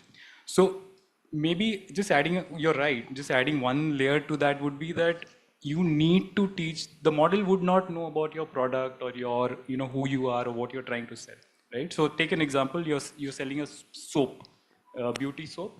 You're selling in India, you're doing well. Now you want to move to, say, Thailand, right? Different country, different climate, different people.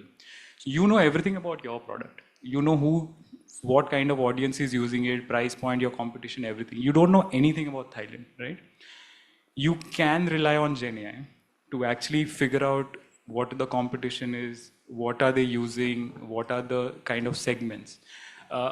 Adding another sub-layer to this. Now models have a lagging, they lag, not hallucination so much. The data that they've been trained on is a little, older, right? As in probably 6 months old, right? So they may not have current example, but you can have extensions. So, or what OpenAI has just recently released, which was Search GPT, which in addition to the knowledge that the Gen AI model has, it augments that by looking at information available on the internet.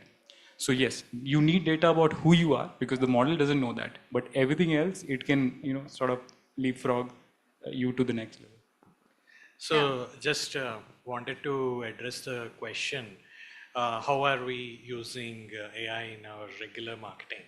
So some very simple things we are doing actually to send targeted push notifications.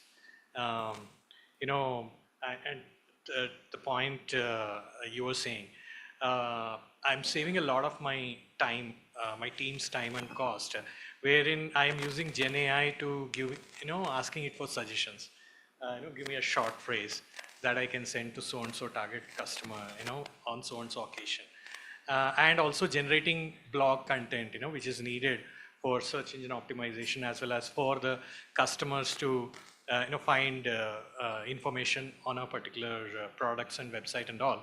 Of course, what I've realized is blindly done this content can sound like ChatGPT.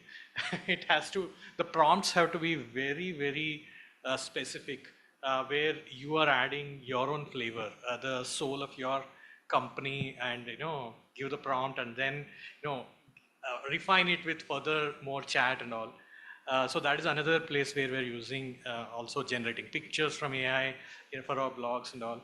And also another aspect is the analysis of the data.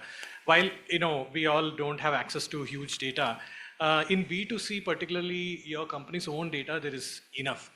So they're coming up with predictive models is also something that is helping. And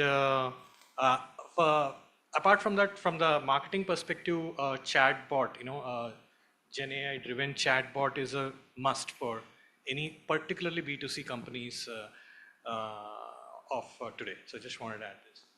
And maybe that leads to our next question, Adarsh, but I'm taking that leap that only Gen AI won't work.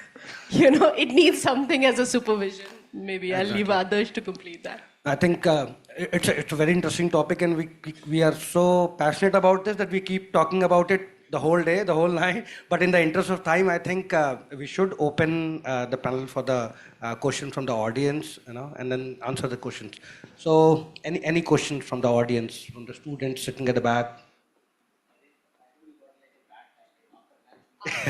Yeah, somebody, yes, please.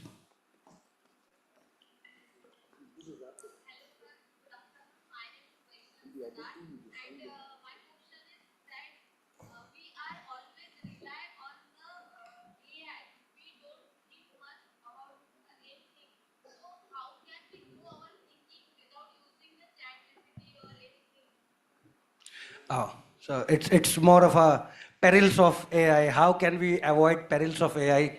Right. Thank you. And yes, Panchil and me and Panchil were discussing about this, that we have to bring this topic of ethics of AI into market localization. And thank you for the question. I think Panchil got the opportunity to talk about that as well. Sure. Thanks, Vaishnavi, for your question. So Vaishnavi, I don't think I think it is like a common question that was addressed in the previous panel as well. Like, will AI take away your creativity? Answer is no. It will augment your creativity, right? So what exactly AI is doing is AI is taking all the things that you could have done without you moving a finger, right? Basically, that is, for example, you don't have to memorize something, right? You don't have to memorize design principles. You just have to know them.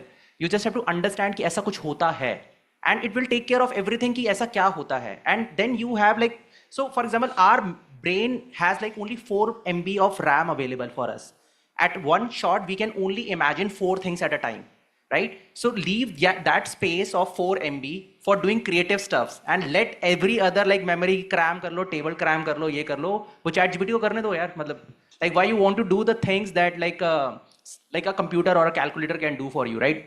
Think about like more creative stuff. For example, I think Srinivas was saying this thing in real estate, like where we are present, brochure designing, right? So 50 pages का brochure बना सकता है marketing वाला 5,000 रुपए लेके, right? हम कहते हैं कि हम उसको एक click में बना देंगे 7 seconds में. तो वो पूछता है कि अच्छा फिर मैं क्या करूँगा? Point is नहीं कि तू क्या करेगा? Like point ये है ही नहीं. The power that we are adding is like I can create a brochure for Vaishnavi, I can create a brochure for Adarsh, I can create a brochure for Parul based on what they want, not what I want, right? That is like how, but that creativity has to come from somewhere. मेरे को ही बताना पड़ेगा कि आदर्श के लिए क्या बनाना है, right? but बनवा मैं किसी और से सकता हूँ, right? So just use them as like your vendors, your tools for day-to-day life, and then your life will be augmented. Like, so I think that is. Does I able to answer your question? Okay, thank you. क्योंकि यार जब मैं college में question I was, and Neil, I'm sure you also want to add, but you know, that's where the division of roles have to happen. AI is your manager to do the first draft. Okay, the first draft. And then the creative elements, the improvisations of it can only come from human brain. And therefore the two together is the perfect combination. And in consulting and advertising firms, the conversations that are happening, and I'll not name the organizations, I'm not allowed to, is that how much of our productivity can be saved once we use, AIs or open AIs as first draft options. And then the human intelligence come and improvises it with better, copywriting, better creative, better narration. So, right, like Neil was saying, it's important to use it as your sub-junior, but then add over it, the final output is much better. And there's one point which, I generally talk to lots of students, and then everybody asks me that, okay, because we watch the Instagram reels and watch videos in YouTube at a 2x speed, our attention span is very short, right? And then people are looking for the solutions, especially younger generation. They're looking for a solution how I can increase my attention span. The problem is that what we are trying to do is, because we are so overwhelmed with the information, we try to keep everything inside. We try to read as much as we can. We try to watch as much as I can, and that is where we go wrong, because we, as Panchil mentioned, we have a very limited, standing memory. So what we have to do is, the panelists before us, they talked about it, that what all you need to know is, do you know how to ask the right question, and use the AI as a tool to get the answer when you need it, rather than asking questions whole day and watching hundreds of videos and not getting anything out in return at the end of the day. I'll just add something, and I beg to differ from what the panel says, or my fellow panelists have said. It will kill creativity. So when you say that if AI is there, with their mind, and sweetheart, you can sit down, you don't have to stand. It will kill creativity because it will not allow you to think, because everything is very readily available, but that's how it's going to be. And that's how, that's what's coming. So how do you preserve your creativity in the face of something which is available there? It's as simple as saying that, okay, I want to have better focus, I want to have better attention, but I also have social media. So it's a balance that, you got to strike. One valid point which Parul said is that use it as a sub-junior, which basically means that, when you are kind of doing your stuff, don't rush to it for anything and everything. I mean, when I keep telling my team, please don't write emails using ChatGPT. They are so impersonal. They are so dry. It is like right out of the mouth of a robot. You just cannot decipher whether, what the person's sentiment is, because it's very, very, transactional. It is completely devoid of sentiment. So yes, it kills creativity. When I am writing an email, there will be certain words I use, there's a certain tonality I have, there's a certain way I handle things. It is just going to kind of, take all that out of it and just put the facts into place. So there is definitely an element which will take out creativity. You'll have to figure out that balance yourself. There's no direct right or wrong answer to this. Thanks a lot for this question. I think everybody in the panel got energized by this question. And thanks for this angle you brought in. I think it was brought up in the morning. We have to remember consciousness is what makes us, and creativity. And we have to remember stuff like meditation, wellness and all these things. And it is scary. Let's not, while we are trying to defend AI here, I would like to thank the co-panelist for bringing this angle. Let's also not discard that it is scary, and rely on these methods, the traditional methods, meditation, etc., to be connected with yourself, right? While these technologies are intruding, they are trying to overtake you. for you to identify and connect with yourself is much more important today. That's what I wanted to say. A very different view on this. An observation, as you grow in your career and you start dealing with senior folks, I've worked on some government projects as well. The expectation, the shorter the patience and the shorter the answer.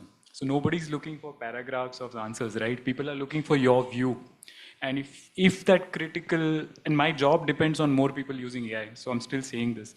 If you don't build that critical, thinking muscle, you will struggle, right? So the ability to understand, summarize, and not the summarization of a large PDF into a paragraph, right? As in, what can you draw out of it?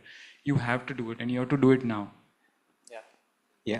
I'll just add one global angle to this. See, we are talking about localization at different country level. Okay, let's assume you have 15 to 20 different problems. Let's say buying a house, buying something. Okay, so now that everybody in the world has a capability to become localized inside Pune and talk in Marathi in front of me, correct? You have to think about which are those top 50 companies that are going to win in the world. And it is not about, so the speed matters over here. Yes. Okay, this is going to really move very fast. Somebody who has done something in some, let's say, South American country can come over here with a solution in my local language. And it can be better if it's the best in the world, they will be able to sell to me. So this is going to be a tough game.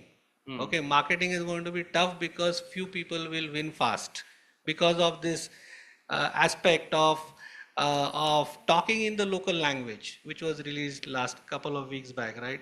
Now the APIs are still getting released, but as that improves in the next year or so, as different videos are getting presented to us, whatever basic problems most of the people face, I think few companies will win and we'll have to figure other things out. So it's not going to be like so many local companies selling in the local market. Yeah. So I think you raised this point of consciousness, right? I think consciousness is very important. Like where exactly you want to reach. Like, so I'm a movie person. So whenever someone talks to me about AI, so I just bring in Iron Man. Like Tony Stark, Iron Man ban sakta hai, but usko Jarvis chahiye, right? So like AI is like that Chat GPT or Open AI or like whatever, like Med Gemini for that matter, is like that Jarvis. You guys are Tony Stark. You want to become Iron Man, use that Jarvis and become Iron Man, right? Like Jarvis cannot become Iron Man unless Tony Stark is there. So the entire consciousness is you, and these are all the tools that are available for you to scale yourself up, right? And that is what it is like, and that's how AI is defined for me. All right. Absolutely. Last Absolutely, comment. Yeah. All the panelists, actually, whatever they said, absolutely right. And it's coming to the same point as well. Definitely, human interactions will never go. Just to give a very practical example, okay, I also start using in ChatGPT's Copilot, especially the Copilot, because it's a Microsoft brand. Initially, I started using it, and it was awesome. Okay, the kind of emails actually it can able to give it as awesome. I was pretty happy. And I started using it. Students, this is for all of you and everyone. And after some time, I could able to see that actually, there is no zeal in it actually, what it is writing. And more than that, I could able to sense it. Oh, this guy is also using ChatGPT now, or Copilot. Because the kind of how it is articulating, you can able to sense it. Oh, this is not he, actually, it's a Copilot. Then the things have been opened up, actually, no, something is not right. Actually, I am losing my own, okay. Then I started another trial stating that, okay, this how we can able to shorten this. That was giving it very well. Then I realized that actually, so no, our creativity cannot be replaced by a ChatGPT or the Copilot or any of the AI tool. As you rightly said, everyone rightly said, we have to be very clear on what we want. It's a machine. We should not forget about it. And it is not that actually, we are a prompt engineers, we need to prompt it. No, actually, no. So AI is awaiting for a prompt. Okay. It is prompting us, stating that, actually, hey guy, you tell me, actually, what you want. Okay, that we never forget about it. What we want, how we are asking it, that itself is a creativity. Rest of the routine job, whatever is the duplicacy, let it handle it, not by us. Okay, that's what. Thank you. And one thing which I realize is, like, if you put 7, 8 marketing people in a group, they can talk for weeks without getting tired. I think with that, we are way ahead of our time, so I like to. No, I mean, if there are wrap-ups, anybody wants to do, you're free to do them.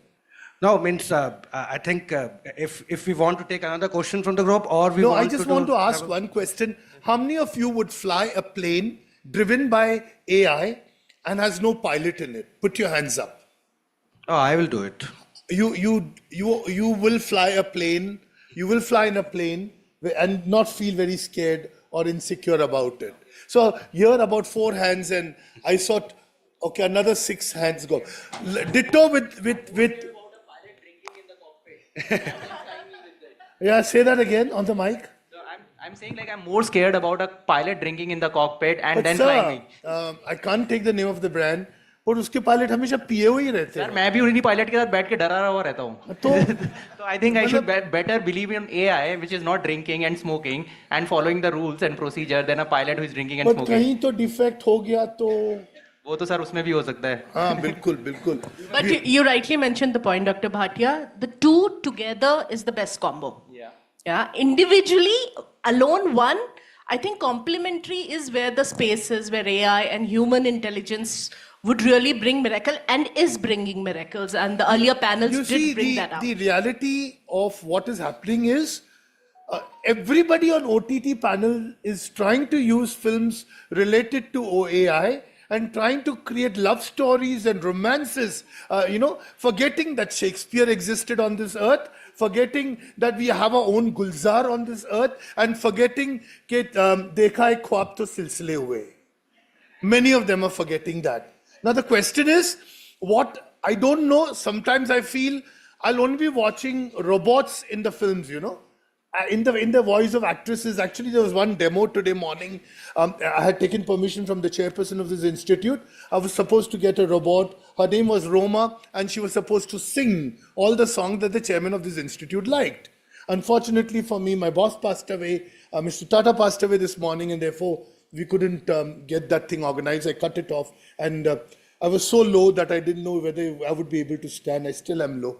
But Alok, I want you to say a very special thank you. You want to come up and do it, Raji? Okay, what are you eating? And you haven't given me lunch as yet. Come here, go. Dekho Vedant. Come. Huh? Chaliye. I must say that it was a wonderful panel. Oh, mic pe bolo yaar. It was such a wonderful panel. The content and the contribution from each one from you was absolutely fantastic. Thank you very much. Liar. We can take your questions outside, in case any more questions. Chalo.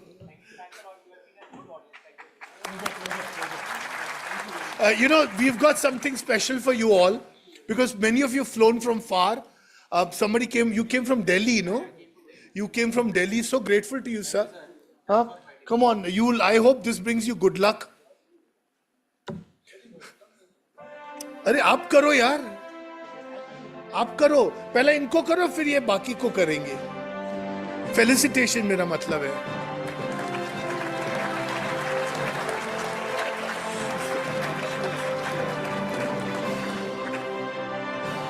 I make people laugh. I was a boss.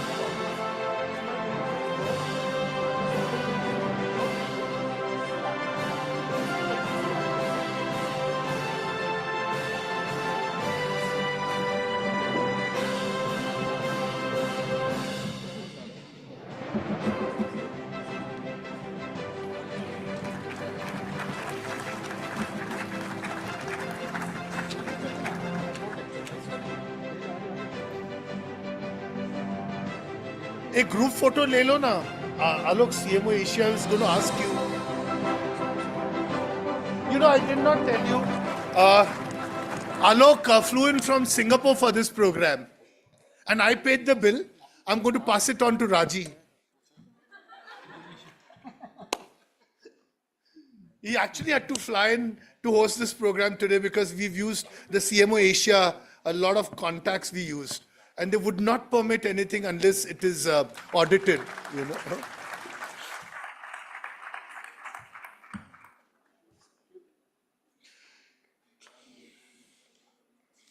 The next two panels are a little short, but they are beautiful, you know.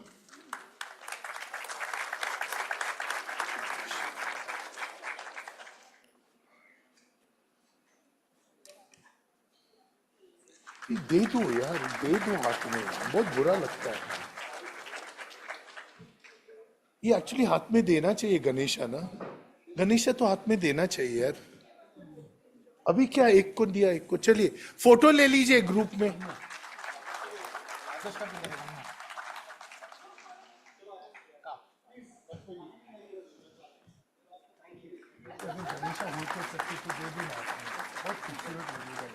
जाओ ना, गणेशा दे दो ना.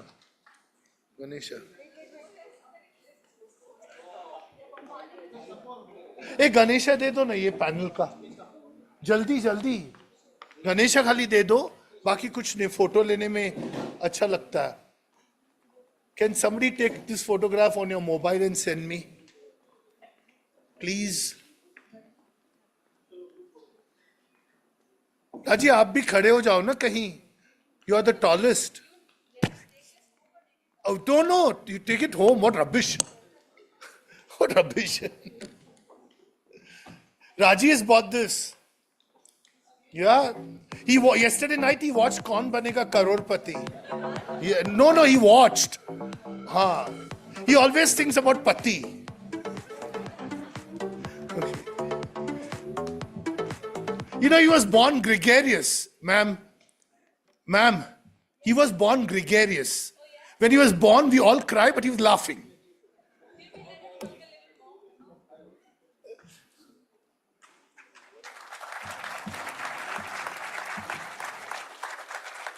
Thanks to the women who are doing AI, we need more of you.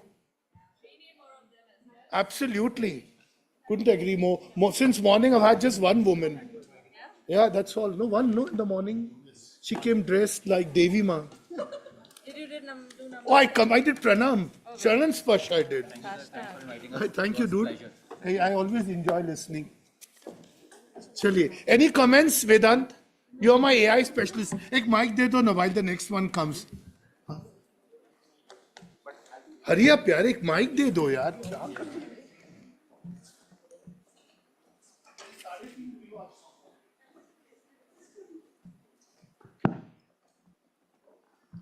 Hello. No, it was definitely great to see the Sir, insights. look at the camera, no? That's better. If you look at me, I look very ugly.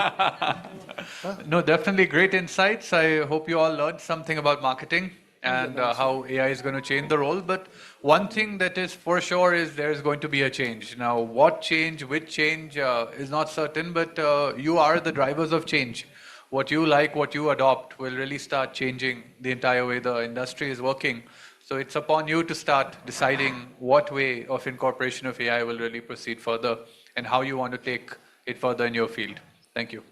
Thank you, Vedant. Okay, Alok, the next panel, which has HR angle or, HR angle. Wow, I'm dying to hear this. All right, Vedant mentioned change. So we are definitely going to change the entire demography here on stage. Pallavi Sankhe, the founder of Curious Catalyst, is going to moderate it. Pallavi. Hi. Joining you is Jayashree Benjamin, Head HR and Admin of Amrit Software. Preeti Ahuja, Strategic HR Leader of ex-Atlas Copco.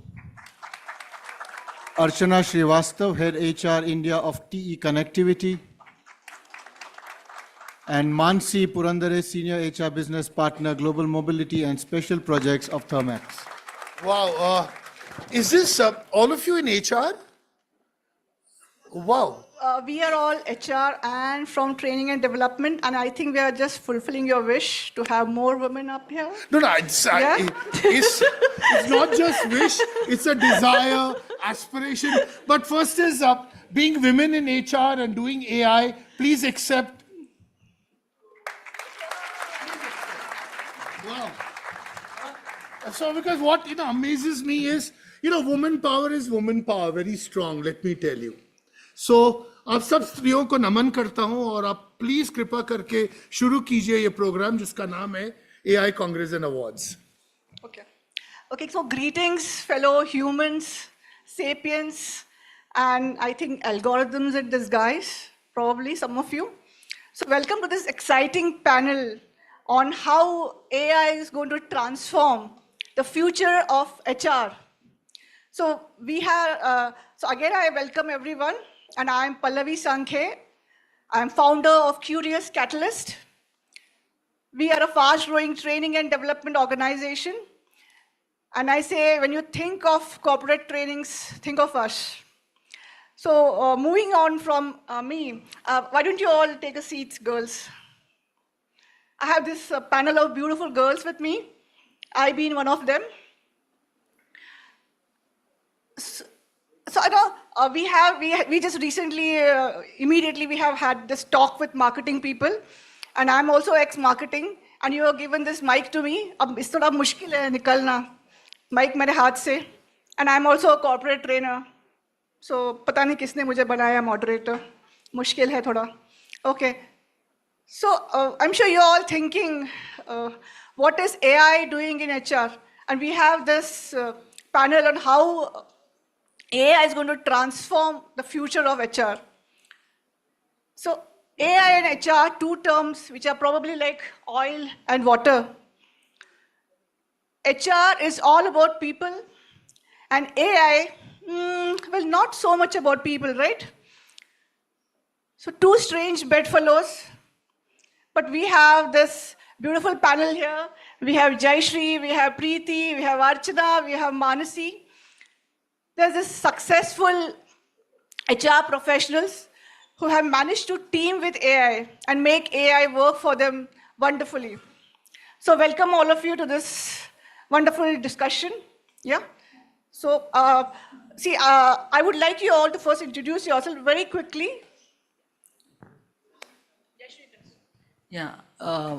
Good evening. I think we are past 3:30. So good evening, everybody, and thank you, the AI Congress and the Indira Institute to invite us. I think we've already given our introduction to Asif.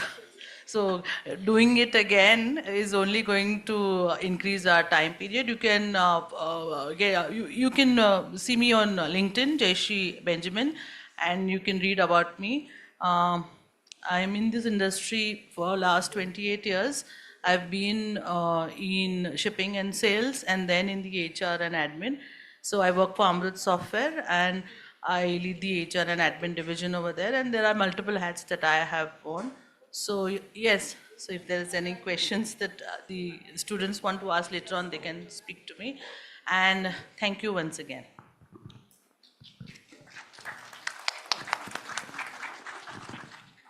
Good afternoon, everyone. I am Preeti Ahuja, having 2 decades of experience in HR profession. Majorly, I worked in manufacturing and engineering organization like Larsen & Toubro, Emerson, Lear Automotive, Alfa Laval, and Atlas Copco. I am a panel member in CII and a mentor for Niti Aayog. Thank you so much. Pleasure to be here. I think still it's good afternoon, right? So good afternoon all, and before we introduce ourselves, I think a big round of applause to all the students who is bearing all that, this panel discussion. I think starting from 9 o'clock, so a big round of applause to all of you. Okay, and we will try to make it as interactive as possible so that our first and foremost try would be that we don't bore you, okay? And about me, I'm Archana.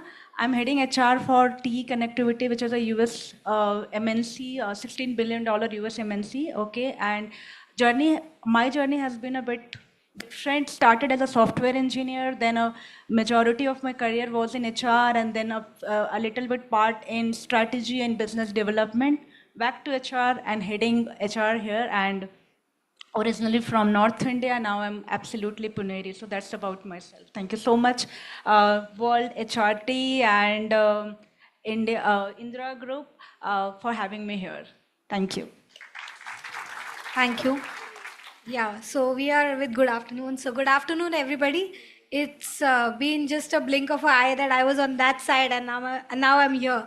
So it's been a decade of experience that I have in HR, and I started my career specifically in employee relations. And I was very keen to be on the shop floor, understand, how unions work, how unions function, how workers have a setup towards where the actual value addition happens, and then slight shift to the HR function, then taking over as a well-being expert, and then now currently handling the global mobility piece for Thermax. My experience has been in Thermax and majorly in Mahindra Automotive and also PwC. So yeah, just reminding, keeping the word of my panel, will not bore you, and definitely will answer the core questions that Pallavi will put across. So over to you, Pallavi. Okay, so we are going to follow a traditional panel format wherein I will be fielding some questions, some common questions to all the panelists. So the first question is for all of you. If you look at the horizon of upcoming 5 years, where do you see AI in HR? How do you think AI is going to transform HR?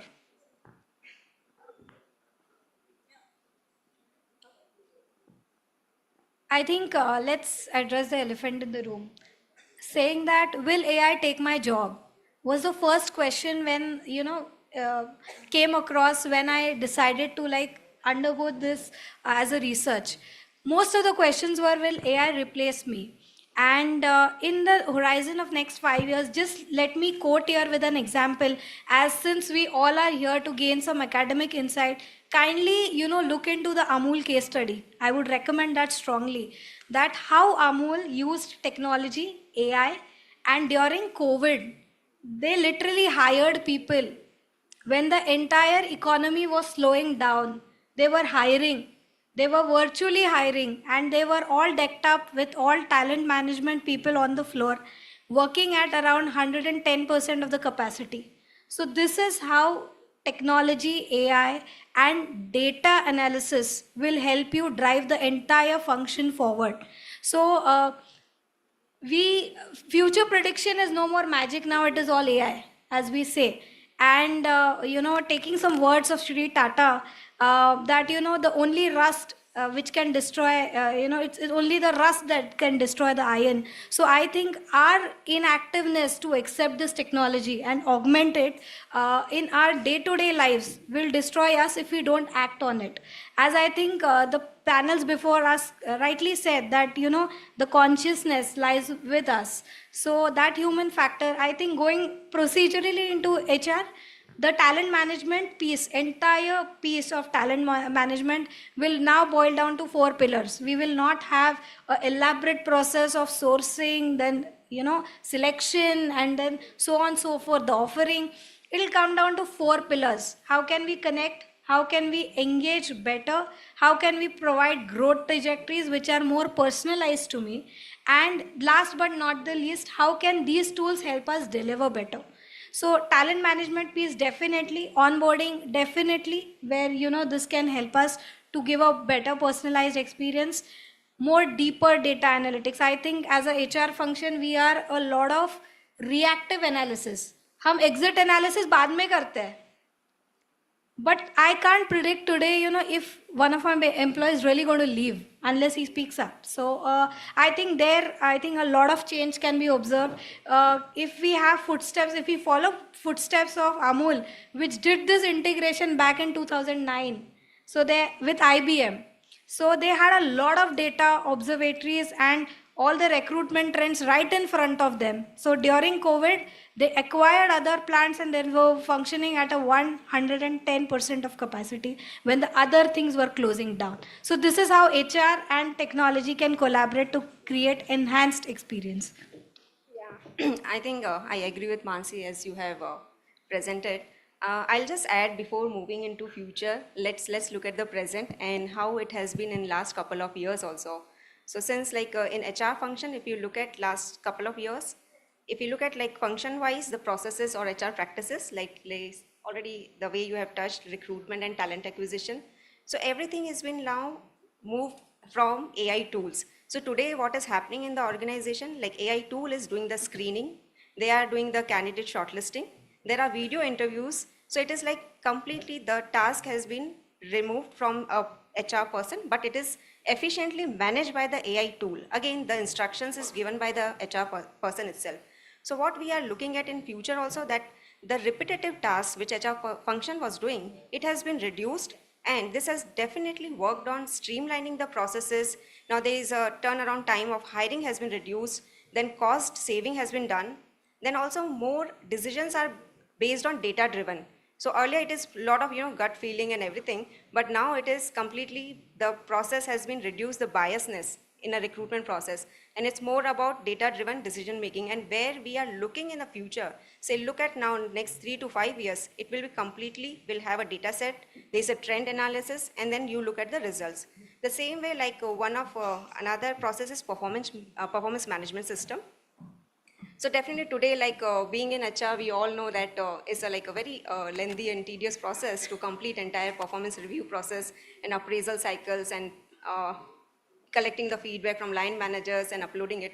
But now with AI tools, it is like, again, AI tools is making it personalized employee feedback. So what they are doing with having a data set of employee, they are giving the performance review feedback, and that is helping for an individual to look for their training need analysis as well. So as an individual, I get a feedback on my performance. At the same time, I get, these are the trainings suggested for me, and this will help me in my future career growth. And that is what is future we are looking at, that lot of day-to-day activities which we are doing it, now it will be reduced and efficiency will be increased. Yeah, so to add on to this, I can say that in the traditional method was very different, where to come to interviews, people had to come to office, and then there has to be documentation, and then you have to review, and then there's a lot of time. So all this has reduced to a minimal. We've done campus recruitment where we did not have to go to the campus. We just had to fill in our data, and the tools used to take the test, the aptitude test, and we used to get the marks and all marks, and then that's how the candidate was shortlisted and the best came in. So in 5 years or whatever, we are going to have the best of people. Like there won't be any biasness, because the tool is not going to look at who is what. And the HR is going to have much more time to do strategic planning. So that's where we are going to get better performers, hire better talent. If you hire better talent, they're going to do better for you, better for your organization. That's where I think that AI is going to do a good job. But it's the human resource which has to use AI. So without human resource, the AI is not going to function. So human resource and AI go hand in hand. That's how Mr. Ahluwalia said that it's you have the opportunity, and it's now. Human resource is going to be more strategic, more fruitful in the coming years, and there's going to be a vast different. Traditional methods have gone, and we have evolved with all that. So it's going to be a good growth. That's what we foresee, and that's what we're doing, and that's what we're practicing too. So I think most of the things got covered. My last 2 cents. So the life I'm leading as of now, right? So everybody has said that what can be, automated or transformed with the help of AI, and what is still which cannot be, at least as of now, I can't foresee that is getting replaced. So I don't know how many of you belong to HR, the student group. So in my organization, what we have done, we have categorized the entire HR department in 2 parts. One, we call it HR business partner, okay? And the other, we call it HR solution partner. And it has already happened 2 years back when, the AI was not that much a buzz, okay? And in the interest of our students, that what does HR business partner do? In nutshell, what they do, they actually see the business trend. They actually see where the business is growing, what are the challenges of business leaders, and what kind of intervention they bring to enable the business. So that is in nutshell HR business partnering role is. The other part, which we call HR solution partner, it's nothing but bucket of all kind of HR transactional work or operational work. I think the rest of the panelists have said, be it talent acquisition, be it processes, systems, policies, total reward, and then all n number of letters which the conventional HR used to print throughout the day, and we used to call ourselves very proudly that we are doing HR. Okay, and at the same time, if you know, in the kind of situation India is, in a very good situation India is, where we being the best cost country and the hub of a good talent force, huge talent force, most of the businesses are getting transferred.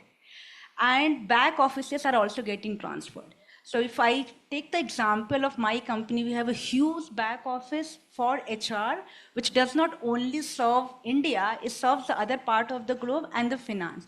So AI will be impacting that. So at any given point of time, when we are comparing these two vertical of HR business partnering and HR ops, anytime HR ops is at least 4 or 5 times bigger than the group of these small business HR partners. With the help of AI, how the AI will transform, and we are in that journey already, that this entire army of HR solution partner can be led very, very efficiently with the help of 2 or 3 expertise and lot of AI. So that's how I feel that it will be bringing up to us, and that will further add on the intelligence of HR business partners and business leaders and HR leaders to act even more efficiently.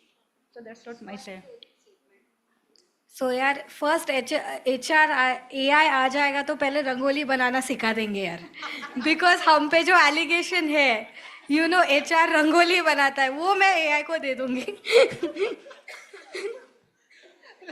That was too good, Mansi. So, yeah. In fact, we were discussing about this while having lunch. HR rangoli banana kab chhodega? Chhod dega, chhod chuka hai. Yeah. So I understand that data is going to be the king.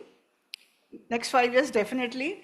Secondly, the banal tasks and the mundane tasks are definitely going to be relegated to the back seat, and strategic thinking is going to take over, right? Okay, now I have personal interest in the next question because it has to do with learning and development. So my question would be, again, how would AI be revolutionizing this field? And what are the potential benefits of doing that?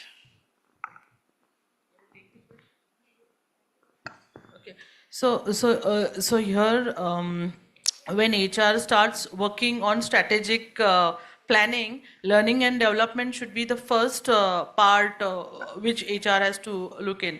So when you do learning and development, you have so many learning and development AI tools which will help you to shape your organization, skill build your organization, and you can also see the gaps.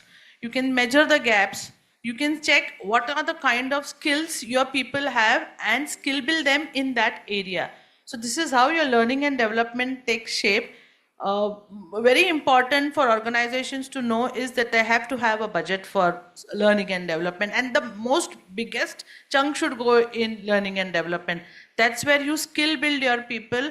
When you skill build your people, they are going to act and work smartly. They will work hard, but they will have to work smartly. That's where you get skill build. There's so many tools. Udemy has come up. You have Udemy who's upgrade. There are so many other tools. So we have done a few of the certifications from all these tools, and it really helps you. So learning and development is a very integral part. That's how you're going to retain your workforce and skill build them. Skill building is the most important part of HR. No, thank you so much.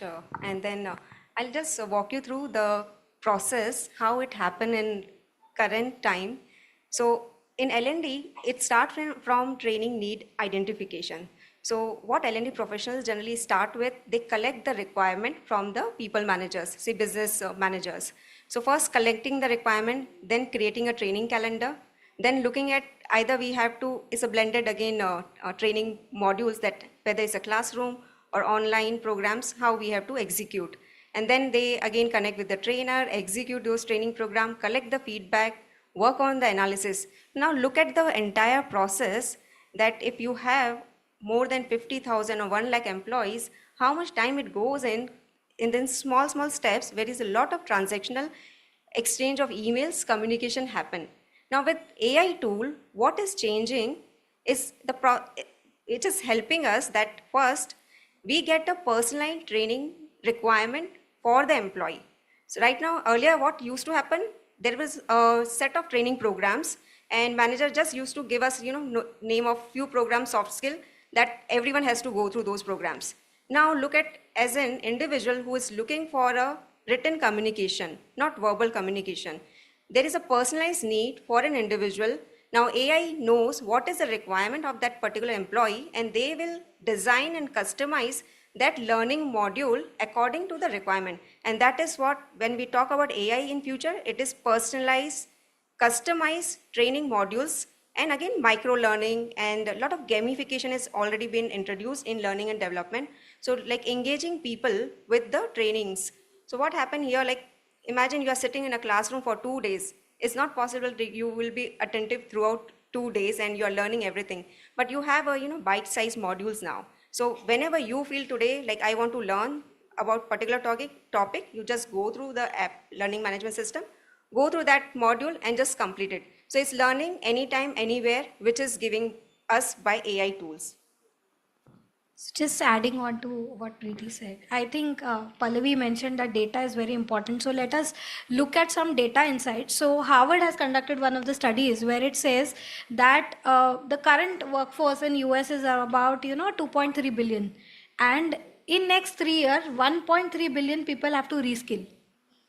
So see the magnanimity of the number, and if Preeti has given a process, if we decide to follow that process, many of the people will lose their jobs because we are not up to date. So the numbers talk for themselves. How AI will help us. So a lot of technical insights have been given, but from HR I have aligned that there are 9 typical AI models. So ChatGPT is nothing but a generic AI that we have, but there are super intelligent AIs as well that which we are not aware. There are 3 particular areas where HR can use these models, and I think with the personalized learning they're already using the modules. Something known as a theory module, the self-aware module. Imagine, and also let us come down to very basics. Let us go down to our kindergarten. Have you observed that in your classes you had pictures drawn on the wall? The teacher used to also recite, and there were some tools where you used to do and learn it. Okay, so my learning idea can be a very different idea from Pallavi. Maybe Pallavi is a very visual learner. She remembers that the poem through a wall. I remember it when I recited with the teacher. Maybe Preeti does something and then relates it. So our learning styles are different. We should understand that we sitting together in a class doesn't make that everybody learns at the end of the class, and every story doesn't have a moral. So we were force fit to learn in a certain way. But now I guess with AI coming up, we understand. How many of us are self-aware here that how do I learn? Are you aware about your learning styles? Okay, that's good to know. That's good to know. If you know that, how do you learn? I am an auditory learner. आप मेरे को बहुत pictures दिखा दो, जल्दी जल्दी दिखा दो, नहीं समझेगा. If I sit down and listen to a podcast, I get it immediately. Okay. If Pallavi gets a gamification, she understands the concept immediately. Okay. And for Preeti, it might be some presentation comes up, she relates to it. So I think AI will help us there. It will help us personalize our learning. It will help us track our journeys. We get demotivated in the learning. As HRs, we were speaking that, we talk about learning of the entire, of the population, but we forget about ourselves. Okay. So self-paced learning, it keeps us on track. It gives us a lot of valuable insight on how we can apply this. So I think that's where AI is going to play a major role in personalizing the learning. Archana, yeah. So before I try answering, I think Pallavi, you are founder of a training and development desk. So the Right. first thing is that no matter how much AI comes, when it's come to personally standing and delivering, that is not gonna go. I'm counting on it. And secondly, if I go to the audience, okay, just imagine that you are an employee, you have joined a corporate and you are an employee. And whom would you rely the most will know your training and development need or what is exactly needed for you much more. The one, I mean, any HR or your manager who interacts with you, occasionally, or somebody who knows you in and out, in the sense, what is your career aspiration, what's your dream, what's your goal, what is your area of improvement, what you are good at, and then accordingly having your development plan. What do you think that which one will help you more? And don't make me realize that I'm sitting, among AI ropes and all. Make me feel that I'm sitting with humans. Anybody would like to answer which way will be helping you, which way you will rely more that can give the better development? The one who knows you in and out, or the one who interacts with you occasionally, seasonally, once, twice in a year? Thank you so much. And that's exactly in our company, and that's none of the, I think all the, co-panels have spoken that there are many tools which are available who's helping. We have a system, we call it Navigate. Okay, it is again in-house TE developed, application for TE employee itself. What exactly it does? It's a very user-friendly. If you are an employee, you just key in each and everything about yourself, right? What is that your dream, your goal, your journey so far has been, your area of improvement, your development, what could be, what exactly you want to, be down the line. Based on that, what exactly it does, that what all are options available for you within the company, right? So, for example, I spoke about my journey that I started as a software engineer, so a little bit of experience there. Then HR, very diverse experience in HR. Then I have been in strategy, I have been in business development also in the global role. If I key in everything and that what all I am good at, so that Navigate will say that, Archana, you have these 3 or 4 options, and for achieving one, these all are your development area. And not only with this, because the entire data is there, it's absolutely powered by data, it will also help me telling that these are the mentors who are good at where your development area is, you would like to interact with them and gain some, again, gain some insights which can help you. So that's how a very, customized, again, human-driven, but AI we have, and that's how it is helping in our training and development, Pallavi. Just want to add one, again, real-time example. So in Atlas Copco for mentorship program, so again, we are using an AI tool only. So what happened, like, we collect the mentee and mentor nominations. It goes on a tool. So we use Glint as our platform. It goes in a tool. They only match based on the requirement and the mentor skill set. And they give us, again, who will be mentee for and who is mentoring for the mentee. So that has already been used now. If I can add a little bit to this, we are very much into soft skills, public speaking, and also there are so many requests to give few tips here and there. And number one tip would be, it cannot be learnt in 2 days, 1 day, which is what the HR usually wants us to somehow manage to make people experts in 2 days time. So again, I'd like to add that we have this thread of AI in almost all our training programs. And there is a tool called Orai, which is a very popular tool for public speaking. In fact, it will help you with voice modulation. It can correct your tone, your cadence, your intonation. So essentially, it is like a coach, because I cannot be there or my team cannot be there 24/7 to coach you. And also, mind you, though it is there, though that Orai is there, it cannot replace human audience. That is one thing that cannot be replaced. So, okay, these were like great insights. Now, moving on to engagement and retention. We've seen that, I get these flyers in my email box all the time. hire seamlessly with AI, hire diverse teams with AI. So obviously, a lot of hiring and recruitment is happening with AI. Now, how do you engage and retain them? That would be $1,000 question. And how would AI help you do that? So I'd like your insights on that. I think this time I can be the first. Yeah, sure. And the reason why, because actually I'm living that journey, okay, and I'm in the middle of implementing a system, and we will be naming it CLO. When I say CLO, Chief Listening Officer, and not Chief Learning Officer.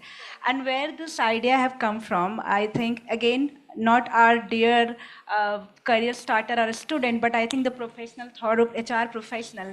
The one of the vertical is that engagement, right? So any big, small, multinational, Indian MNCs or global, there is one function which we give lot of emphasis on is that employee engagement. And the traditional process is that which we are doing and we can't skip as of now, that we do annually a survey, maybe, and generally it is annually. After doing the survey, we gather the result, we share the result, we do focus group discussion, we involve employees, and then we say that, oh, these are the action planning. And then accordingly, throughout the year, HR, business leader, everybody together, they try implementing those actions so that your score becomes better, so that, our employees are more engaged.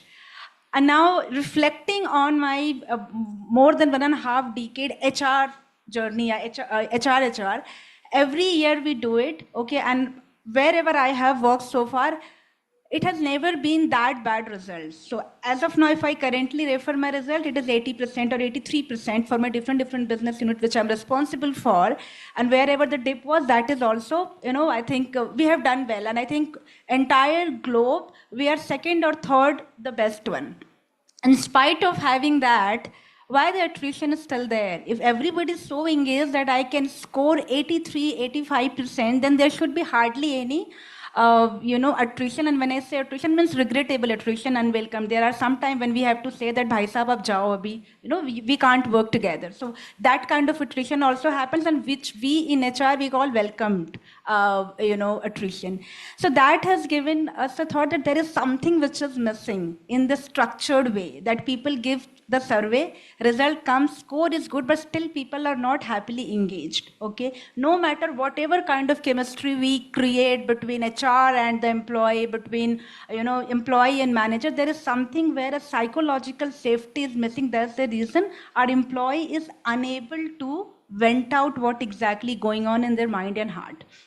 And that's the reason this idea to me of listening officer have come, and that's the reason we are gonna implement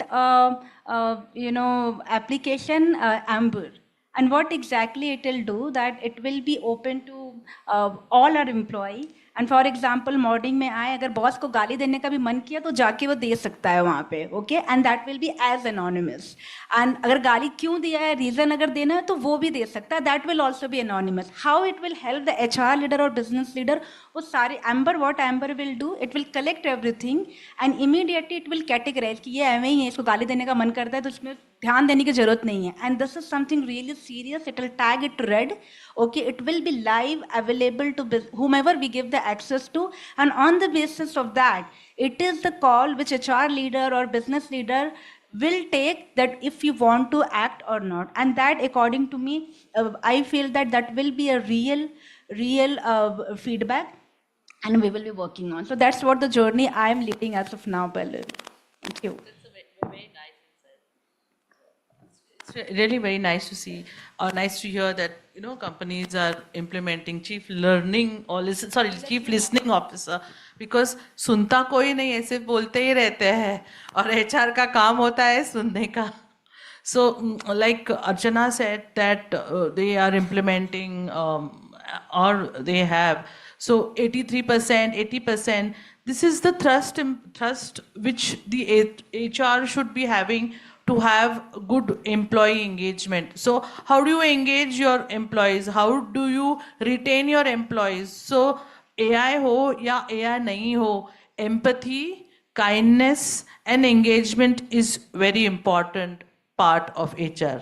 I hope my fellow panelists are agreeing with me. So when you have empathy, when you have kindness, you will you don't have to put yourself in your staff's shoes, but you have to listen to them. You have to be kind.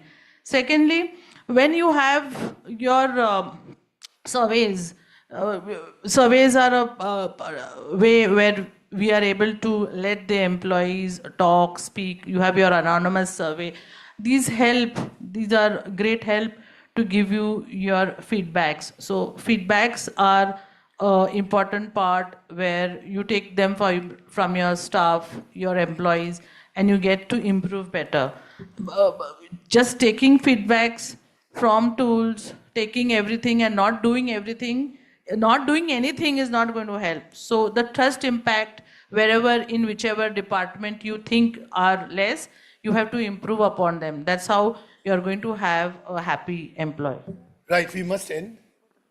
Thank you so much. No, I mean, is there,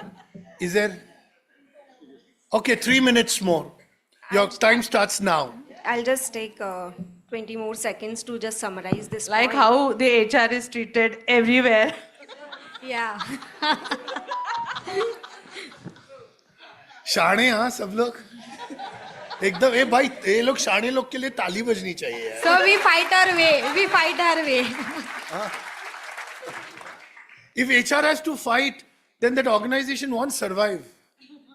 HR must be most respected. Completely dignity driven. 1 minute gaya isme. Yeah. just to summarize this point, as we are talking more about the AI and future of HR together. So in employee engagement or retention, one thing what we have introduced is predictive analytics. So when retention we talk about, it's more about data again. How we look at the trend of last 5 years and behavior of people, where we are looking at a risk, where people are looking for job switch because of, again, multiple reasons are there, like career growth or job enhancement, there are compensation, there will be multiple reasons, but it gives you directly results, and then you and your business manager can work on the actions. So again, retention can be done through predictive analytics. And another, the employee engagement, as rightly said by the panelists, but one thing is centimeter. So what happened, like we do employee engagement survey, pulse survey at each level, like there are multiple touch points of an employee journey in the organization. Everywhere we do a survey to check whether to collect the feedback and take the corrective action. But centimeter is more about, again, a personalized feedback and customize their solutions. So then person feel engaged, or belongingness comes through that they are engaged with the company, but they feel also valued in the organization. So Pallavi, just one last thing I would add. So engagement now, when I talk to, especially you guys, if you come up to campus, one of the major question they ask us is, okay, you are asking why I should hire you. They ask us that why we should join you. Yeah, that should be the sentiment, and that's where engagement plays a role right from beginning. And also, well-being of the employee is one of the highest thing which I think engagement skips altogether. So we had launched an app which could tell me that, with, for example, it records your walking steps, everything. And it comes to me saying that, the top 3 areas of concern in your female population is insomnia. In men, it is gastric diseases. I am not joking. And we had sessions dealing with people because, to be very honest, we lost a lot of people due to heart attacks post-COVID. And it was an alarming call that we had to step up and do something, but we didn't understand where to start from. So this is a, starting journey. And when, students or candidates ask us that what are you doing differently for us? And engagement comes with, of course, the growth trajectory, personalized learning, your aspirations, personalized onboarding. It comes with your well-being being first. So I think AI is very collaborative in that phase. Do we have time for questions? No? Okay. So it was wonderful to be here, and it was great to be with all you people. Yeah, I will not take any more time. Thank you.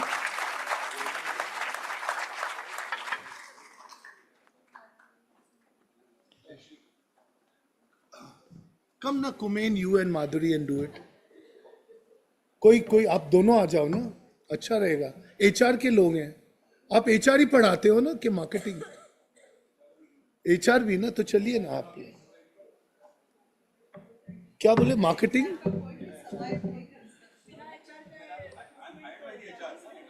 अरे बाबा, चलो देवियों चरण स्पर्श करेंगे भाई साहब आपके।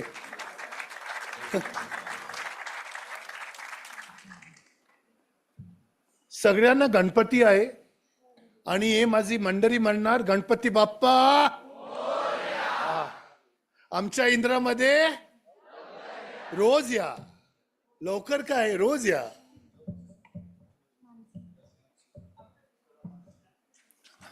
There are 6 women, no?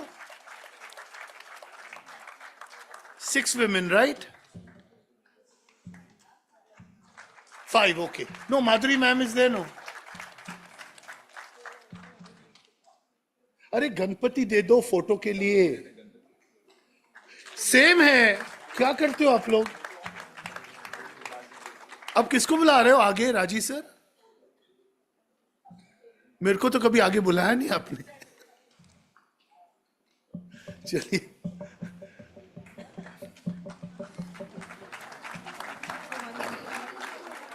एक रह गया क्या गणपति? ले लो.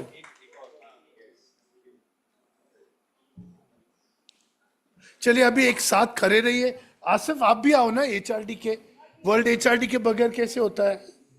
आसिफ आइए. आसिफ नहीं बुलाया ना, वो गाना भी गा रहा था, तुमने बुलाया और हम चले आए. हाँ? अच्छा ऐसा है. आई थॉट तुमने बुलाया हम चले आए ना. चलिए, आप मुझे कंफ्यूज कर रहे हो. हाँ चलिए, last panel. Alok please call them, align the chairs. Last panel. How many chairs needed?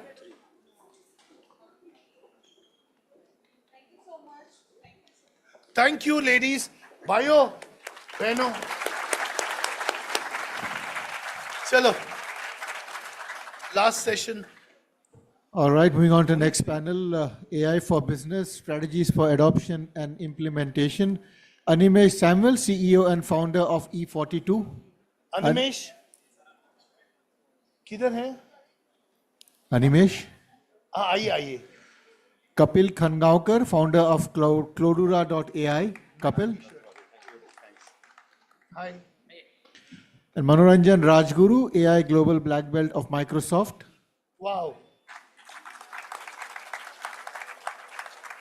हो गया? All right, you guys have 15 minutes. No.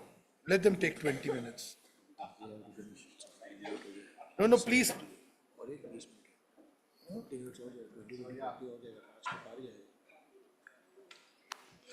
Very good afternoon, everybody.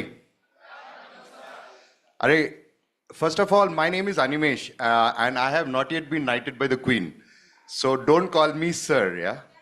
So when I get my knighthood, please feel free to call me sir. Till then, I'm just Animesh, yeah?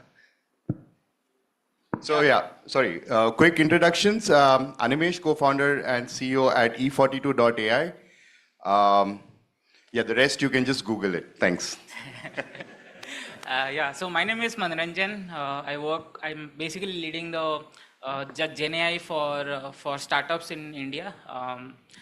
I feel deja vu when I sit here and when I see you guys back in 2012 or 11, I don't remember, but I was there in your place. I think Microsoft came that time, and I was just wanted to was kind of dreaming of how do I join and how do I sit there. Since I see you guys, I really feel, everything is possible, and looking forward to have a interactive sessions with both Animesh and Kapil. Yeah, thanks.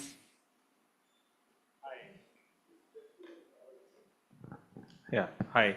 My name is Kapil. I'm the founder of Clodura. We are actually a sales intelligence platform which helps sales guys find out their customers much easier and faster. Looking forward to have a wonderful discussion with you guys. Thanks.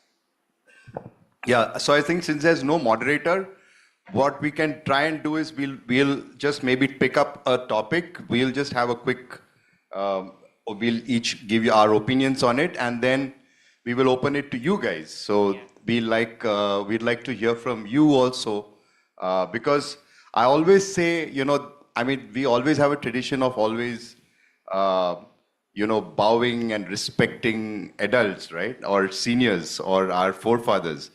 But, but I always say we have to respect everybody. And if at all there is an option between forefathers and children, do it to children, because, you guys are any day much, much smarter than what we were at your age, right? And it's going to be that way with the next generation also, right? The kind of exposure, the kind of knowledge that you have, is not something that definitely we do not have at that age. And I don't think a lot of it we still have at this age also, yeah. So I think, any you want to add to that? No, I think absolutely right. I think the trend is changing as we see. Like for example, for me, I came to know the word AI or machine learning when I came into corporate, right? Even like after like 2-3 years of it. But right now I see like students children like at the age of maybe 8 or 10 are now doing AI, right? I was just watching this video, people like doing coding with that new tool called cursor.ai. So I think things are kind of really evolving. So yeah, like having sessions like this where student will interact with what's happening actually on the ground. It changes the whole way of looking at AI and with generative AI specifically. Yeah, so let's start then. I think the topic is adoption of AI in businesses. Am I right? Yeah. So I'll open it up to you guys. So you've heard a lot of panelists today. You've seen a lot of, I mean, I was there for the last 2 sessions. It spoke about AI in HR. It spoke about AI in marketing or localizing marketing content and stuff like that. And I'm sure there have been other sessions from morning. So anybody want to tell us, or just maybe 1 or 2 sentences on what you understood of one of the adoption or how AI is being used in enterprises today? Anybody? After all, I mean, you've had so many sessions. You can just say, maybe in recruitment, we heard about a speaker talk or anything like that. Yeah, please go ahead.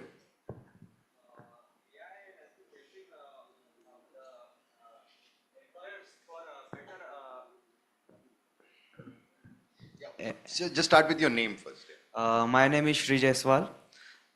So the AI has been helping the companies for better data analysis, and it's also been helping HR for to categorize the candidates for the applicants for companies. Okay, so good. 2 applications he said. One is data analysis, and second is helping HR with selection of candidates. Anyone else? Anything else? Yeah, anything else? So I want to talk, my name is Shruti Patil and I want to talk about AI in HR.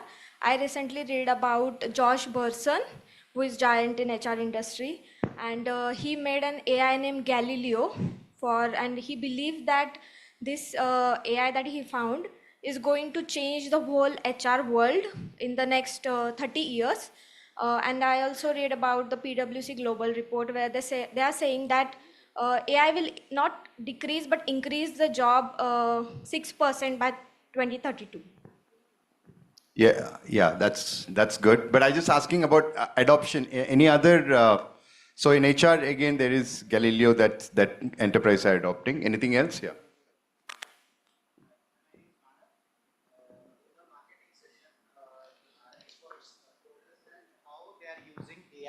For hyper customized and targeting, localizing and hyper customizing the ads or branding regarding to small areas.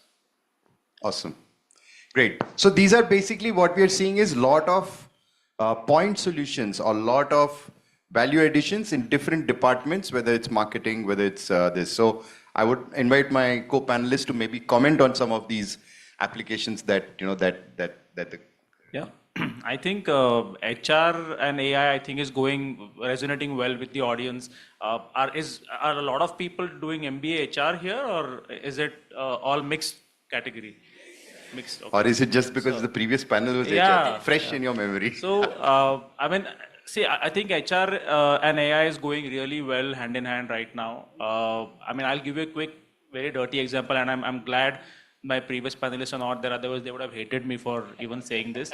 But I have an engineering background, and I started my company 10 years ago. And I had 2-3 years of Java experience earlier, but we wanted to hire people in Python. And I had already left coding much before that. I had moved into sales after that. So I had no real knowledge of what Python was doing at that point in time. So all I did was, when we scheduled interviews on a Saturday, Sunday, I opened my laptop and I typed top 10 Python questions for interview. And I was only looking at questions, and I was only checking how confidently the guy is answering the questions. I had no clue whether it was right, wrong. There was no time to see that. And it was the worst way to take interviews and hire people. The good thing was, at least 90% of those were still got through. But today, if you look at it, you have applications to do that. You can actually conduct interviews using Gen AI. You can tell them, okay, ask, let's say, Python questions, or ask any specific questions to this guy. It will listen to the answer. It will rate you on top of that. And then you can decide, okay, go deeper into this question or take another topic on the same field. So you have all of those options available these days.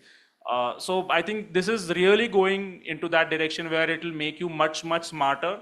Not that we have to stop becoming smarter after that, but again, the whole platform can only be as good as the questions that you ask it. Again, I think my earlier panelist was saying, ChatGPT really gives out bad emails. And again, I mean, I have a very different view of that. But again, it all depends upon what are you asking. There is a whole field which is emerging, which is called as prompt engineering. And I think all of you, including us, should do that. I'm doing a course on that on Sunday. And that basically teaches us how to basically use these platforms, what kind of right questions you can ask the platform, what kind of answers do you get, how do you tweak those answers to get better answers from the platform as well. So all of these things are emerging up, and I think we should be using it. Another just quick example, I mean, in this day and age, it is a crime to write a bad email. When we were raising invoices to our customers, and our accountant used to do follow-ups, he used to write, sir, invoice remaining, invoice pending, please pay, and full stop. So I was like, why are you writing like this? It sounds like you're shouting at the customers. Finally, I gave him the free access of this, and he's like, okay, now whatever you want to say, just put it into the application. Let the application write 4 lines, and then you copy paste and do it. Even that is better than what we can do typically. So all of these scenarios basically are helping us becoming better at what we are doing. But again, it all depends upon what questions are you asking, and that way the answers can come out better as well. So there is no limitation to what a Gen AI or a model can do. The limitations are in the questions. So for me, I think one of the things that I want to highlight specifically after the generative AI adoptions is the way of hiring specifically, right? Like for example, I take interviews with a lot of candidates, specifically on maybe for business analyst role, for strategist role, or maybe for a engineering role is the way that you previously used to do like kind of closed book question answering, right? Where we asked like 10 different questions with 10 different scenarios, and whether you're able to answer, like whether you remember those 10 concepts or not. But right now, I think the whole mindset is also changing. Like even for us also, we are evolving the way that we are kind of conducting these interviews, right? Because if you're only restricted to kind of closed book answering, right, you just remember stuff. But that doesn't, that's not the way that it will be going forward, right? I think Andrew Kapathy just told that the future language of coding is English. That means if you know how do you write specific instruction to make generative AI apps, then that you will be better at building apps pretty much faster than people who write code from ground up. So I think the way is that, as he rightly mentioned, prompt engineering is the way to go. I think we previously discussed a lot of things that AI is missing the creativity, but hang on, like creative stuff is not everything, right? There are a lot of stuff which are like pretty transactional basis, which are like kind of manual. Everyone does the same thing repeated and repeated again. So, and that is a pretty big chunk of the jobs which are right now, right? Apart from marketing, which we already know. Then the other piece of thing is from an adoption perspective is like for example, for you as a student, one thing I want to highlight is right now, whatever like whenever you're looking at maybe in 5 years, what I want to move on, how do I want to move my career is two things, right? One is learning new skill faster, like don't afraid of learning new skills. And second thing that also you want to understand is understanding the whole ecosystem around it. That means not just learn AI, but learn the whole ecosystem around it. Like what are the surrounding things which are also evolving apart from AI, how the businesses are also changing, so that tomorrow when you go to a specific organization and you know that, okay, this is the way that these organizations using AI and this is the way that I can use AI. So these are the things that I want to highlight. So yeah, I think very, very key aspects. So one is how the industry is adopting AI. We discussed, and most of us, we spoke about point solutions. And also we spoke, Kapil and Manoranjan also told you how you can adopt AI in your studies and, how, so I just like to summarize it by saying, how many of you love the stream that you're in? Oh, that's awesome. So then you're sorted, right? So that's the most important thing. So with AI, you can get all the assistants and the co-pilots and, most of the things, pretty much sorted for even writing emails. There are better writers of emails than ChatGPT apparently, but that's good to know. But apart from that, there are a lot of other things. So you can get assistance from AI to do everything. But if you love, let's say, engineering, or you love designing homes, or you love designing buildings, or you love finance, or you love HR, so you can actually it's a world where you will actually get to do what you love, and you will have a lot of assistance in doing that. And maybe the difference might be, it will be just 1 or 2 guys running an HR department for a 35,000 employee company, right? The rest will be all the AI taking care of it. And believe me, you will not be able, those 2 roles you will not get if you don't really love it, that what you're doing, right?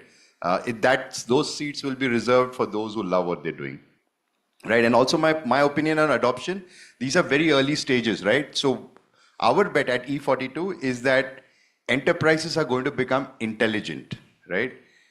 And our thesis is just like humans. Humans were around for how many years? Anybody? Homo sapiens were around for how many years? You know how old our species is?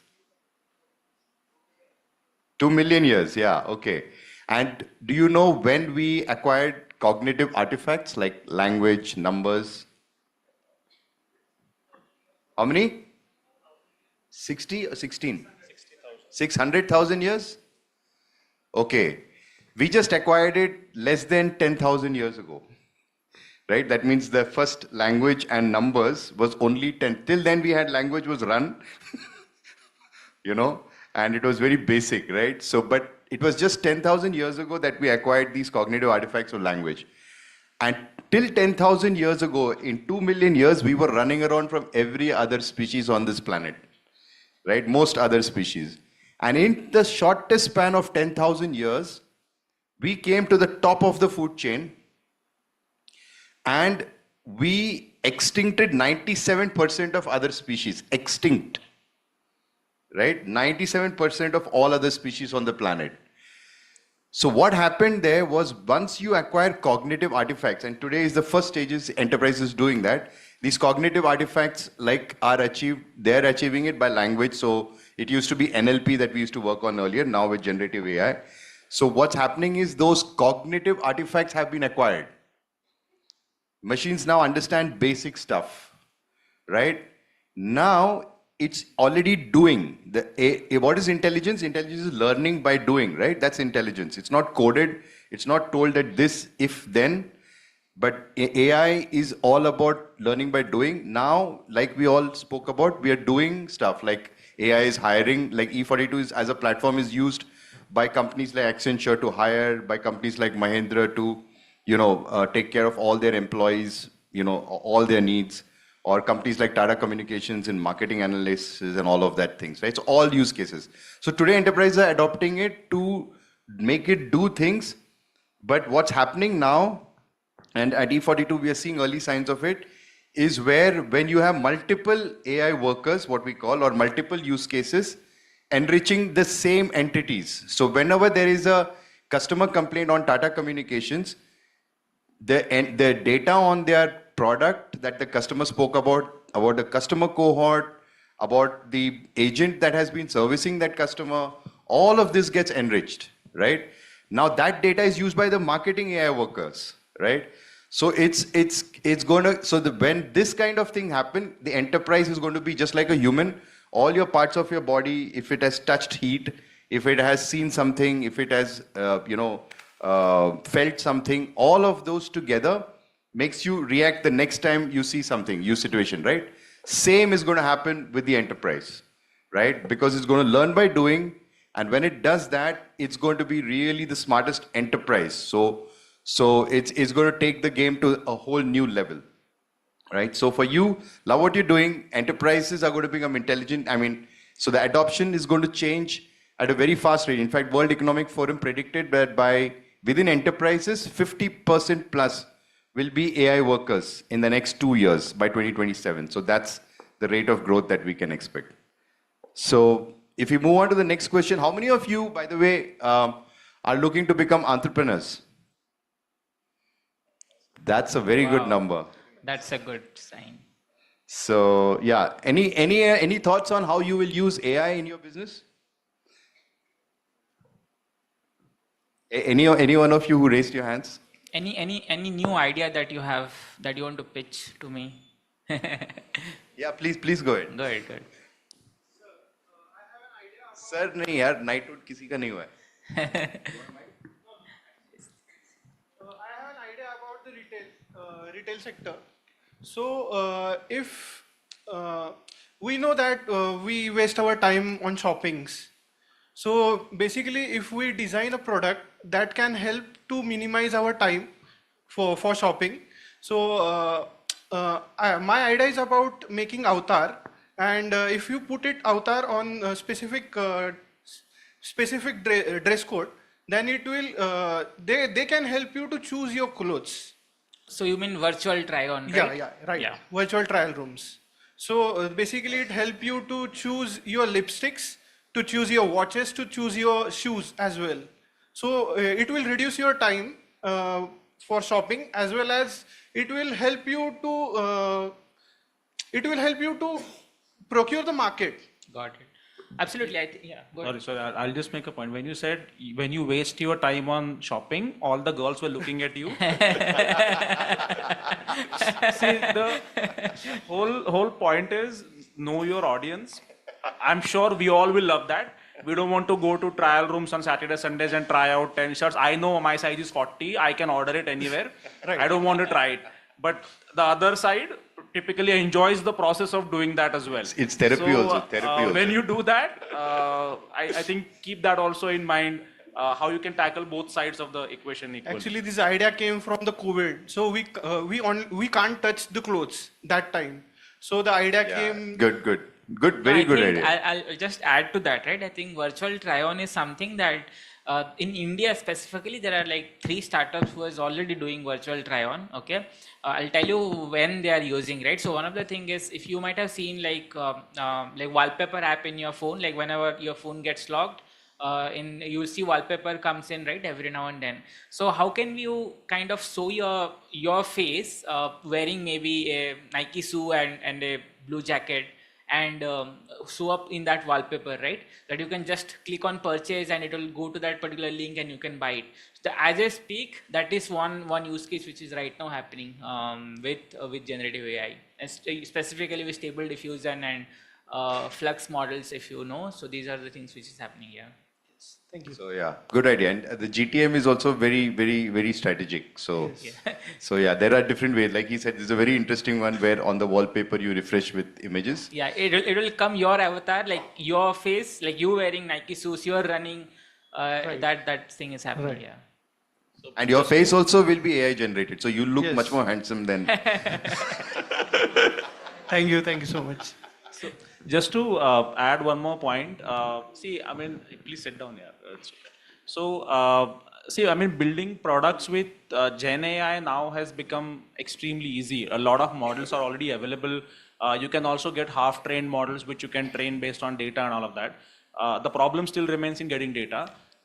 But if you remember about 10, 15 years ago, how mobile application industry was booming, right? When the smartphones were introduced. Everybody on the Nukkad corner gully was building mobile applications. What has happened today? How many of those applications actually make money at the end of the day, right? When something is very easy to be built, the most biggest peril in the whole situation is how different you are. You know, so if the whole concept is, I'm not saying your concept is, I'm just saying that evaluate your concept in a way where it is little difficult to build for others. There has to be a barrier to entry for somebody else to be doing it very easily. Anyone can do it in the end. If you can do it, anyone else can also do it. But it has to be a little more difficult than just calling an API and building it. Right? So if you want to build an application for retail, maybe another idea is find something for husbands to do it sitting outside the changing room while the process is getting over. You know, that will sell much faster probably. But all of this essentially has to have some moat, some boundary line to it, so that it's not very easy for someone to come and copy it. Yeah, fantastic. So any questions, anyone? So you, yeah, so we'll take that and then we'll wrap it up. Yeah. You want to add anything? No, I think I'm good. Yeah. So good evening, everyone.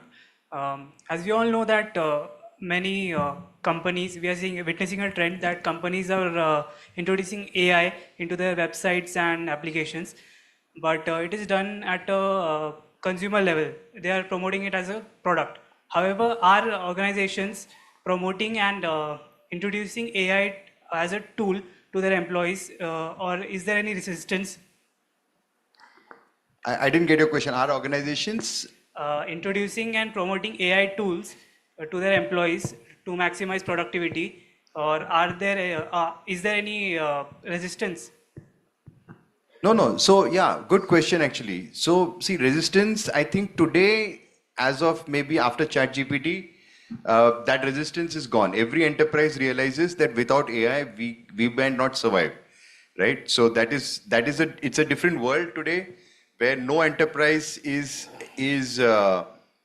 in fact, every CIO today is under pressure that what are they doing with AI, right? Especially Gen AI. After ChatGPT, that became very clear. Boss, if you're not implementing anything in generative AI in an industry, your CEO is going to really grill you, right? So so that resistance phase is gone.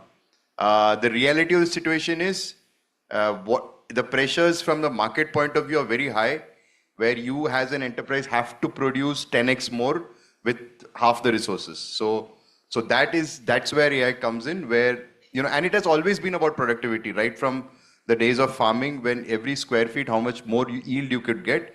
Today in enterprise, it is, you know, it's there. So like I told you, enterprises are going to become intelligent, which means that, which means that every department, every function, every activity it does, you know, the knowledge is going to reside within the core of the enterprise, and it's going to be used. So the productivity rates are going to shoot up like crazy, and only people who love their jobs, who really want to take the pain of that job, like, you know, every job that you know out there has certain glory and certain pain. So if you like the pain, if you take that pain, then that's the job you need to be doing, and you only those seats will survive. The rest, of course, it doesn't mean there'll be jobs, there'll be all different kinds of jobs, and there'll be plenty of it, because, you know, there'll be prosperity, because production will be at an all-time high. There will be money out there, and the rich don't want, everyone coming in stealing their money. So there will be money floating around. So we need not worry. But yeah, these are some things that we need to, see from an adoption point. two things. First is you're asking like to person like Microsoft sells Copilot, right? We beg like bet big on Copilot, Copilot across the stack from Outlook to from Teams to whatnot, right? So I think yeah, answering the question, it will be there. It will be integrated to each and every application that you kind of interact every day. Second thing is. AI, one of the thing that I just read from one of the paper is now AI is not part of the IT like not part of the R&D budget, right? So previously AI was part of the R&D budget. That means the budget was constrained. We're not betting big, but now AI is now part of the IT budget. That means every IT budget that every enterprise will have, AI will have some portion of it. That means we are betting big. So you'll see that trend. I think keep on going as we speak. Just one last point. Yes, Yeah, please. yeah, So exactly. see, basically, I think AI today is the computers of 20 years ago. When computers were invented, everybody was shouting that it's going to kill humanity, it's going to take away jobs, it's going to make everyone useless. And even over the period of time, what happened? The weakers became little stronger, stronger becomes even more stronger. So it's only making you better, and that is how the adoption has happened of computers as well. So AI essentially is going to probably do the same thing. Right now we are having very basic AI because the knowledge pool itself is limited right now, but it is now getting trained on much more solid data as and how you go on using it. So I think in 4, 5, 6 years time frame, you will see much better answers coming from the system as well. People, even today, I don't think they have any resistance in using AI. If it is making you look better, why will you have resistance to use it? So I think everyone will have to use it in the end. Thank you. Come, Shifali ma'am. Arpana ma'am and Dr. Mishra, KP Mishra. Please come now, Arpana.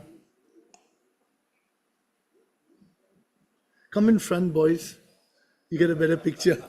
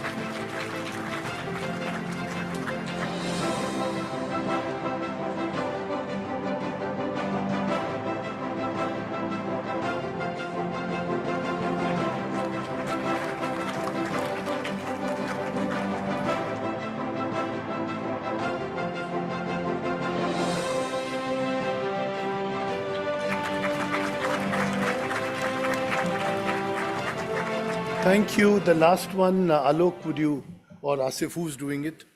Please do the last one.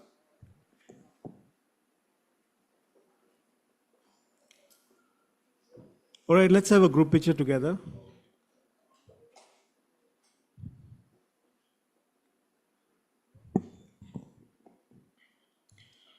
Come on, guys. Can we hear a good round of applause? Thank you so much, everyone. All right, so moving on to the last panel for the day, let me invite Mr. Abhijit Puri, Senior Director Operations and Talent Transformation from LTI Mindtree. Give him a big round of applause. He will be moderating the session. Joining him would be Baliram Mutagekar, Mentor HR Infotech Association and Vice President from BNY Mellon.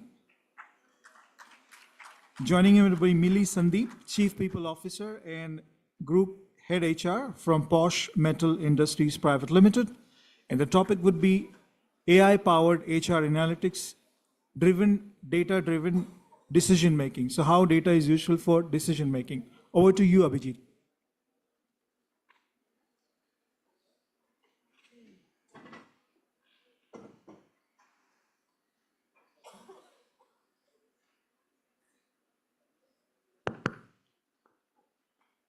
What's the time? It's 4:45. Good morning to everyone. I understand that I said good morning. Thank you. I thought it's a whole lot of things have happened since the morning, and it's better to start with a fresh thing today. We understand that it's the last session, and you have been hearing a lot about AI since morning.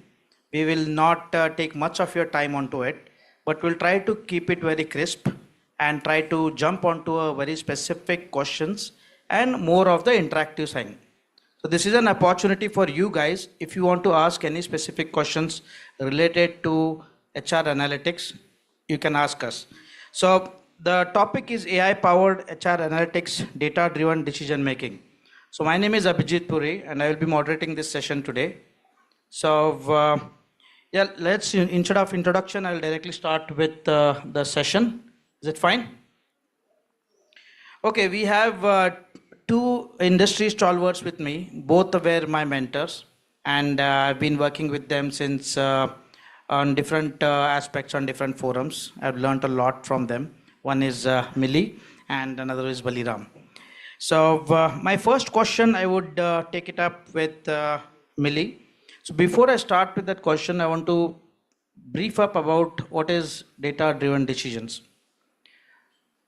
So if I give you something, right, you are driving a Maruti 800, which has no dashboard or anything, and you are driving a Mercedes Benz or a BMW with a dashboard, which one would you prefer will give you more analytics and give you the right decision making aspects? Which one would you prefer? No, not on the luxury part, but from the decision making aspects. Which one? Mercedes. Okay, great. Why? Because it has analytics on top of it? Or is it because just the name of the car is different? What is it? You guys said Mercedes, right? So what is it that help you or make you better taking decision? Is it Maruti 800 or a Mercedes? For a decision making. You guys have seen the dashboard, right, for both the cars? Okay, let me break it up again. Why I'm bringing this dashboard aspect to you guys is, dashboards are something which help you to analyze and give you the right decision making power at that moment. And that is what all our topic is about today. Data analytics, HR analytics on top of it. So Millie, my first question would be, how important is real-time data in HR analytics and what technologies or practices can help us achieve that? Good evening, everyone. Can I have a round of hellos to everyone? Yeah, because I know when it's the last session, it's always very tiring, and I do understand and appreciate your patience, not only listening but staying awake. So we want to be sure that you all are awake. My name is Millie. I have been born and brought up in Pune, have more than 2 decades of HR experience, worked in different industries, right from manufacturing to IT to ITS, and now back into manufacturing, but it's a group of companies, so I take care of both manufacturing and IT. So that's a little bit of introduction about me. To Abhijit's question on real-time HR analytics or how does it help? My first thought would be, before I go into the importance of HR analytics, it is, why are we talking of HR analytics? What is it that we are trying to drive? So as an employee, when you join an organization, there's an entire life cycle that an employee goes through. You join a company, before you join a company, you're doing a recruitment, you're then hired, you're onboarded, you're then given training, then your assessment is done. So you have a complete life cycle, what we call as an employee life cycle in HR. So when you look at it, the relevance of it is how important is that data? And depends on whether it's a small organization or a large organization, there is data. So when you have data, and if I look at, if I'll actually reverse it to talk about an analogy with a college. As students, you all have your data, which is resting with the institute. So when the institute wants to do a demographics, how would they do a demographics? Sorry? By analyzing the data. So you will first consolidate the data, and then you will you will probably give an algorithm to say, okay, how many people do I have? How many students do I have? What's the gender? What is the age? What kind of qualification do they come from? What location do they come from? What is it that they are interested in? Whether they are interested in MBA or whether they are interested in MBA finance or HR, right? So all that is data. If you just give data to you, you're not going to be able to do anything about it. So the relevance of the data will come when I'm able to analyze that data. So the first point is, it is important to have data, but more important to look at the data and say, what do I want to know with that data? How do I use that data for my day-to-day operations? How do I get information that I can help make a decision? As leaders, our job is to enable our organization and our leadership to say, okay, here is the data available, so I have information which I then move into a data and then analyze it and then give back to the organization saying that, okay, here is it, here's the analysis that I have done. And so thereby, it is very, very important that you analyze the data and then provide the information back into the organization. Similarly, whether you're looking at a college, whether you're looking at a school, you're looking at any volunteering organization, you will have loads of data. And today we are sitting with loads of data. When you look at even your phone, there's a lot of emails and WhatsApp messages that are there, right? And sometimes when you want to search something, what do? You actually press a search button to find that information. So when you want to consolidate, you actually want to see, okay, let me look at my memory lane of all the pictures that I have. It's nothing but the data that is getting captured and being given back to you to say, okay, here's the analysis that's done. So HR analytics, and when I'm talking of HR analytics, it's the team that looks at all of this data that is captured for an employee, whether it is for recruitment, whether it is for onboarding, whether I want to do a performance management. Performance management is nothing but like in your college life, it is your assessment that you get, whether you're pass or fail, you give an exam and you're evaluated. So it's the same thing in an organization. So we have a cycle where we evaluate our employees and then give an assessment to them. So thereby, I think in our day-to-day lives, HR analytics does play a very crucial role. Thank you, Millie.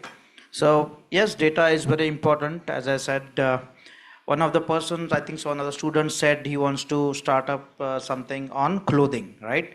Where he wants to build an app right now for avatar thing. Now imagine if that is very good thing already the team mentioned that there are some applications on top of it. Now the data comes over here is, imagine in your wardrobe, how many clothes are there? You can enhance to that as a product. It's just an idea. In your wardrobe, how many clothes are there? Which color? With how many jeans, which t-shirts, which dresses, which saris or any of the things. If you have that as a data, right? Then when you're going out for a shopping, it can help you that yes, I have these many things, I have to buy something else, which is important, depending on your function, depending on things that you want to take ahead with. So probably this will help you as a data, which can give you insights for decision making. Okay, so next question, Bali, how can organizations tailor AI analytic solutions to meet their specific needs, and what should they consider for scalability? Okay, first of all, thank you for this opportunity, and I feel really great for all of you because of this program arranged by Dr. Bhatia, Tarita Madam, and then Madhuri Madam and Asif, because you're fortunate that whole day going into this knowledge and whatever knowledge which you have today, this will help throughout your career because it's a beginning for you and it's a beginning even for the AI era. Okay, you're really passing at the right time, and this is time will be helpful for you to build your career for next 30-35 years. Okay, so and you are fortunate to in this junction of your life anyways. So organizations are definitely going through a lot of transformation, and you come across a lot of tools and some of the practices which is shared by earlier panelists as well. How analytics and AI is leveraged in the employee life cycle, starting from recruitment to retention or even the complete employee cycle to check the mood of the employee and whether they are frustrated and all those aspects. So technology and here AI is a absolutely partner with the HR person. Okay, it is not like today if there are some monotonous job in the either in HR stream or any other business as well, those will anyways will get redundant. Okay, machine will definitely take them. And if there are some specific roles where lot of thought process thinking is required, okay, and if there are some innovative thought process are important, then human being is definitely will play a role. Okay, so specifically talking about recruitment today, all of us we are part of the social media. How enough you are on LinkedIn and Instagram, okay, all platform you are using, right? And at times we are so casual that you are putting some comments.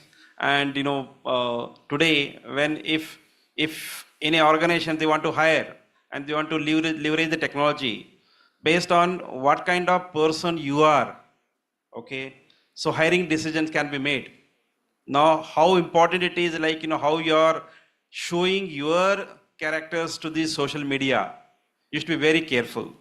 All right, so that your right image portrayed there. It should not be so casual that if some remark goes and that creates the problem for your hiring, okay, or retaining.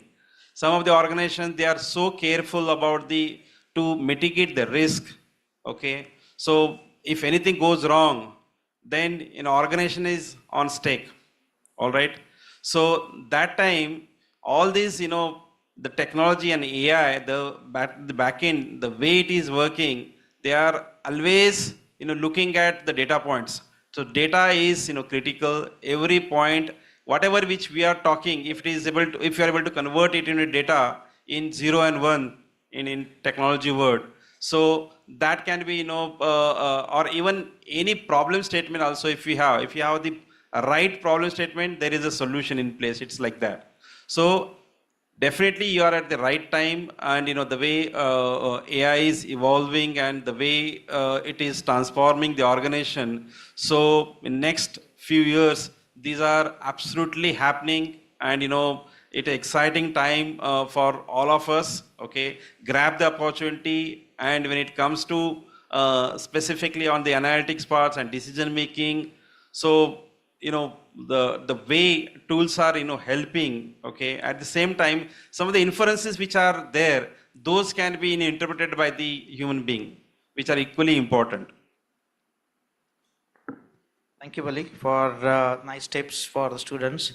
So yes, as Bali rightly said, that you are at the right time currently you are the pioneer batch, what I can say, for the AI analytics that's shaping up the world in the future. So over here, the data aspect is also, the data governance is very important.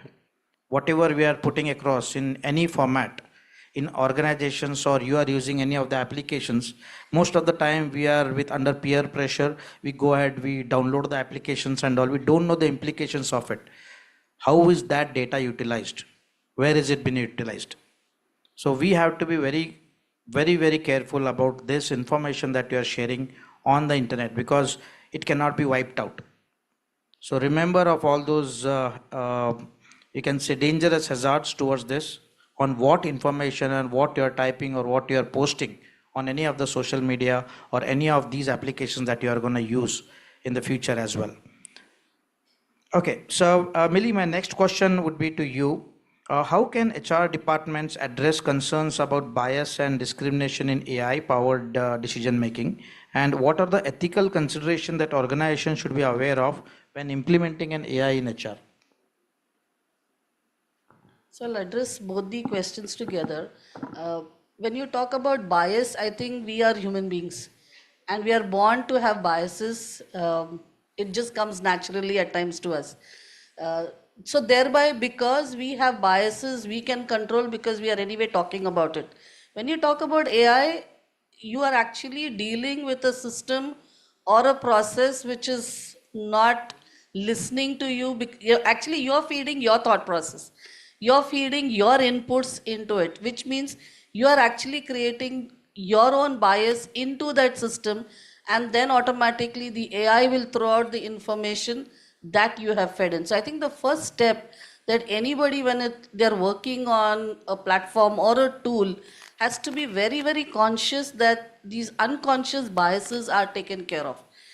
Because AI will generate what you've given it. AI will generate that information back to you by analyzing the data in the form that you have fed it. So caution has to be made. I think audits on a regular basis have to be made by the HR team to ensure that the data or that information or even the series of instructions that are being given, are they validated again? Because I think we need to ensure that there are checks and balances so that these biases are not creeped in. Similarly, when you look at, and biases could be especially at the time of hiring. The bias could be at the time of promotions. The bias could be at the time of taking care of looking at certain employees. If someone is not performing, the bias should not be that I don't like you, so thereby I'm going to penalize you.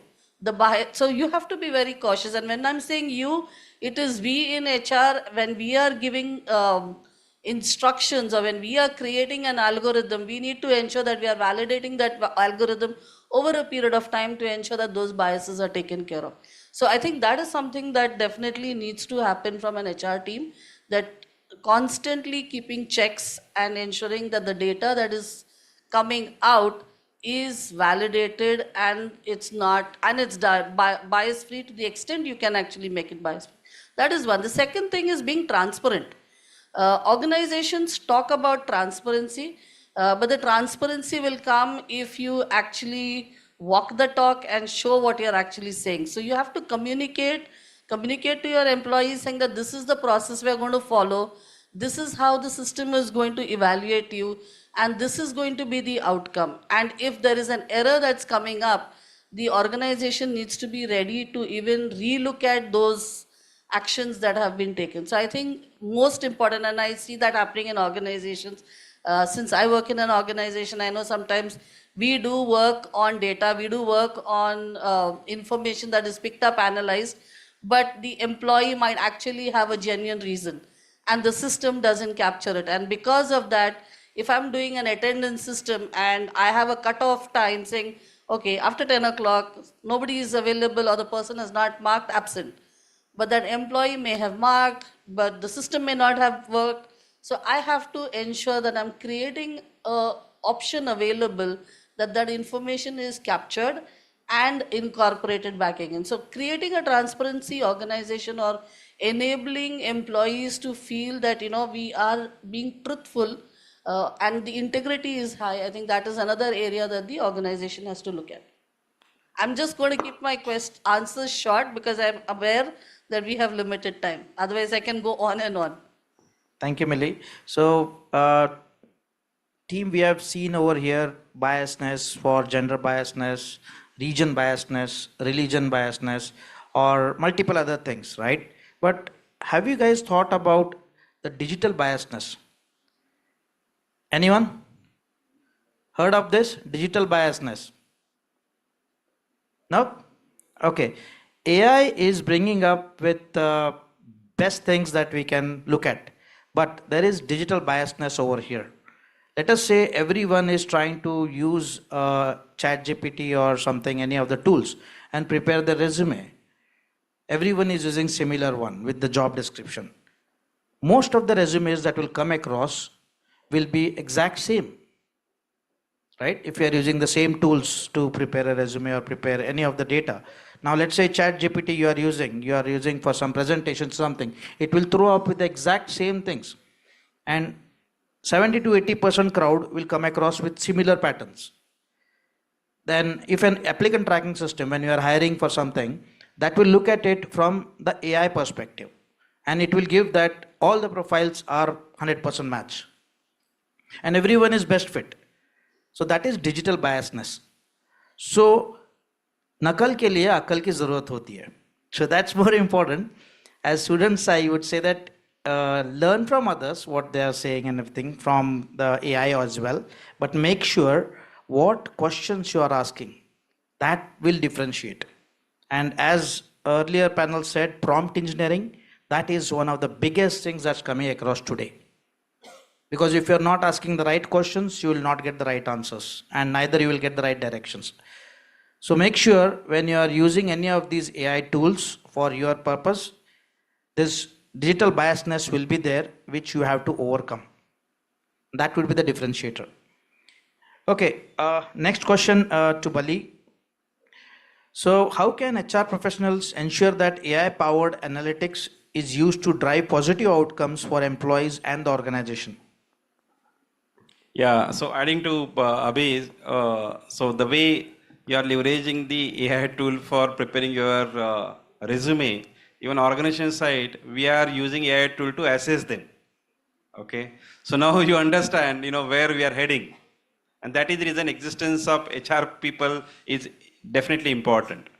Okay, so coming back to the Abhi's question, so how positive outcomes for the employees and the organizations comes through AI. So today we are at the beginning of this era, and a lot of concerns still globally exist in this AI-driven, culture.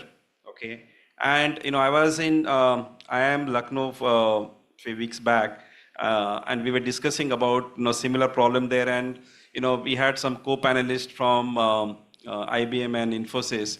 So I was representing my HR association, HR Infotech, because we keep organizing various workshops, seminars on with various frequency, and there we get opportunity to me, Abhi, we are part of it, and we get opportunity to interact and come to know what's happening in specifically in IT industry because we are associated with it.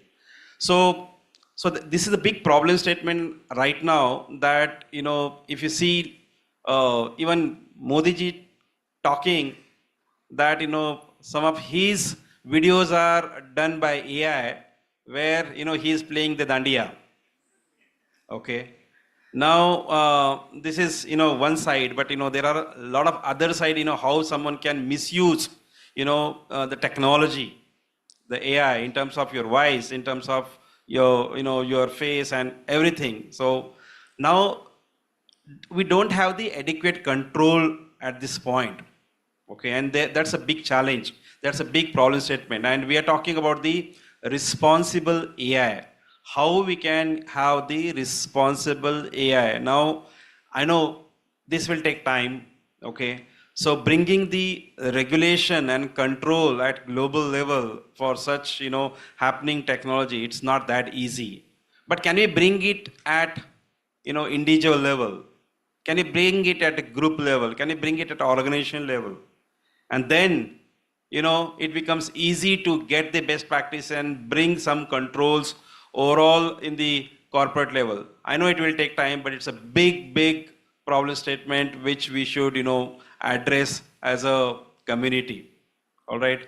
So now, because of this AI, employees are definitely happy. Like, earlier, if they want to have some specific information, they have to raise a request in the system. They have to wait for the SLA and all that. But now they can simply go and just put the keywords and the generative AI, the way we have the chat GPT. A lot of organizations now they have their own chat GPT within organization. Okay, some organizations they are very cautious. They don't want to really use the generative AI tool, outside tool, because whatever the information which is going out, that will create some nuisance for them. Okay, they're restricting this chat GPT within their own organization. But if any information required, easily is available through the tool now.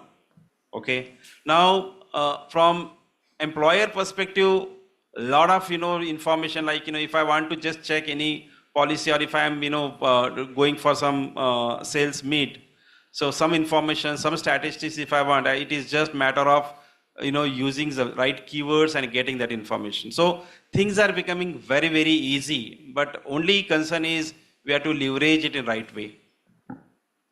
Thank you, Bali. So what the crux of Bali was trying to tell is definitely there is generative AI and things are making it easier and all. But what I feel is in that AI is artificial intelligence. and what we are trying to become is all artificial. I request everyone to use our intelligence. That's more important, right? Because AI can make you so much used to it that you might forget your own intelligence in a way. So for that, it's very, very basics that you have to be aware of what you want to know and how you want to use that tools for your own benefit. So I would conclude. I'll quickly add there. So right now, I think AI is used for creative content in terms of text, right? Now, in ideal scenario, who should be more creative, human being or machine?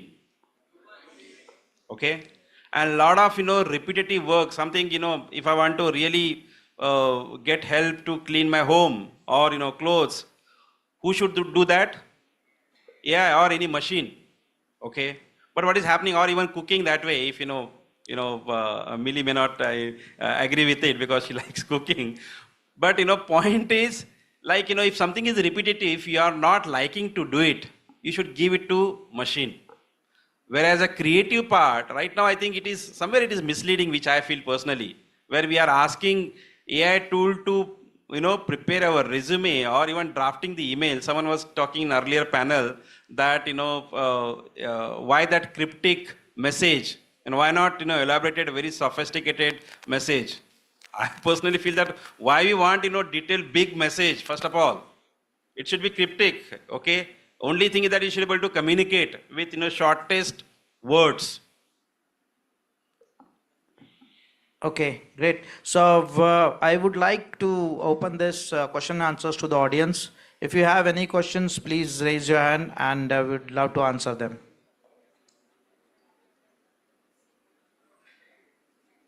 Anyone from this side?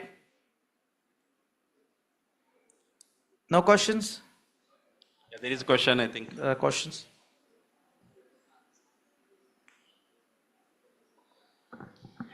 Hello, sir.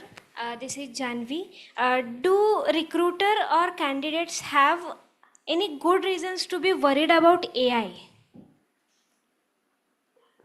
I can take that if you want. Yes. So I think that is a concern that is growing in the industry. Recruiters feel that my job is going. Some part of their job would definitely not be required to be done by them. I think that can be done by AI. For example, screening a resume, you really don't need a recruiter to do it. Analyzing the resume in terms of, even the first round of interview can be done. But I think the recruiter has to start looking at a little more broader. If I look at my own expectations from my recruiters will be, start thinking from a business angle, start thinking from a hiring manager's perspective. What is it that the candidate has to have? And how can you actually help the organization in identifying that resource? So when I'm even when I'm actually putting my job description, can I have a very detailed yet crisp job description telling what kind of a candidate I want so that I'm not wasting the candidate's time and I'm not wasting my time as well, right? So to your question, that is a concern that many recruiters are right now fearing. I don't think it's going to be redundant, but they need to upskill themselves. The message I would give to all of you is that AI is definitely going to stay. The question is, by the time you pass out, there'll be a lot of new things that will change. It is very important that you are alert. It is important that you are adaptive. It is important that you are flexible. And it is important that you keep upscaling yourself to what the need at that point in time is.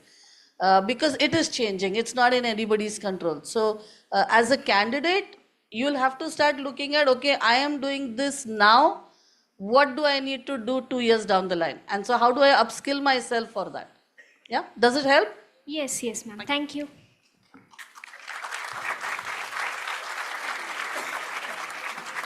Good. Last one thing what I would urge to all the students here is, see, there will be tools, there will be softwares, there will be applications that will come across, right? There will be machines which will do our jobs. But imagine what is the next level of leadership team that's going to happen? Are you that leader? In today's time, you want everything in a blink of a, that any result that you're expecting.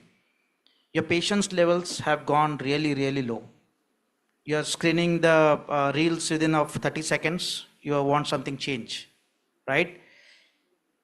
Currently, when the pandemic hit, and after that, when we are calling all the employees back to office and all, people are having resistance to come back to office. They want to work from home.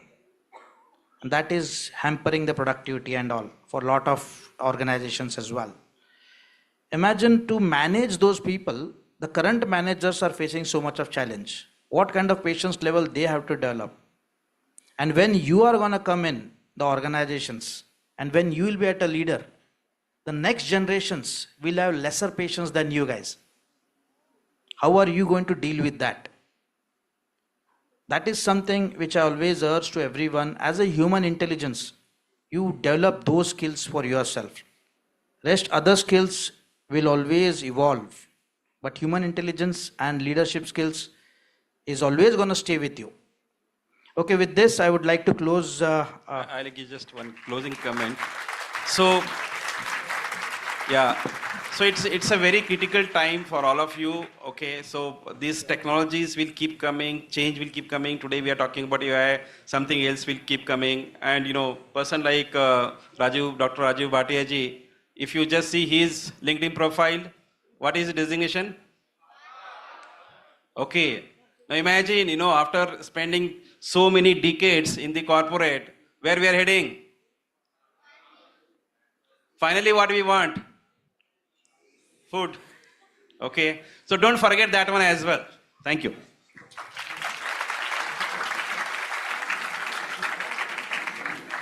May I request Shikha and Pallavi to be on stage, please?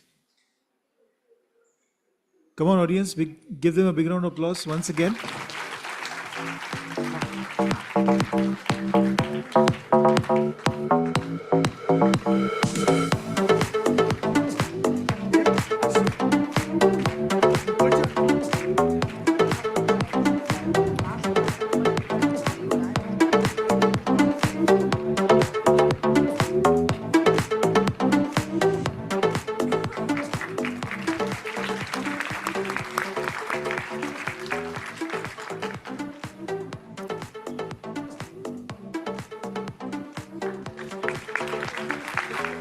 वो side से जाओ ना.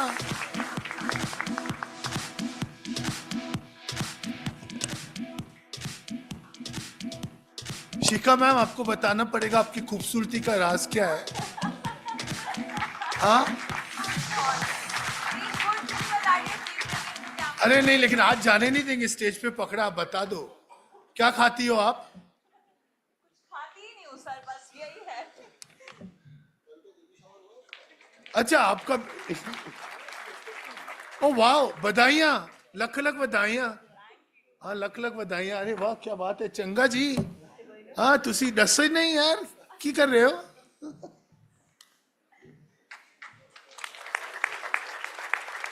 Papa, next time, no, please give admission to a lot of Punjabis in this college. I have to improve my Punjabi. Right, let's align for a group picture together. Acha, wow, nice, yeah. I would have bought a gift for you, yeah. I'll bring it, promise.